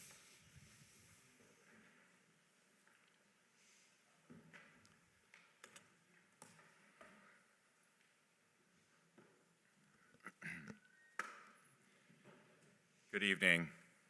My name is Christopher Aaron Felker. I'm chairman of the Burlington Republican Party. And sadly, for the third time in the same number of years, we've sitting here in this room debating Israel's right to survive and defend itself. It's really quite unfortunate. The misinformation being pushed upon our community, the division, the repeated divisiveness, all completely unnecessary. I don't understand really why what in essence is kind of a lame duck council is pushing this before they walk out the door. During my outreach in the last few months, many members of the Jewish community have approached me and told me that they are scared of the current state of political discourse in our city, the rise in anti-Semitism, and Islamophobia, because they recognize that this is a vicious pendulum that swings back and forth and ends up eradicating all of us. There's a member of my committee who sadly couldn't be here tonight, and I promised that I would speak her words. Please vote no, counselors, to any initiative condemning the Jewish people. As a representative of a city which is experiencing unprecedented outbreak and lawlessness, drugs, trafficking, and homelessness, I would ask, what means were you able to distinguish the right from the wrong in the land of Israel? In your search for the truth of the matter, it is important that you keep in mind that according to the Middle East Media Research Institute, a Hamas affiliate has said that on October the 7th, Thank you so just much. the first, Thank the you so second, much. and the third. Thank and you fourth so will much. come. Your time is up. Thank you. Our next speaker is Kit Andrews, to be followed by Jake Schuman. Welcome. Thank you. Good evening. My name is Kit Andrews. I'm a resident of Ward 2, and I'm a longtime election official at my ward polling place. It seems that there are two issues here: people's understanding of the history and the current situation in a land far away and how that relates to the wording on the resolution, and whether the voting citizens of Burlington should be allowed to express their opinion on the resolution. For me, tonight, as an elections official, there's only one issue: the issue of giving voice to the voting public on matters many consider to be of great importance and local relevance, while many do not share that view, versus thwarting the public democratic process by blocking the placement of the resolution on the ballot. I'm a political activist. Why do I choose not to work in the field on election day on behalf of the candidates and the issues that I support passionately, and instead spend 18 hours in my poll? I am passionate about democracy. I am passionate about enabling the people's voice. I consider it an honor and a privilege to do this work. Why would any one of you deny us voters the opportunity to express our opinion on this matter on March 5th? When people beseech you to block this resolution, if I were in your shoes, I would advise them, if you are against this measure, then organize against it. You have from now until March 5th. Get organized, raise money for leaflets, for a mailing, recruit volunteers, hold a press conference or two. That's what leaders do when they have a strong opinion about something on the ballot. They organize. For these last seconds, I'm going to say I've been thinking about my parents a lot these last months. They were young marrieds in a town south of here from the late 30s to 45. Did they know what was happening? Did they know about the ship that the... Thank you so much. I think not. but Our we next, all do. our next speaker is Jake Schuman, to be followed by Will Lembeck. From one election official to another, thank you, Kit, for your service. I also want to recognize before I start speaking that tonight there was a hostage situation in Burlington when this meeting started.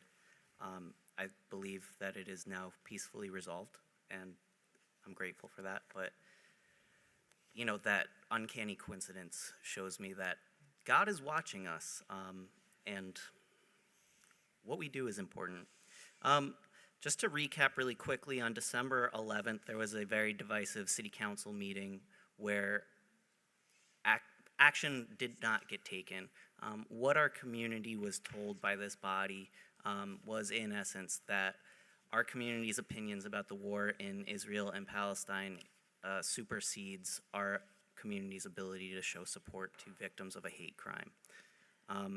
I think that it's important to note that what we witnessed was a precedent that is new systemic racism, right? If that precedent is used in the next hate crime to say we don't need to take action, we don't need to denounce this, that is a continuation of systemic racism. We witnessed the creation of new systemic racism, and until this council can rectify that wrong, I'm going to show up every council meeting. At the next council meeting, I cried. At the next council meeting just last week, I said some hurtful things to members of my coalition.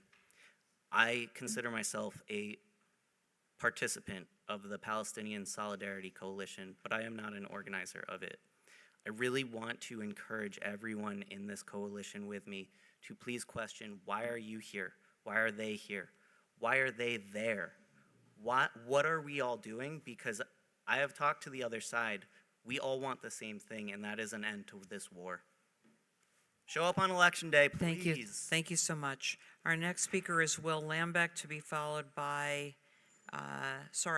Emmerich, and Sandy Baird, and Emily Lightman. Good evening. Good evening, councilors. My name is Will Lambeck, and I speak tonight as a member of Jewish Voice for Peace. You have heard tonight from some that putting this referendum on the ballot harms Jews in Burlington. Nothing could be further from the truth. As a Burlingtonian and a Jew, I wholeheartedly reject this proposition. The proposed referendum is not anti-Semitic. Denouncing Israel's apartheid regime is not anti-Semitic. Opposing genocide is not anti-Semitic. None of these things harms Jews. What does harm Jews is slaughtering tens of thousands of Palestinians and starving millions in the name of Judaism and Jewish safety. I happen to believe that nothing does more to dishonor the memory of my ancestors killed in the Holocaust than the use of our people's history of suffering to justify the commission of atrocities against another. Now, not all Jews agree with me on this. In fact, many would vehemently disagree. Some of them are in the room tonight. And that's the point. Nobody who has testified tonight is the sole arbiter of anti-Semitism, and no single person can tell you what is and isn't in the best interests of Jewish Burlingtonians. As a people, we have historically had an array of opinions on the matter. And that's why we put it on the ballot. Let the voters decide. And honestly, the majority of voters may vote against the referendum. I really have no idea what will happen. But I do know that there is no possible justification for the Burlington City Council to intercede and deny voters the ability to make our voices heard on this matter. Certainly, it cannot be justified as being in the interests of the Jewish people. Nothing could be further from the truth. Thank you for your time. Thank you very much.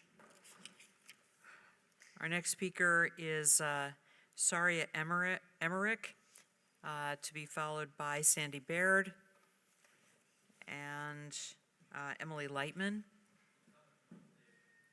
I'm sorry, what?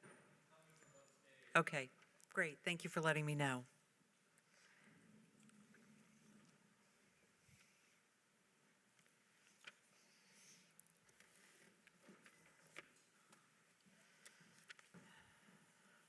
Good evening.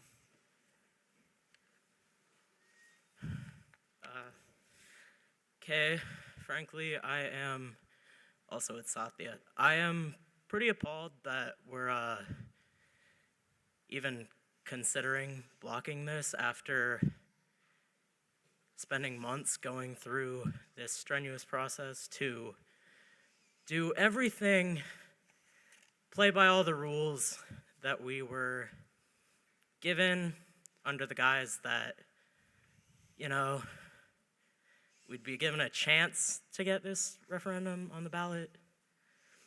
I'm pretty annoyed that a lot of the rhetoric is that we're distracting from real local issues, as if A, we have no part in this just because it's far away, and B, as if we can't do multiple things at once. You could have, instead of coming here for several hours to talk about how this is a distraction, you could have been putting in some work to help your homeless neighbors that you're using as political pawns. And whether or not you are, you know, whether or not you enjoy the wording of the referendum, that's what the vote is for. It's the point of the vote. You can still have that opinion and, you know, express it through the ballot, like the concept of voting.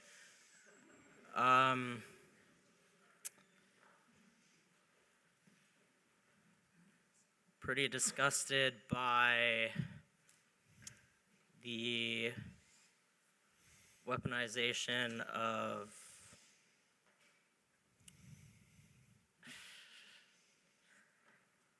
I don't know, just using a lot of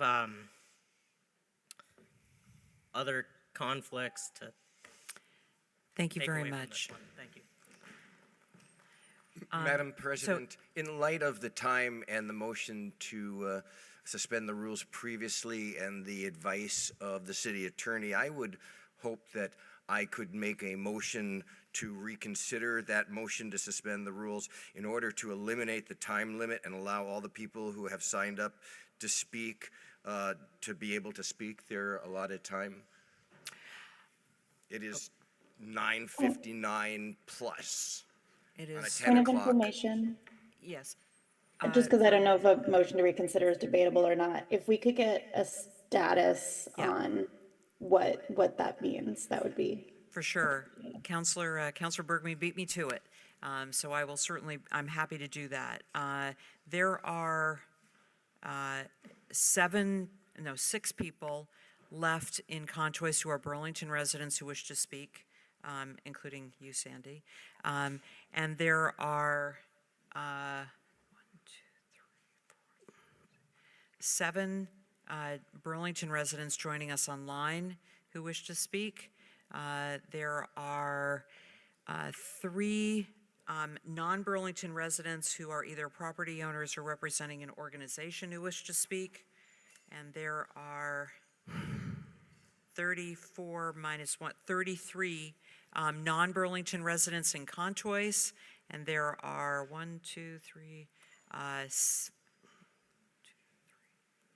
5 non-Burlington residents joining us online.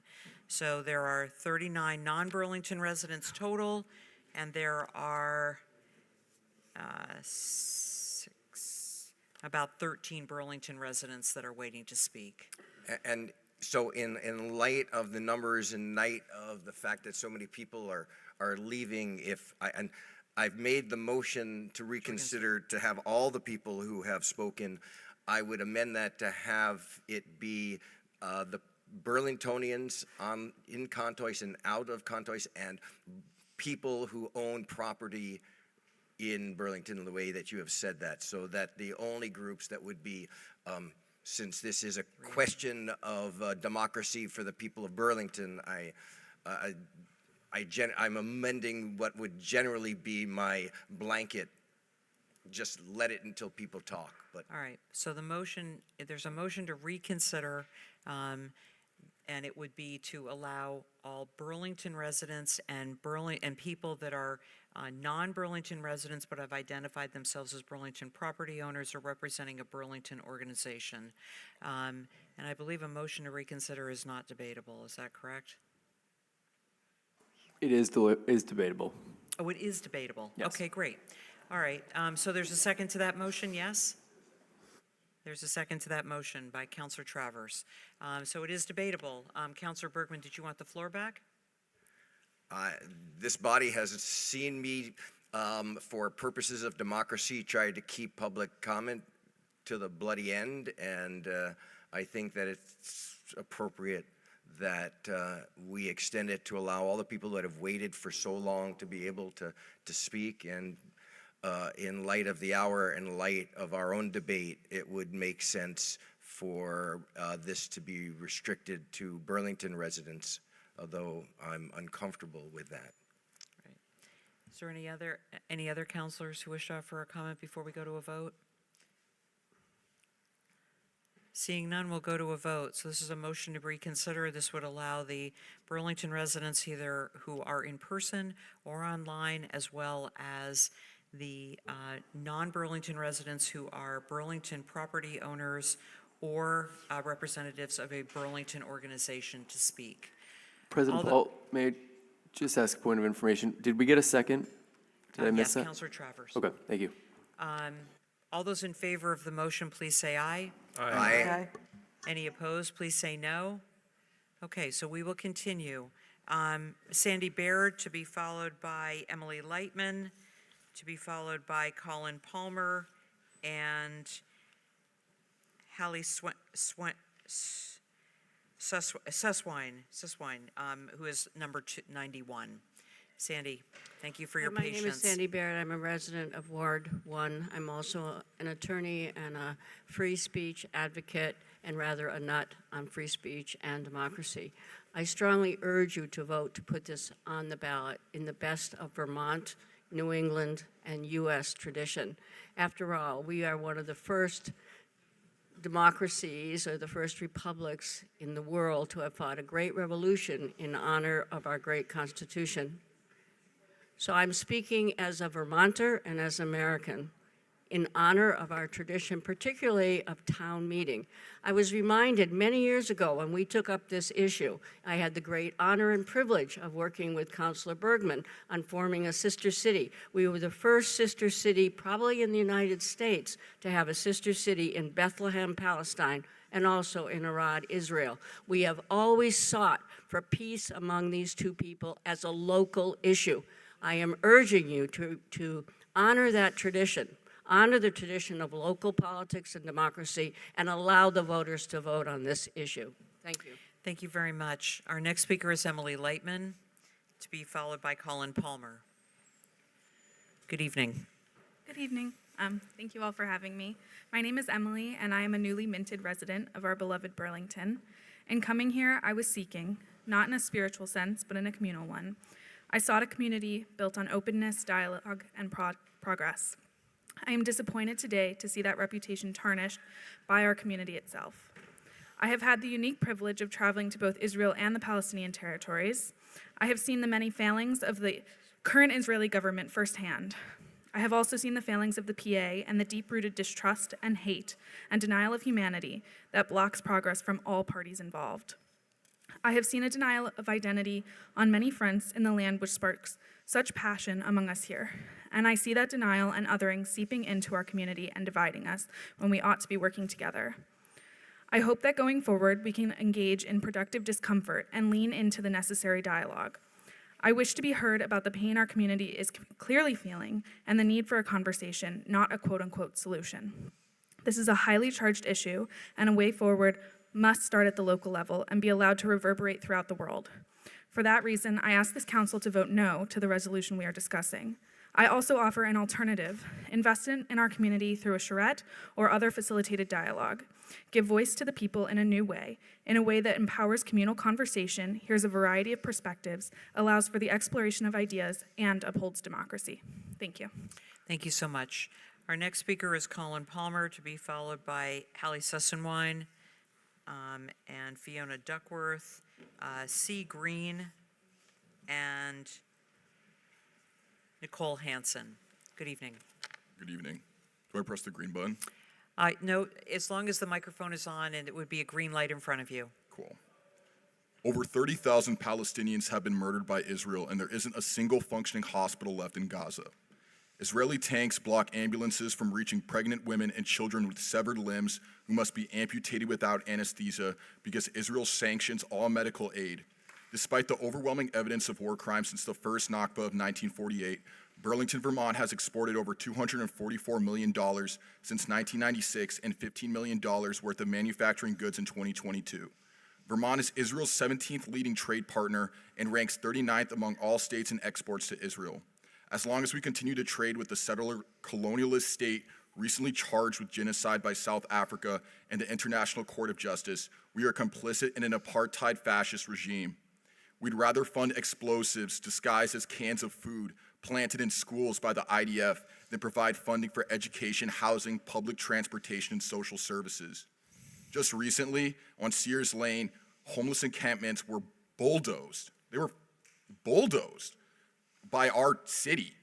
We demand an apartheid-free Burlington to be put on the ballot because Israel's war crimes are just as much of an international issue as much as it is a local issue, and nobody is in more danger than the lives of 63,000 injured Palestinians trapped in Gaza who can't receive basic necessities because of Israel's ceaseless Holocaust backed by the United States. Thank you. Thank you so much. Our next speaker is Hallie Susswine, to be followed by Fiona Duckworth. Good evening. Good evening. All right. On October 7th, my friend Yanai Kaminka was brutally murdered. I waited by my phone, searching for the names brutally massacred, and I watched, waiting for the names of the people I lost and waiting for my friends to tell me that they were alive. If it wasn't for the Iron Dome and for bomb shelters, I myself would also not be alive. For those of you calling Israel an apartheid state, I have a question for you. Have you been to Israel? This is pure anti-Semitism and hate. And I see the smirks and the quiet laughs of the people upstairs earlier. This is hate and this is immaturity. I feel unsafe in Burlington, like I just heard over here. I feel unsafe in Burlington and on campus. I'm surrounded by people who think the killing of my friends and the raping, the beheading, the burning, and the kidnapping of my loved ones is somehow acceptable. Many people here only just learned about this. This is my life, along with many other people on both sides. I urge you to vote no and to help us find a path of peace that does not alienate any citizen.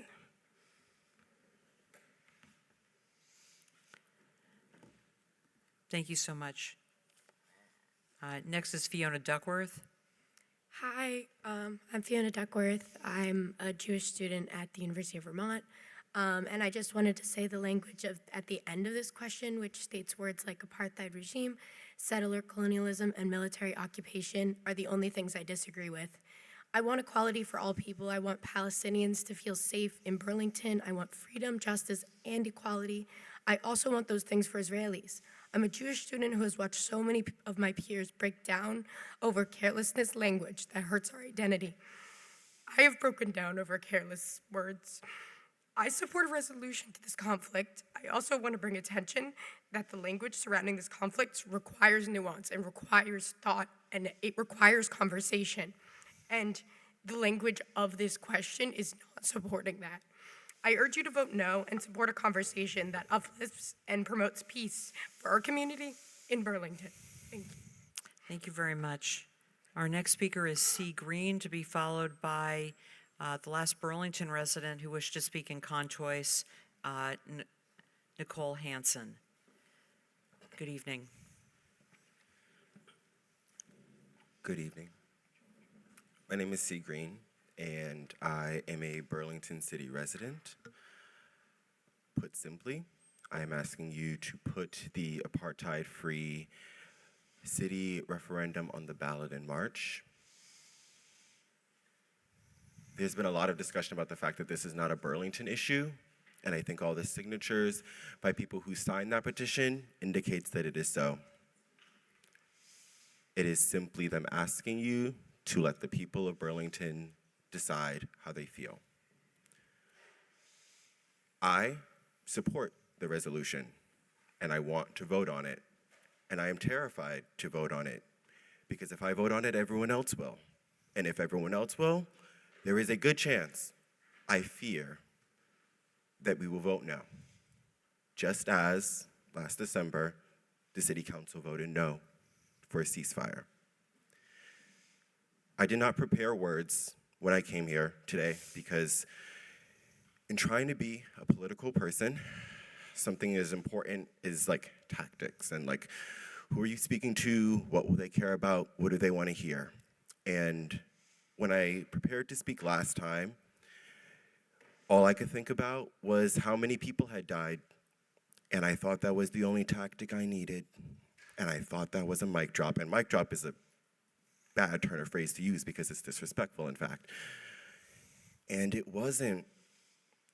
And now I'm like, what could I say that's better than that? What could we all say that's better than like tens of thousands of people have been killed? We think that's a problem. We're asking you to simply say that that killing should stop. And it's a no. I also wanted to say that I don't have enough time. Thank you so much. And our last speaker, Burlington resident joining us in conchoice, is Nicole Hansen.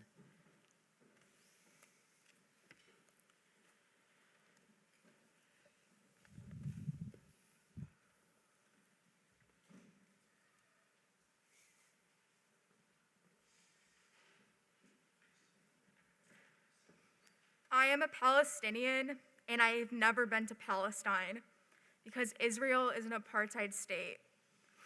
I urge you to vote yes on putting the apartheid-free measure on the ballot. The walls in the West Bank don't just separate Israelis from Palestinians, but they separate Palestinians from Palestinians.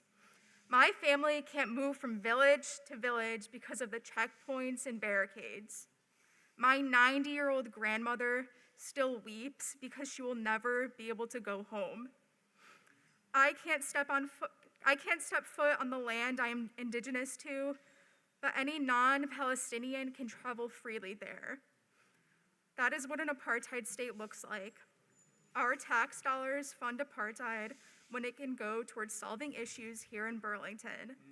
Let us vote against apartheid and let us be a democracy. Thank you. Thank you very much. So we have a number of people that are Burlington residents that are joining us online, and we'll put the timer up and go to them. The first speaker is Robert Etter, and Robert, I don't see you online. If you are, just let me know, and you can just use the raise hand function. The next speaker is Zev Chasen, and I did see you, yes. You should be able to speak now if you just unmute your microphone. Hello, my name is Zieva Levina Chasen. I'm a proud Jewish woman. I grew up in Burlington. My Abba was a rabbi of Ohio Zedek until 2015. I'd like to thank the council for attempting to stifle democracy. You're making my job as a radical so much easier. I don't even have to open my mouth for people to see what a joke America's quote-unquote democracy is. You're the fig leaf of Burlington's absolutism, barely covering the undemocratic nature of this part of the empire in decay. You can't be the body that delivers justice to anyone. What you can do is what I recommend Burlington's Jewish misleadership do as well. Get out of the way and let the people's voices be heard. The substance of truth does not change, nor does the substance of freedom. The truth is that this resolution is not simply a foreign policy issue. Hisham al-Ratani, Kenan, Abdal Hamid, and Tashin Ali Ahmad were shot in the neighborhood I grew up in. The truth is that Zionism is not compatible with Judaism. You don't need to be a Jew to be a Zionist. You just need to be a racist. The truth is equating Israel and Zionism with Jews and Judaism is deeply anti-Semitic. The truth is Israel is guilty of genocide and apartheid. Jewish freedom can't come from the bloody hands of America, a country that welcomed the remnants of the Third Reich, nor can it come from Israel, a country founded on the words of Theodore Herzl, quote, "The anti-Semites will become our most dependable friends," unquote. Treating these countries as friends of the Jewish people is nothing less than leading our people to a slaughter at the hands of a crumbling empire as it reaches frantically for scapegoats. The truth is Jewish freedom will always and forever be found in the fight against injustice, proudly standing side by side with our Palestinian siblings. Finally, we're talking about a genocide. Fuck civility, fuck respecting this body that can't even allow a facade of democracy. I'll consider civility after a ceasefire, not before. Don't fucking count on it, though. Long live Palestine. Thank you so much, Zeva. The next speaker is Valerie Goldberg, and there is someone who's just under the name Val. I'm not sure if this is you. I have enabled your microphone. If you could unmute and just let me know if you're the person I'm looking for. Hi, yes, that's me. Thank you. Sure. I'm a little bit shocked that we're allowed to use using F-bombs and that's not being upheld, but I'm a mother. I am a woman, and I am looking for my fellow women's rights leaders. I am looking for, there are women right now in captivity, held hostage by Hamas, and our liberal city that respects women are okay with them being raped, okay with them having no medical care, and we're okay with having hostages. We cannot accept no on this ballot because definitions and words have meaning.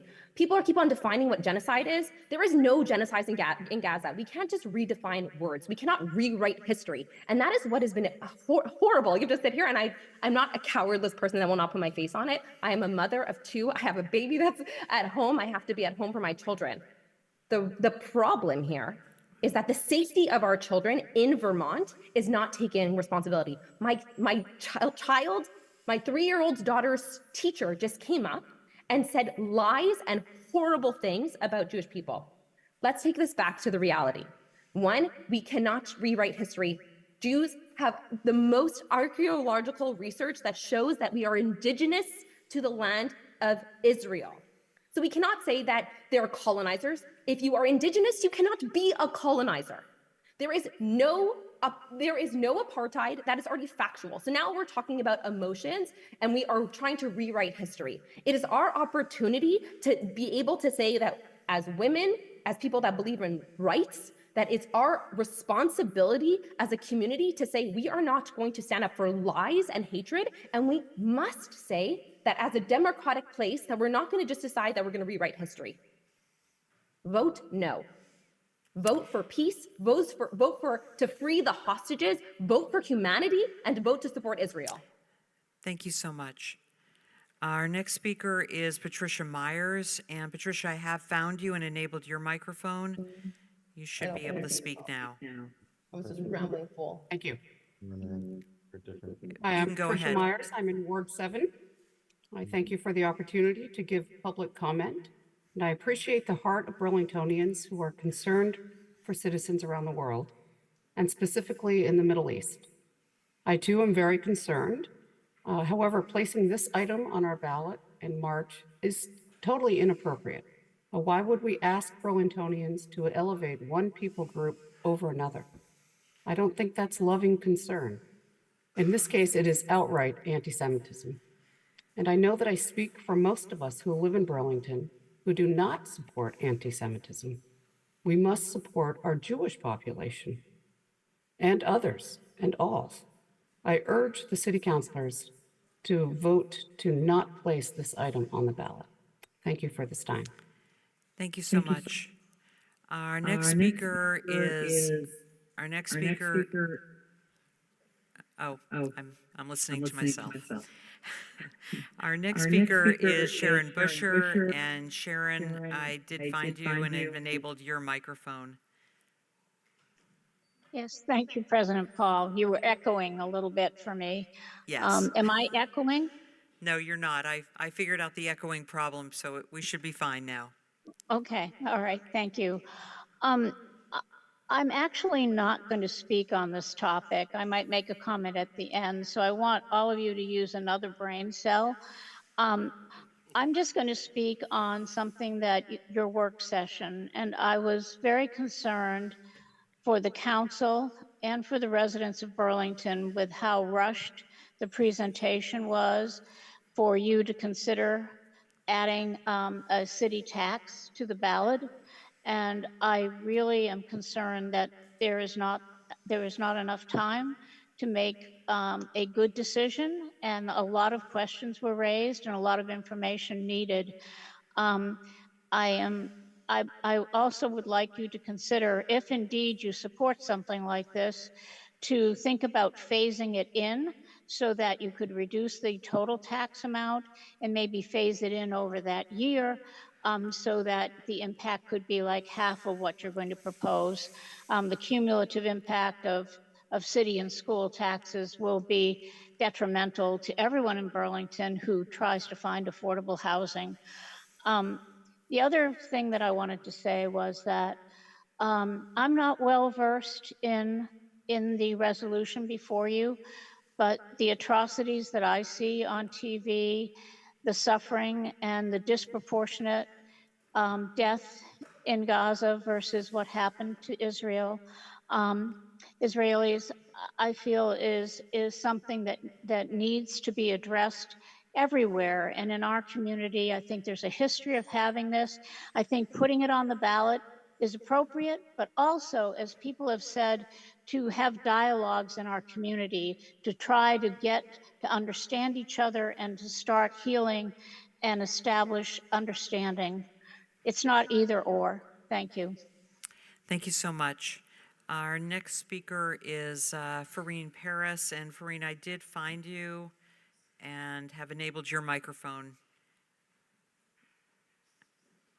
Thank you so much, Council President. It's been a long night for everybody, and trying to honor the various states of mind, hearts, and spirits that we're all holding. I think for me, in trying to be mindful of not repeating information, a reflection that I'm sitting here with on this evening is remembering a declaration that many people on this council supported. July 17th, 2020, our committee's declaration of racism as a public health emergency. And in this,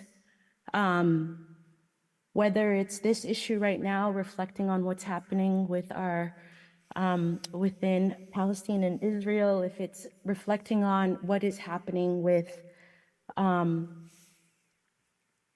the energy and conflict happening within our brown and black community, if it's reflecting on what happened with youth boys of color being charged as adults, I keep coming back to we as a community said that we understood that racism was a public health emergency, yet we have wavered away from that over the last 3+ years. And I'm thinking about just all the harm that is existing in this room. Whether you're for or against this vote, this being on the ballot, what I am deeply concerned about is the just collective state of our community. I'm concerned about all of you as council members. It is very clear that you are holding so much. You keep kind of showing up on these Mondays, and I don't know if I have all the faith and confidence that you are even in the right place to hold what it will mean to vote this evening, because you too are human. And I'm just inviting all of us to then just reflect on the fact that we're really fighting over the fact that people just want to have a democracy. Thank you so much. The last Burlington resident who is joining us online is Dee Graham, and Dee, I have found you and enabled your microphone. Go ahead, please. Can you hear me? Yes, we can. Go ahead. Great, thank you.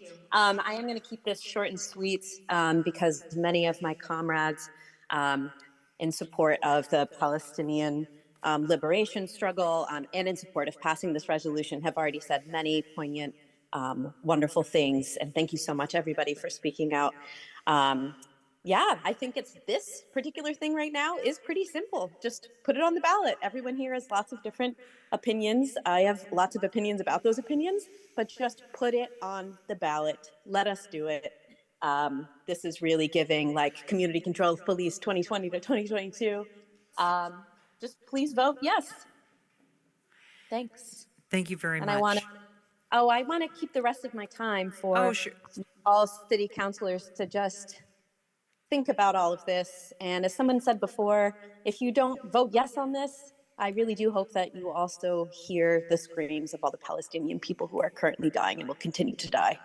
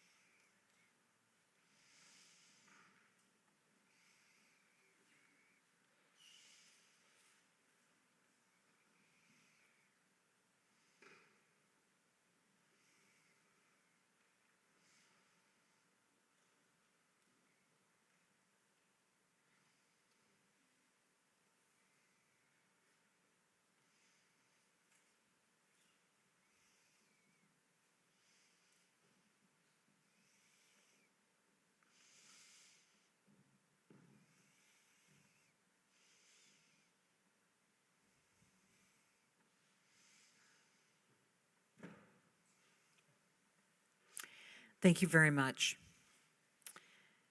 We do have one person who is online who has used the raise hand function. As I said earlier, there's going to be no exceptions to the rule that you need to register in order to speak during public forum. So if you do that before we finish public forum, then I'm happy to recognize you if you are a Burlington resident. If not, I'm unable to do that. So we'll return back to Contois, and there are three either non-Burlington residents who are either Burlington property owners or representatives of a Burlington-based organization.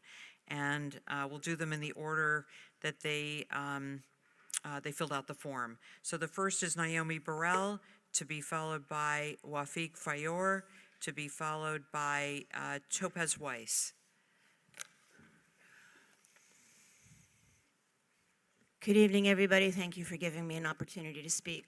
I am the Director of Youth Education at Ohavi Zedek Synagogue. I speak to you tonight as someone who has a degree in Middle East history, who has done peace work amongst Jews, Muslims, and Christians. More importantly, I speak here as a Jewish educator who has worked in this community for many years. In my position, I work with a wide variety of populations from toddlers to adults, and I can tell you that this Jewish community is scared. We have preschool parents who are afraid to bring their kids to the synagogue for school. I have teens who are being verbally attacked in the hallways and lunchrooms of their middle schools and high schools. I have UVM students teaching at our religious school who are exhausted by the situation on campus. And now, just yesterday, I heard about an elementary school child being singled out for being Jewish by their peers. In second grade. This is anti-Semitism pure and simple. I'm sure that the City Council did not intend for this possible ballot measure to become a catalyst for this wave of hatred. Unfortunately, many in this city are equating anti-Semitism and anti-Israel rhetoric with anti-Semitism and acting upon it. Burlington Jewish families are afraid, and their fear will only increase if the council decides to vote yes, giving a green light to this discrimination. The idea of seeing lawn signs about this possible ballot measure while driving to work or the grocery store would be disturbing at best and cast the very complicated Middle East conflict into a stark yes or no light where even well-informed people are challenged to grasp all the nuances. This ballot measure is destructive and will serve no purpose other than to foment more division, something that a progressive city such as Burlington should reject. I ask the City Council to put a stop to this now by voting no. Let's take our issues into a more constructive direction. Thank you so much. So just for the council, we'll finish the last two people to speak in public forum, and then we'll go to a motion to suspend our rules. The next speaker is Wafik Fayor, to be followed by Topaz Weiss. Good evening. Good evening. Assalamu alaikum. Thank you for opening this discussion. I am a Palestinian refugee, and I am a product of the Israeli occupation and apartheid. You can talk about apartheid, denying it, compare it to anti-Semitism as much as you want. But first, I want to discuss that it is a local issue. As long as United States support the state of Israel, send it weapons, and part of the war room in Israel, your taxpayer and your responsibility to stop that. You want to solve the housing problem and healthcare problem in this town, stop aid to Israel. And now, the second thing, I am here for opening dialogue, as they say, how this problem can be solved. And we have to copy another kind of apartheid happen. In South Africa, when it happened, this community said it is apartheid. And many other communities announced it's apartheid. And after that, the boycott of South Africa brought justice and reconciliation. You have to put the pressure on Israel. You cannot close your eyes on it. Why? Because you are part of this problem. All of you part of this problem. The last thing, we believed you when we went for the ballot and we collected signatures. Respect your democracy, otherwise nobody will believe it. Vote yes. Thank you so much. I was mistaken. There actually are two other people I did not realize, and we're just going to go in the order that they submitted a form. The next speaker is Sergey Shipaner. I'm sorry, what? What? Sergey Shipaner. Thank you so much. Welcome. Yeah, there's two people. Yeah. Mhm. Is it on? Yes, go ahead, please. Thank you. Folks, this is the third time in less than 3 years, second time in 6 weeks. Tonight, we ask the council not merely to reject this thrice recycled toxic hate, but to look the Jewish community of Burlington in the eye and tell us that this is not coming back. That our spiritual and civic leaders will not be thus harassed again. In 2021, upon hearing community's response, the proponents had pleaded surprise and ignorance. They apologized for unknowingly having scheduled public debate right before Yom Kippur. Last December, no more pretense. They openly taunted us right in this room with wishes of happy Hanukkah while pushing their poison. They scoffed at the harm to the community. What is so divisive? As if deaf and blind to the tension right around them. They snidely lectured the rabbis in front of them on what counts as anti-Semitism.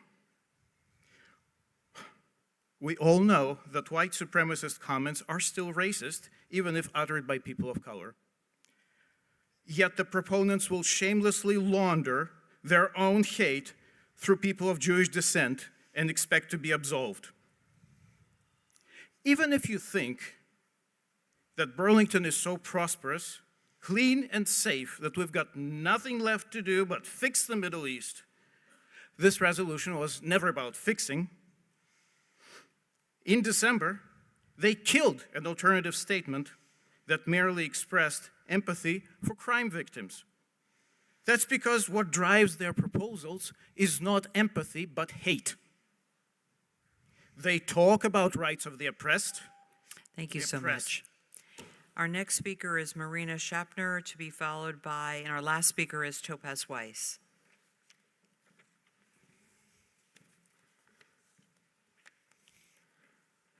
Dear members of the City Council, I'm speaking here today as a Jewish refugee from the former Soviet Union. I grew up with the vilification of Israel in the media and by the government agents, regardless of Israel's actual actions or historical events. My parents brought me to the US to escape such harmful rhetoric and the inevitable anti-Semitism and discrimination stemming from it. My father, a Holocaust survivor, passed away this past December. He recalled that despite his early experiences with anti-Semitism in Ukraine, the turning point for him was the Arab-Israeli War of 1967, when the Soviet propaganda switched off overnight from casting Israel as our socialist friend to casting Israel as an oppressor after Israel won this war of self-defense. Since that time, he knew that he wanted to emigrate to the West. Fast forward a decade, and I was called a kike at the age of 5, while my husband was called an Israeli aggressor. These terms were interchangeable and normalized in the Soviet Union. Neither of us knew what the terms meant, and so began our practical education in anti-Semitism at the age of 5. I have vivid memories of thinking through my options when a drunk was punching the air and screaming about the Jews selling Mother Russia in a train car. I remember wondering who would stand up to protect me if he figured out I were Jewish.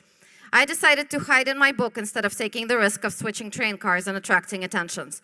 Since the brutal attacks by Hamas on the Israeli civilians in October and the war that followed, I have felt increasingly unsafe for myself and my children in our community. Anti-Israel rhetoric may mean nothing to you, but I know that it eventually leads to violence against the Jews across the world and not just in the Soviet Union. When Hamas calls for a global day of rage, that may feel like a remote possibility, but for me, it invokes the regular threats of a Jewish pogrom from the Russian anti-Semites I experienced as a teenager. It takes a lot of effort to stay strong. Dr. Martin Luther King Jr. wrote that had he lived in Nazi Germany, he would have helped and confronted my Jewish brothers, even though it was illegal. Thank you so much. Our last speaker is Topaz Weiss.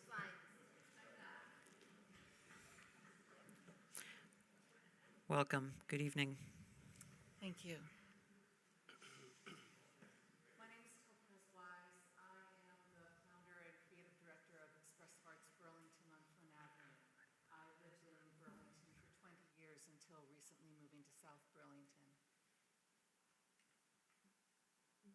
so much said, and I feel kind of pressure that I'm the last speaker tonight. And so I think what I want to say is that it is horrendous what is happening in our world right now. It is horrendous what is happening in Gaza and Israel. It's horrendous what is happening in Sudan. It's horrendous what has happened in Syria and Yemen, and there are so many places, Myanmar, we can go on and on. And what we have is we have right here. And we can choose to allow love to guide us. We can choose to allow that which harms the least people to guide us. In front of my studio, I have a doodle board, and I also have Scrabble letters. I don't know how many people in our town know that I am a Jewish woman, but I do know that I have come to my studio to see swastikas and to see in the Scrabble letters anti-Semitic phrases that I will not repeat, things that have shook me to my core and caused me to feel unsafe. I know that it feels really terrible to be helpless in a situation where the world is breaking, and we all want to feel like there is something that we can do. And I think that this referendum is an attempt to do something. But I want to say that this referendum will hurt the Jewish community here, for those of us who may be the product of anti-Semitism. Thank you so much. And that will conclude our public forum. Thank you all. Thank you to everyone who came and spoke with us. We are beyond the hour of 10:30. In order for us to proceed, we need a motion to suspend our rules, and I would encourage us to have that motion to include completing our agenda. So Is I there would anyone- so move the suspension of the rules to complete our agenda. Thank you so much, Councilor Bergman. Seconded by Councilor Jang. I assume there's no comment on that, so we will go to a vote. All those in favor of the motion to suspend our rules to complete our agenda, please say aye. Aye. Any opposed, please say no. So that passes. We will continue with our agenda. The next item, that brings us to our deliberative agenda. We only have one item on our deliberative agenda, and we'll do our best to keep to that. In terms of, the only thing I just wanted to remind councilors of is our 5-minute rule. Please self-monitor and be mindful of your time. That means that when you begin speaking, you have 5 minutes, and that is per round, and we'll see if we can't bring this to a close after a round or two. If you do pass the 5-minute rule, I will kindly interrupt you when your time is drawing near, and would ask that you just be respectful of all other counselors by keeping to that rule. The first and only item on our deliberative agenda is 5.1, which is a resolution, March 5, 2024, the annual city meeting, an advisory ballot question regarding the pledge of the mayor and city council. And for this item, I will go to Councilor Bergman for a motion. So I would move to waive the reading and adopt the resolution putting the petition ballot item on the town meeting day ballot and ask for the floor back after a second. Thank you so much. Seconded by? I'll second that. Seconded by Councilor McGee. Councilor Bergman, you have the floor back. Councilor Hightower, I do see that your hand is raised, and we'll go to you after. Go ahead, Councilor Bergman. Thank you. So why am I sponsoring this resolution and voting to put this question on the ballot? The fundamental reason is to support democracy. I've done this for over 40 years, petitioning and placing questions on the ballot. Just one example, the nuclear freeze ballot item in March 1981. Like U.S. aid to Israel, my and your tax dollars were directly at issue, and many lives and the livability of the planet were and are at stake. But more than the particulars, it was and is about the right of people to have a real and meaningful say on the issues that matter most to them. And when over 1,600 verified voters sign a petition asking for an issue to be brought to a community vote, that means that the issue matters to them and that they believe voting is real and meaningful. I've looked at every single email that we've gotten, and I have been struck by how widespread the support for placing this question on the ballot has been in my ward, Ward 2. I'm also struck by how widespread the support is throughout the city in all wards. I believe we owe it to all Burlington voters to have the right to cast their votes on this question of great concern. Deny that right, and we weaken democracy, and I cannot do that in good conscience. I want to briefly respond to some of the criticisms. There's a criticism that putting this on the ballot is decisive. It is just plain clear that our community is divided on this issue, and keeping this off the ballot will not bring this community together. Far too many people have signed this petition and called on us to put it on, to have unity be the outcome of keeping it off the ballot. The war in Gaza, the occupation of the West Bank, the calls of Netanyahu rejecting a Palestinian state and for Israeli control from the Jordan to the Mediterranean, these all feed the conflict. Calls for the elimination of all Jews from the land do too. The cycle of hate and despair is at least a century in the making. Acts on the ground there feed the belief that violence is the way to bring security and liberation, and we and the rest of the world will continue to be divided until there is a peace that addresses the root causes of this conflict. Keeping this item off the ballot and ending the citywide debate on that and the issues will not change that. The organized opposition has particular criticism about the pledge part of the question. They argue the characterizations are wrong and therefore we should not place it on the ballot. They also say that it's one-sided and doesn't condemn atrocities and mistreatment by other countries against their own peoples, say in China, Myanmar, and Syria. To this I say, this is what elections are for. Let us have a civil, honest, and full debate on apartheid and democracy in Israel, on settler colonialism and the displacement and rights of return of Palestinians, on the military occupation of the West Bank, the blockade of Gaza, and Netanyahu's claim that Israel must militarily control the land from the Jordan to the Mediterranean so Jews can be safe. Voting to place this question on the ballot does not say you agree with one side or the other. It says supporters and opponents can and should have that debate, and in the end, the voters will decide who they agree with. This council could even sponsor such a debate. Don't deny the voters of Burlington this opportunity by keeping the petition question off the ballot. I am struck by how many opponents scolded us by saying that we weren't elected to act on this initiative, to stop wasting time, energy, and money on it, and to just do the job we were elected to. Because this is just so wrong. We have to act on this because it was brought by the voters to us, and this is our job that we were elected to do. I also want to say that what we do on the international stage is not a waste of time. It matters. When we voted for the freeze in 1981, only a few towns in Western Mass had done so, and we were joined by only 11 towns in Vermont that year. But you know what?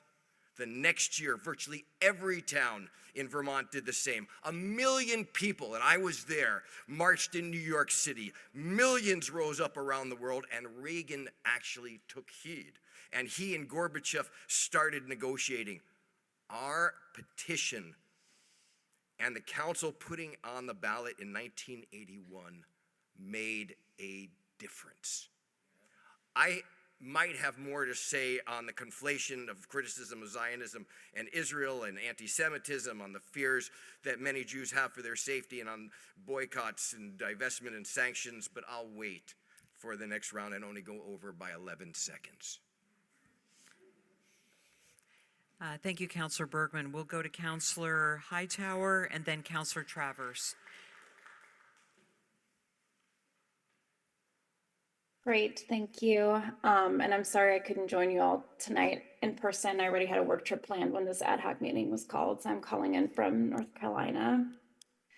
I have learned a lot from the conversations I've had with people on both sides of these issues, as well as people who are more in the middle on these issues. People have sent me books and articles and statistics, and I've absorbed what I can with the time that I have to dedicate to this issue. And I do wish that things came to the council less, because I'm afraid that there's not a lot of people who listen and learn and change because of what they've learned. And so I don't think there's many of us. However, like, we don't have control individually over what comes to the council collectively, and we do need to be more educated on this issue. And I think in particular, as a city that has had a hate crime happen in our city, we need to show that we need to come together and that hate has no room here, and we need to have a conversation about what happened. And that said,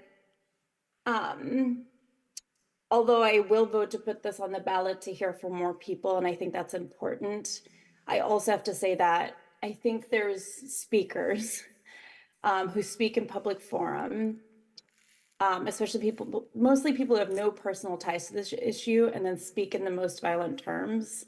And I don't know what people's heart is or their intentions, but sometimes it doesn't feel like it is to educate or to change mind, but simply that people are unaffected by the pictures they paint.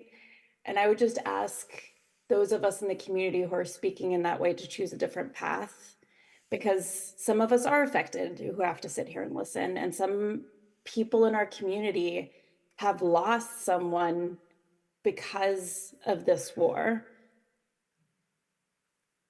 And there's people in our community who are afraid.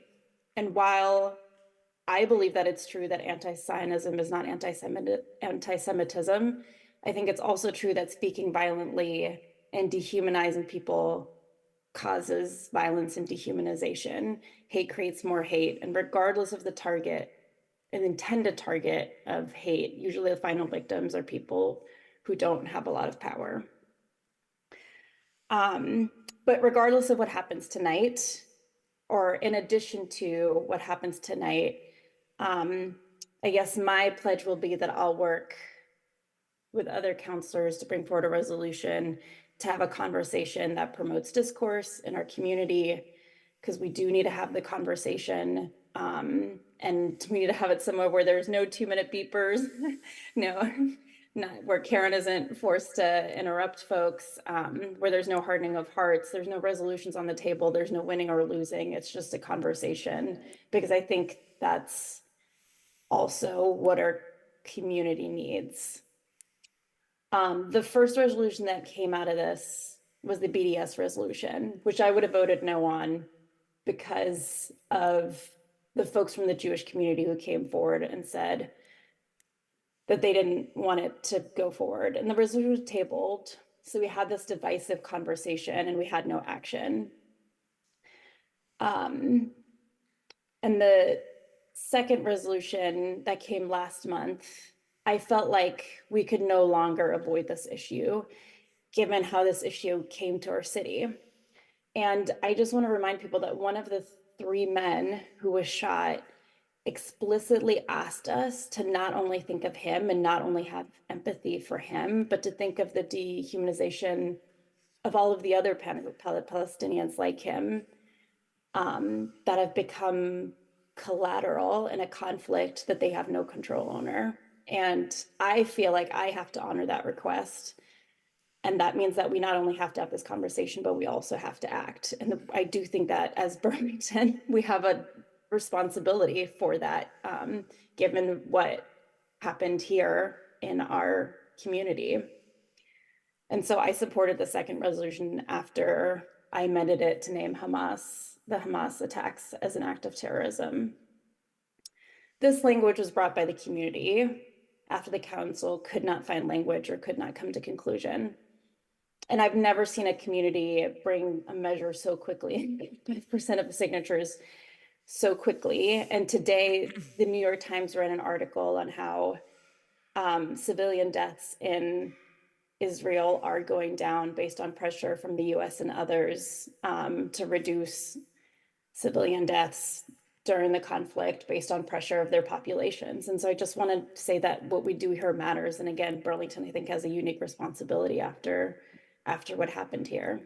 Thank, And all that said, I think I've got a couple more seconds, is that I would amend it. After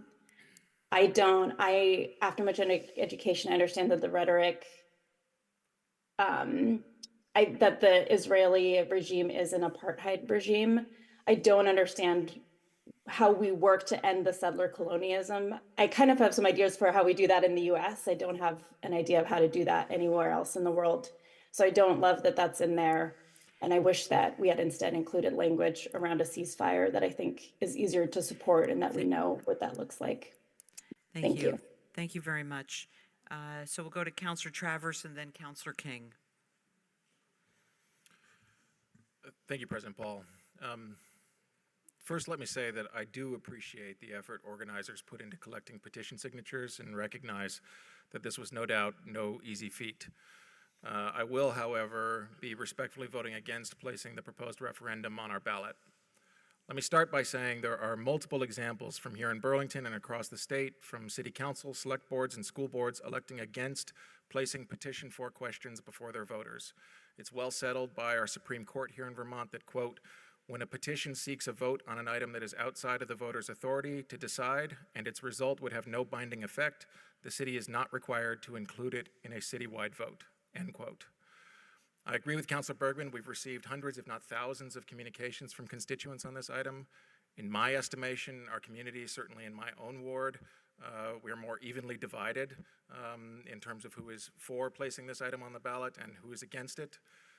In considering our vote on this item, the biggest concern for me is the hundreds of comments we've received and heard from members of our community who are unsettled, hurt, and afraid that for the third time in 2 years, their city council is taking up a measure that is solely critical of Israel. Here in Burlington and around the globe, acts of both anti-Semitism and Islamophobia are on the rise. Our local houses of worship have felt the need to hire security to protect their members, including their youngest members. Our school district recently sent a letter to parents about how our Jewish and Muslim kids are feeling unsafe and unwelcome in our community. We saw tonight that when a young woman bravely spoke and pleaded with this room to not equate what is occurring in Gaza to the extermination of 6 million Jews in the Holocaust, she was widely met with laughter. And as I'm making my comments here, I continue to hear laughter in the audience. And we question why those folks would feel unsettled and unsafe. On the City Council and in our community, I appreciate that most have been able to engage in civil discourse over our differences. This is not true for many, however, and the differences of opinion on this issue are often charged. I am deeply concerned that placing this question on our ballot is more likely to cause further division and harm in our community than it is to solve the tragedies that continue to unfold in the Middle East. Is a voter who is against this measure supposed to feel comfortable publishing an online post, speaking out at a public meeting, or placing a sign in their front yard encouraging their neighbors to vote no on this measure? Will they too be told they love racism, that they love apartheid, that they are pro-genocide? I hear folks in the audience saying yes. Will nightmares be wished upon them for the rest of their lives? Will threats be made against them and their families? As city councilors, it is our role to put the safety and well-being of our local community first and foremost. When we put a question on the ballot, Burlingtonians must be able to freely state their opinions on this question without having to worry about harm or ridicule being directed their way. That is not the case here. In coming to my decision on this ballot measure, I have also pushed myself to consider the good that may come out of the proposed question. I respect that while the question is far from perfect, it may spur productive community dialogue and debate. To the extent we've been able to have some of that productive debate tonight, I agree with the speaker who said that this has been a successful campaign. We do not need this ballot question, though, to keep this discussion going, and I would be happy to join Councillor Hightower in supporting any efforts that foster open and respectful community discussions on this issue and the issues surrounding the proposed referendum. Thank you. Thank you so much, Councillor Travers. We'll go to Councillor King.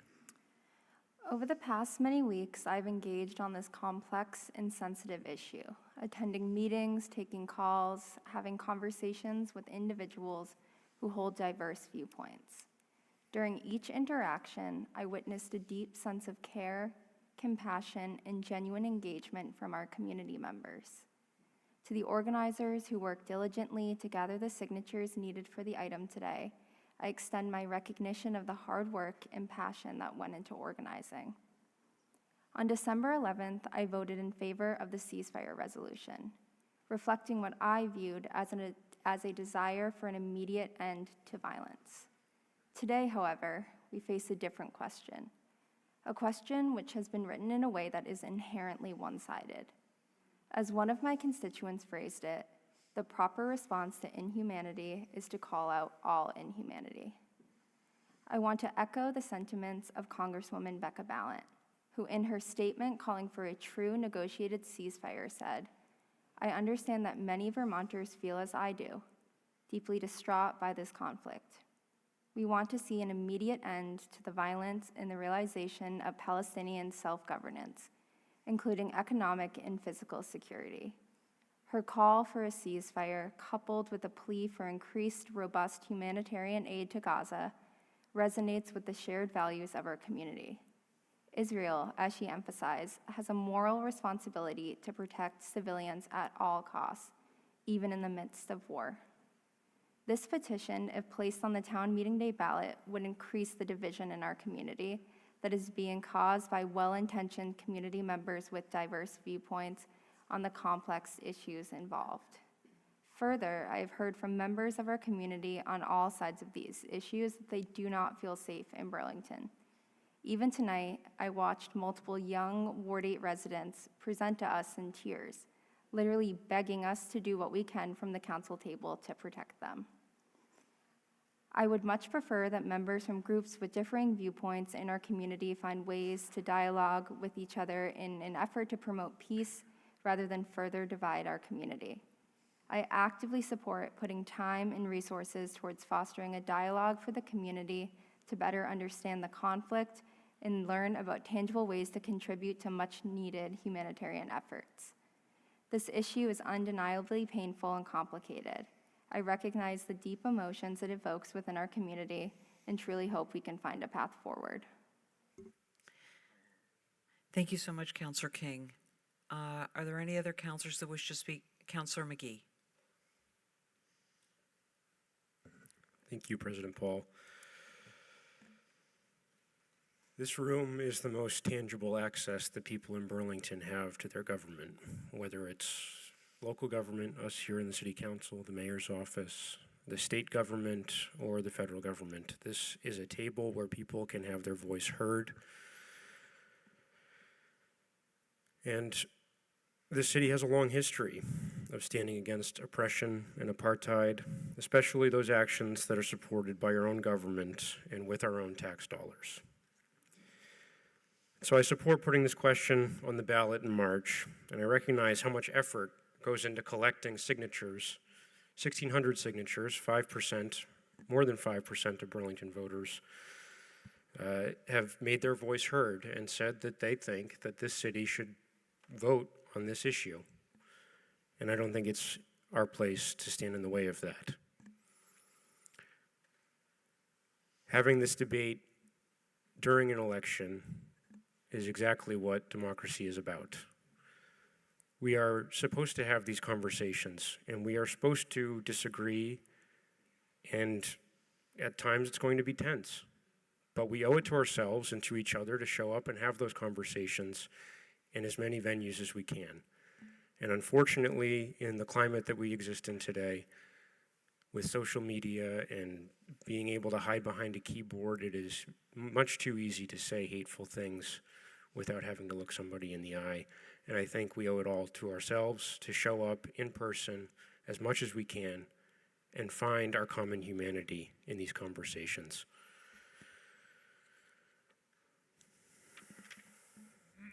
I say again that this room is the most tangible access to government that Burlington residents have, and the ballot and the ability to put advisory questions on it is the most direct form of democracy that we all have. This council should not stand in the way of the people's right in a democracy to make their voice heard at the ballot box, and that's why I'll be supporting this measure tonight. Thank you. Thank you so much, Councillor McGee. Is there any other councillor who wishes to speak to this? Counselor Carpenter? Yes? Thank you. The previous speakers are really very articulate, and I don't want to repeat what they have said, but I cannot support putting this on the ballot. The Vermont tradition that allows advisory, non-binding referendums was structured for our common good. And what I have heard and felt and seen from people, this ballot will not serve the common good of the citizens of Vermont. I mean, I have somebody probably in this room who's been to more town meetings. I've seen the purpose of that, and it is to bring back to our citizens the support they need. The pledge itself, the first part of the pledge, I think many speakers have acknowledged. Of course, I oppose oppression. I can affirm that. I can affirm most of the stuff in the first 3 stanzas of the pledge. But I don't know what an apartheid-free city means in terms of my governance. No one's explained that to me. How do you implement that? It's a statement, it's a pledge, and I think we need the dialogue that we're all talking about. We need to facilitate that. I too would agree with Councilor Hightower that we ought to facilitate that. The final stanza, people refer to as being undisputable. Well, it is disputable. We've heard a lot, and I have to say I've learned a lot about the history of Middle East in this conversation, and I want to learn more about that. But I'm not ready to pick sides, and that's what this feels like. We've been acknowledging all of the terror, all of the murders, all of the war crimes in the world, and we need to collectively not have that. But one particular ballot item, we'd be balloting every meeting if we picked a side every meeting. And I think conversation is the way we do it. I grew up in Burlington, and we have a strong history of doing the right thing, supporting interfaith activities. Those of you in the room are probably too young to remember Rabbi Max Wall, Bishop Robert Joyce, who brought us together in the early conversations about the Vietnam War. We do have a tradition, but this ballot item is not going to get us that way. It's sitting down. I do appreciate the invitation from the Jewish Voices for Peace, who reached out to personally talk to me. I also appreciate the reach out from the Partnership for Peace. Those are the kind of conversations. I want those folks in the room to have the conversation. And I also want the almost 400 people who emailed me with well-cast personal pleas to not put this on the bottom. It wasn't a form letter. It was all of their personal reasons, quite varied. I would love it if we could take all those emails and sit down and share them with each other and talk about them. And again, this ballot item, while it has certainly induced conversation, doesn't get us where it doesn't get us to the common good that we need to promote peace in our community. Thank you. Thank you so much, Councilor Carpenter. I would like to remind everyone that is still here, we're glad that you're here. We all listened to everything that all of you had to say, and I think we did so respectfully. I would ask the same of all of you. There doesn't need to be any side comments.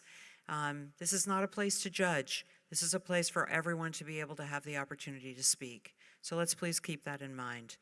Are there any other counselors? Before we go back to Councilor Bergman on the first round, is there any other Councilor Grant? And then we'll go to you. Councilor Grant. Thank you. I have a lot of little things. They may seem all over the place, but I believe that they're relevant. First of all, I do support the college students who shared their story. UVM in the last couple of years had a great deal of controversy with regards to the way they did not react to charges of anti-Semitism. And part of President Garamella's statement at the time was, UVM is a community with a long, proud history of inclusiveness. We denounce hateful actions and respond briskly and decisively whenever those responsible are identified. So I only assume that someone wrote that for him because it's not true. And I know this because I, as a young black woman, was a student at the University of Vermont. University of Vermont has a lot of problems, had a lot of problems, and I just assume he had somebody write that for him because he's only been here for a few years. So shout out to UVM, you can still do better. Now, a quote, Netanyahu's government's indiscriminate bombing is immoral. It is in violation of international law, and the Congress must demand answers about the conduct of this campaign. A just cause for war does not excuse atrocities in the conduct of that war. That was said by Bernie Sanders as he's been trying to work to have accountability in what's happening with the indiscriminate killing that's so indiscriminate that 3 hostages were killed. So we really need to think about this thing. We need to think about the fact it's tens of thousands of people, mostly innocent women and children. And when I look at this ballot item, first I take it as a separate concept of the fact that it should go on the ballot. If we want to talk about vibrant democracy, there's a lot of emails that said vibrant democracy, it would be vibrant democracy to put it on the ballot, and then people would make their decision if they're going to vote for it. I would support it because I believe that this special relationship our country has always had with Israel, and we have sent billions of dollars, and we have sent weapons. We have not sent billions of dollars and weapons to China to oppress the Muslims there. It's not an equivalent, and there were a number of other examples together, and they're not the same because we're not sending all that money there that we could use here. So there needs to be some accountability. With regards to fear in the community, I'm afraid in the community. It's nothing new.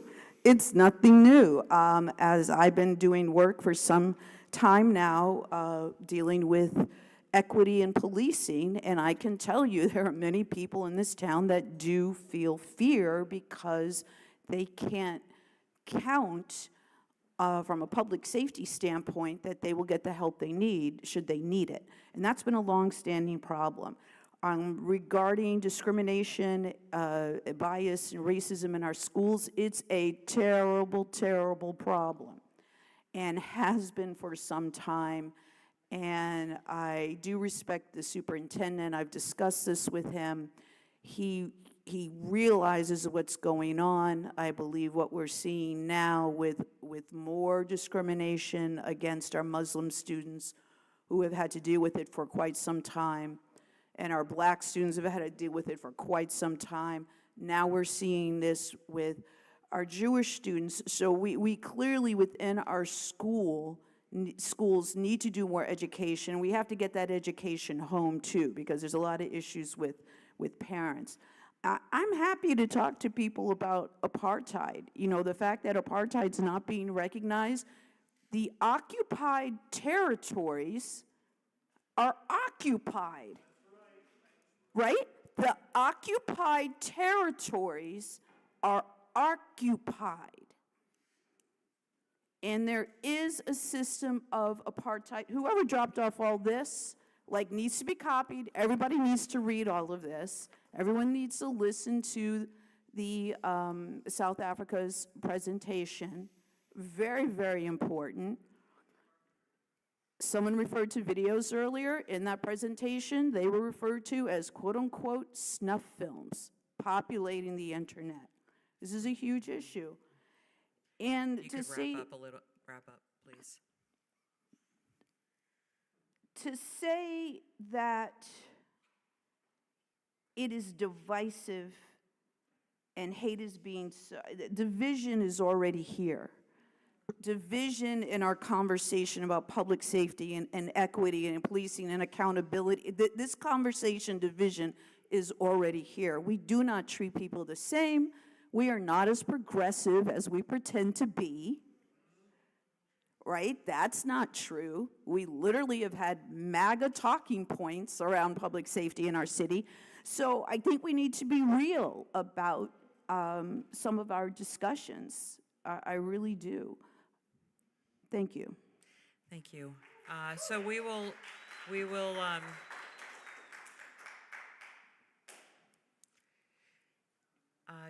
Councilor Barlow, please go ahead.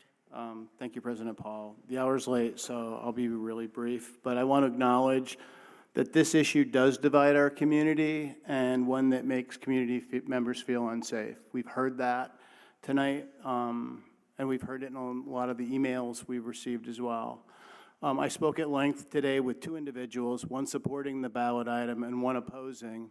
Both had heartfelt and reasoned arguments for their position, and neither are wrong. But one thing's obvious to me, and has been obvious to me, that the ballot is not a healthy way to continue our community conversation and find some common understanding on this, or unity on this really complicated topic. It's really hard to distill this into a yes or no answer on a ballot question.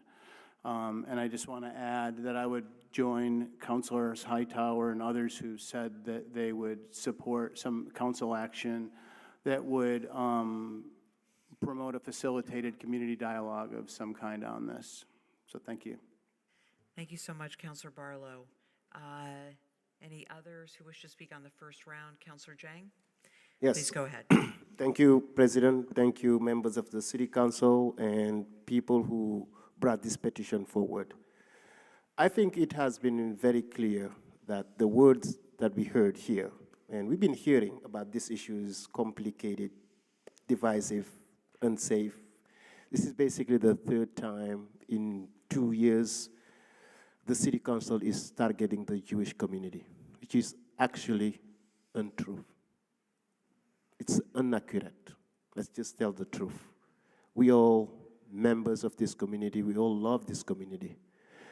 At the same time, we all understand that what's happening between Israel and Palestine is completely wrong.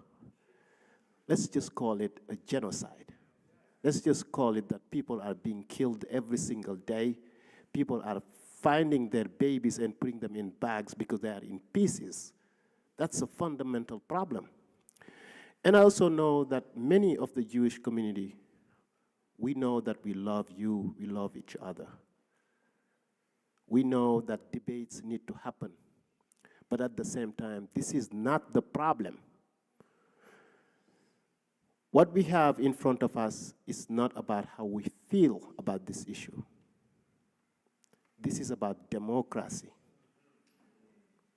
Our fundamental role is to provide an environment that respects the human right and the freedom of speech, in which people can freely express themselves. This is what this ballot item is about. This is not about what's in it. Allow the voters to have a say. I urge the community and every single one of them to please go back and watch a mayoral debate between the party endorsed candidates about free speech, about democracy. Please listen to it, and you will hear the amount of truth. You will hear the level of leadership that this city needs in the next couple of years. It was organized by the school, the parents, I think, of the PTOs. Amazing speech. Please listen to it.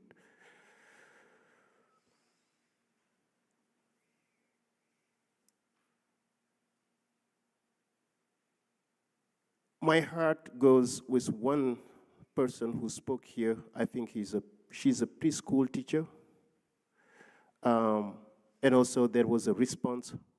I think we are opening the door for more controversy if we don't allow this to go in the ballot. We had one opportunity to call for a ceasefire. We did not do it.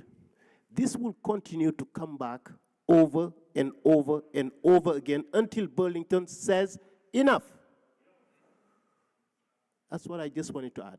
This is nothing about against anti-Semitism. This is not about against Jews, but this is about democracy. Allow the people to finally have a say, and please, I urge you to listen to that debate between the party and our candidate for mayor. Thank you. Thank you so much. I'm not really sure how many times I have to say that. Please do not do that. Okay, please do not do that. There are just a couple of counselors who haven't spoken in the first round. If they don't wish to, then we will go to the second round. Councilor Bergman. Thank you for indulging me on a second round. There are points that I feel that I need to make. Let's start my timer. One is that I'm struck by how criticism of Israel is conflated with anti-Semitism, and this is clearly a long-standing political tactic. But I, as a non-Zionist Jew, do not believe that they are the same, or that strong criticism of Israel is anti-Semitic in and of itself. Regardless of how this vote goes, I hope that opponents and supporters of this petition do a much better job of rejecting this false equivalence. And I hope that supporters continually make clear their rejection, your rejection, our rejection of anti-Semitism, and opponents of the petition reject the conflation that only serves to tie all Jews to wrongful acts of the Israeli government. I understand that the fear that voting on the petition question will increase anti-Semitism and threaten Jewish people in Burlington and elsewhere. You know, my boys are raised here, and about 13 years ago, my younger son was subjected to anti-Semitic taunts on an athletic field with a co-player that got into a mess. It was really quite ugly. 13 years ago. This is not new. I and other members of this council and the mayor I know have regularly gotten emails from a local neo-Nazi. I've gotten them for the last 8 years. I really believe, though, that quashing a vote on this question is not going to lessen anti-Semitism.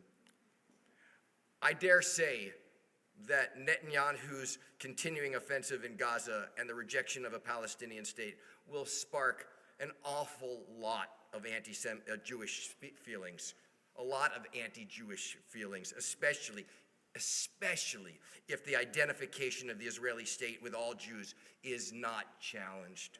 But let me be very, very clear. Anti-Semitism is vile. Threats and violence against Jews are unacceptable, and critics of Israel, and I am one, need to be very clear about this. Reports of increased incidents of anti-Semitism and Islamophobia in our schools is very troubling, and I believe it's essential that supporters of Palestinian freedom are very clear that the work to end the occupation requires a rejection of anti-Semitism, and we really need to do this if we are to end the cycle of hate, including teaching our children. Last point I want to make, although it's maybe a little bit long, but I still got a couple minutes. A new argument against putting this question on the ballot is that this is just a stalking horse for BDS. On its face, it's just not true. But that's really besides the point. One of the most successful strategies of the defenders of Israeli policies in the West Bank and Gaza is to delegitimize nonviolent forms of resistance and equate all resistance with violent extremism, and this includes BDS. The delegitimization of BDS and other forms of nonviolent resistance pushes people to violence as the only viable means to resist oppression. I'm going to quote Jonathan Kutab. He's an international civil rights lawyer and a Palestinian resident of East Jerusalem. And 3 days ago, I received his email on the need to reject the appeal of violence. He is a pacifist, working in the resistance as a Palestinian, and a member of the, a resident of East Jerusalem. And he wrote, "The problem is that once the decision is made to use violence, there are immediate consequences. Victory at any price becomes the goal, not justice, liberation, reconciliation, or peace. The enemy must be dehumanized in order to justify their deaths and the destruction and suffering meted out to them. In the face of such powerful appeals to violence, those of us who believe in nonviolence must redouble our efforts to show that there are effective and worthwhile alternatives that must be considered. Our rejection of violence cannot be a negative or passive submission to the forces of oppression and evil. In fact, Gandhi himself said that if his only choices were violence and submission to tyranny, he would choose violence. When the appeal and temptation to violence is most powerful, when the suffering and oppression is greatest, when the desire for vengeance is compelling, that is when we need to most stand up and say as loudly as we can that violence is not the answer. Let's try to War wrap up. must, I got the last sentence. War must stop, occupation must cease, the siege must be lifted, the struggle for freedom, equality, and self-determination must continue, yes, but with different methods and without violence, destruction, or bloodshed. This is an important message for us, and I'm sorry for taking an extra minute on that. Thank you, Councilor Bergman. Councilor Hightower, did you wish the floor back?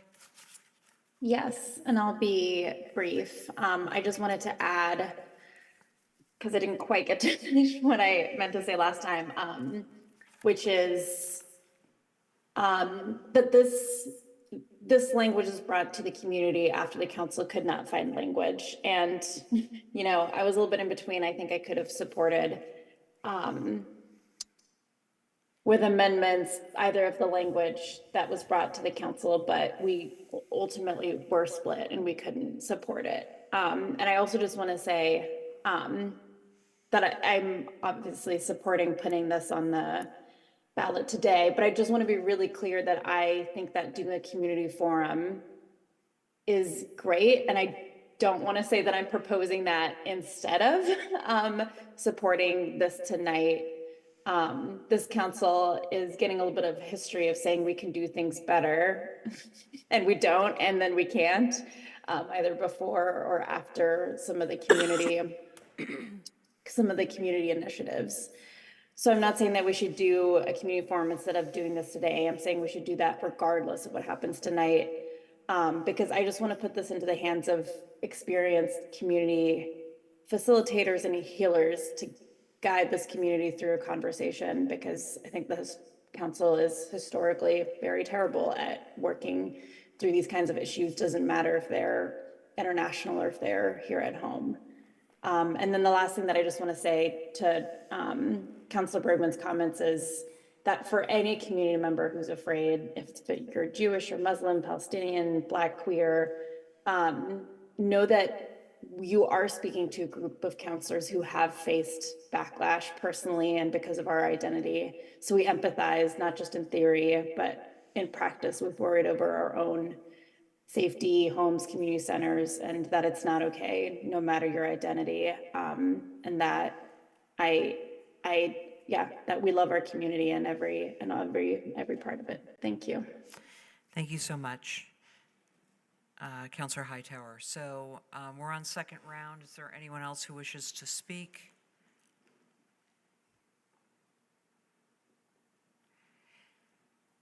Seeing none, seeing no other counselors in the queue. I just have one quick thing to say. Sure. I think we all need to think about as a council what's going on and how we've handled issues. To Councilor Hightower's point, we've not handled certain issues well at all, which is what gets this large amount of community engagement, right? People say we waste time. I don't think it's a waste of time to listen to people from the community talk and tell us what they're thinking. I think that's part of what we signed up for. But we really have been very ignorant and insensitive about certain issues of equity in our community.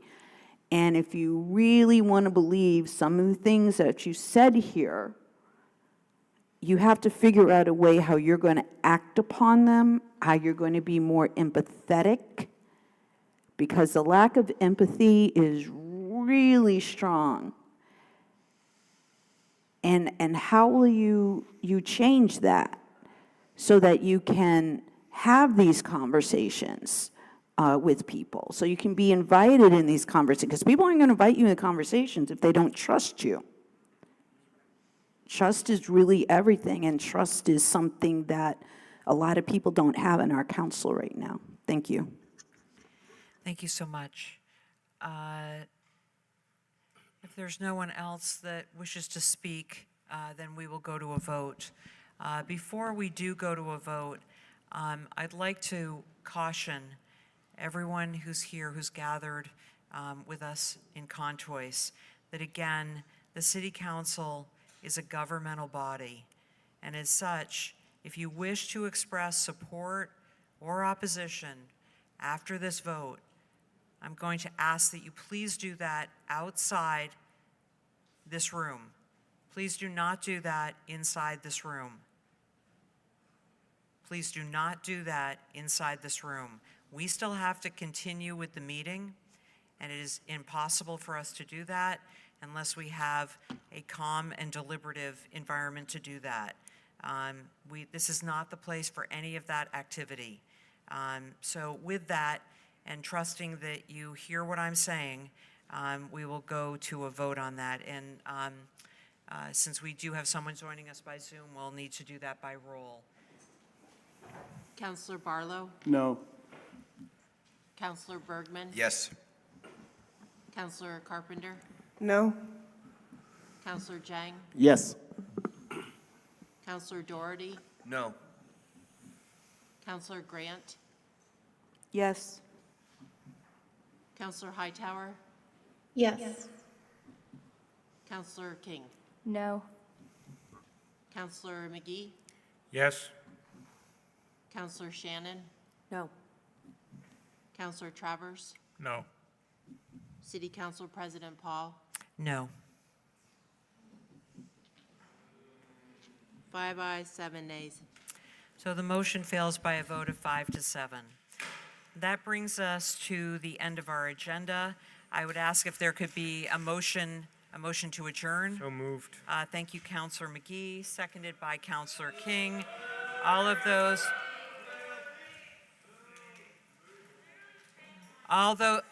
in favor of the motion to adjourn, please say aye. Aye. Aye. Any opposed? We are adjourned. Please keep in mind our next meeting is next Monday, January 29th. Thank you.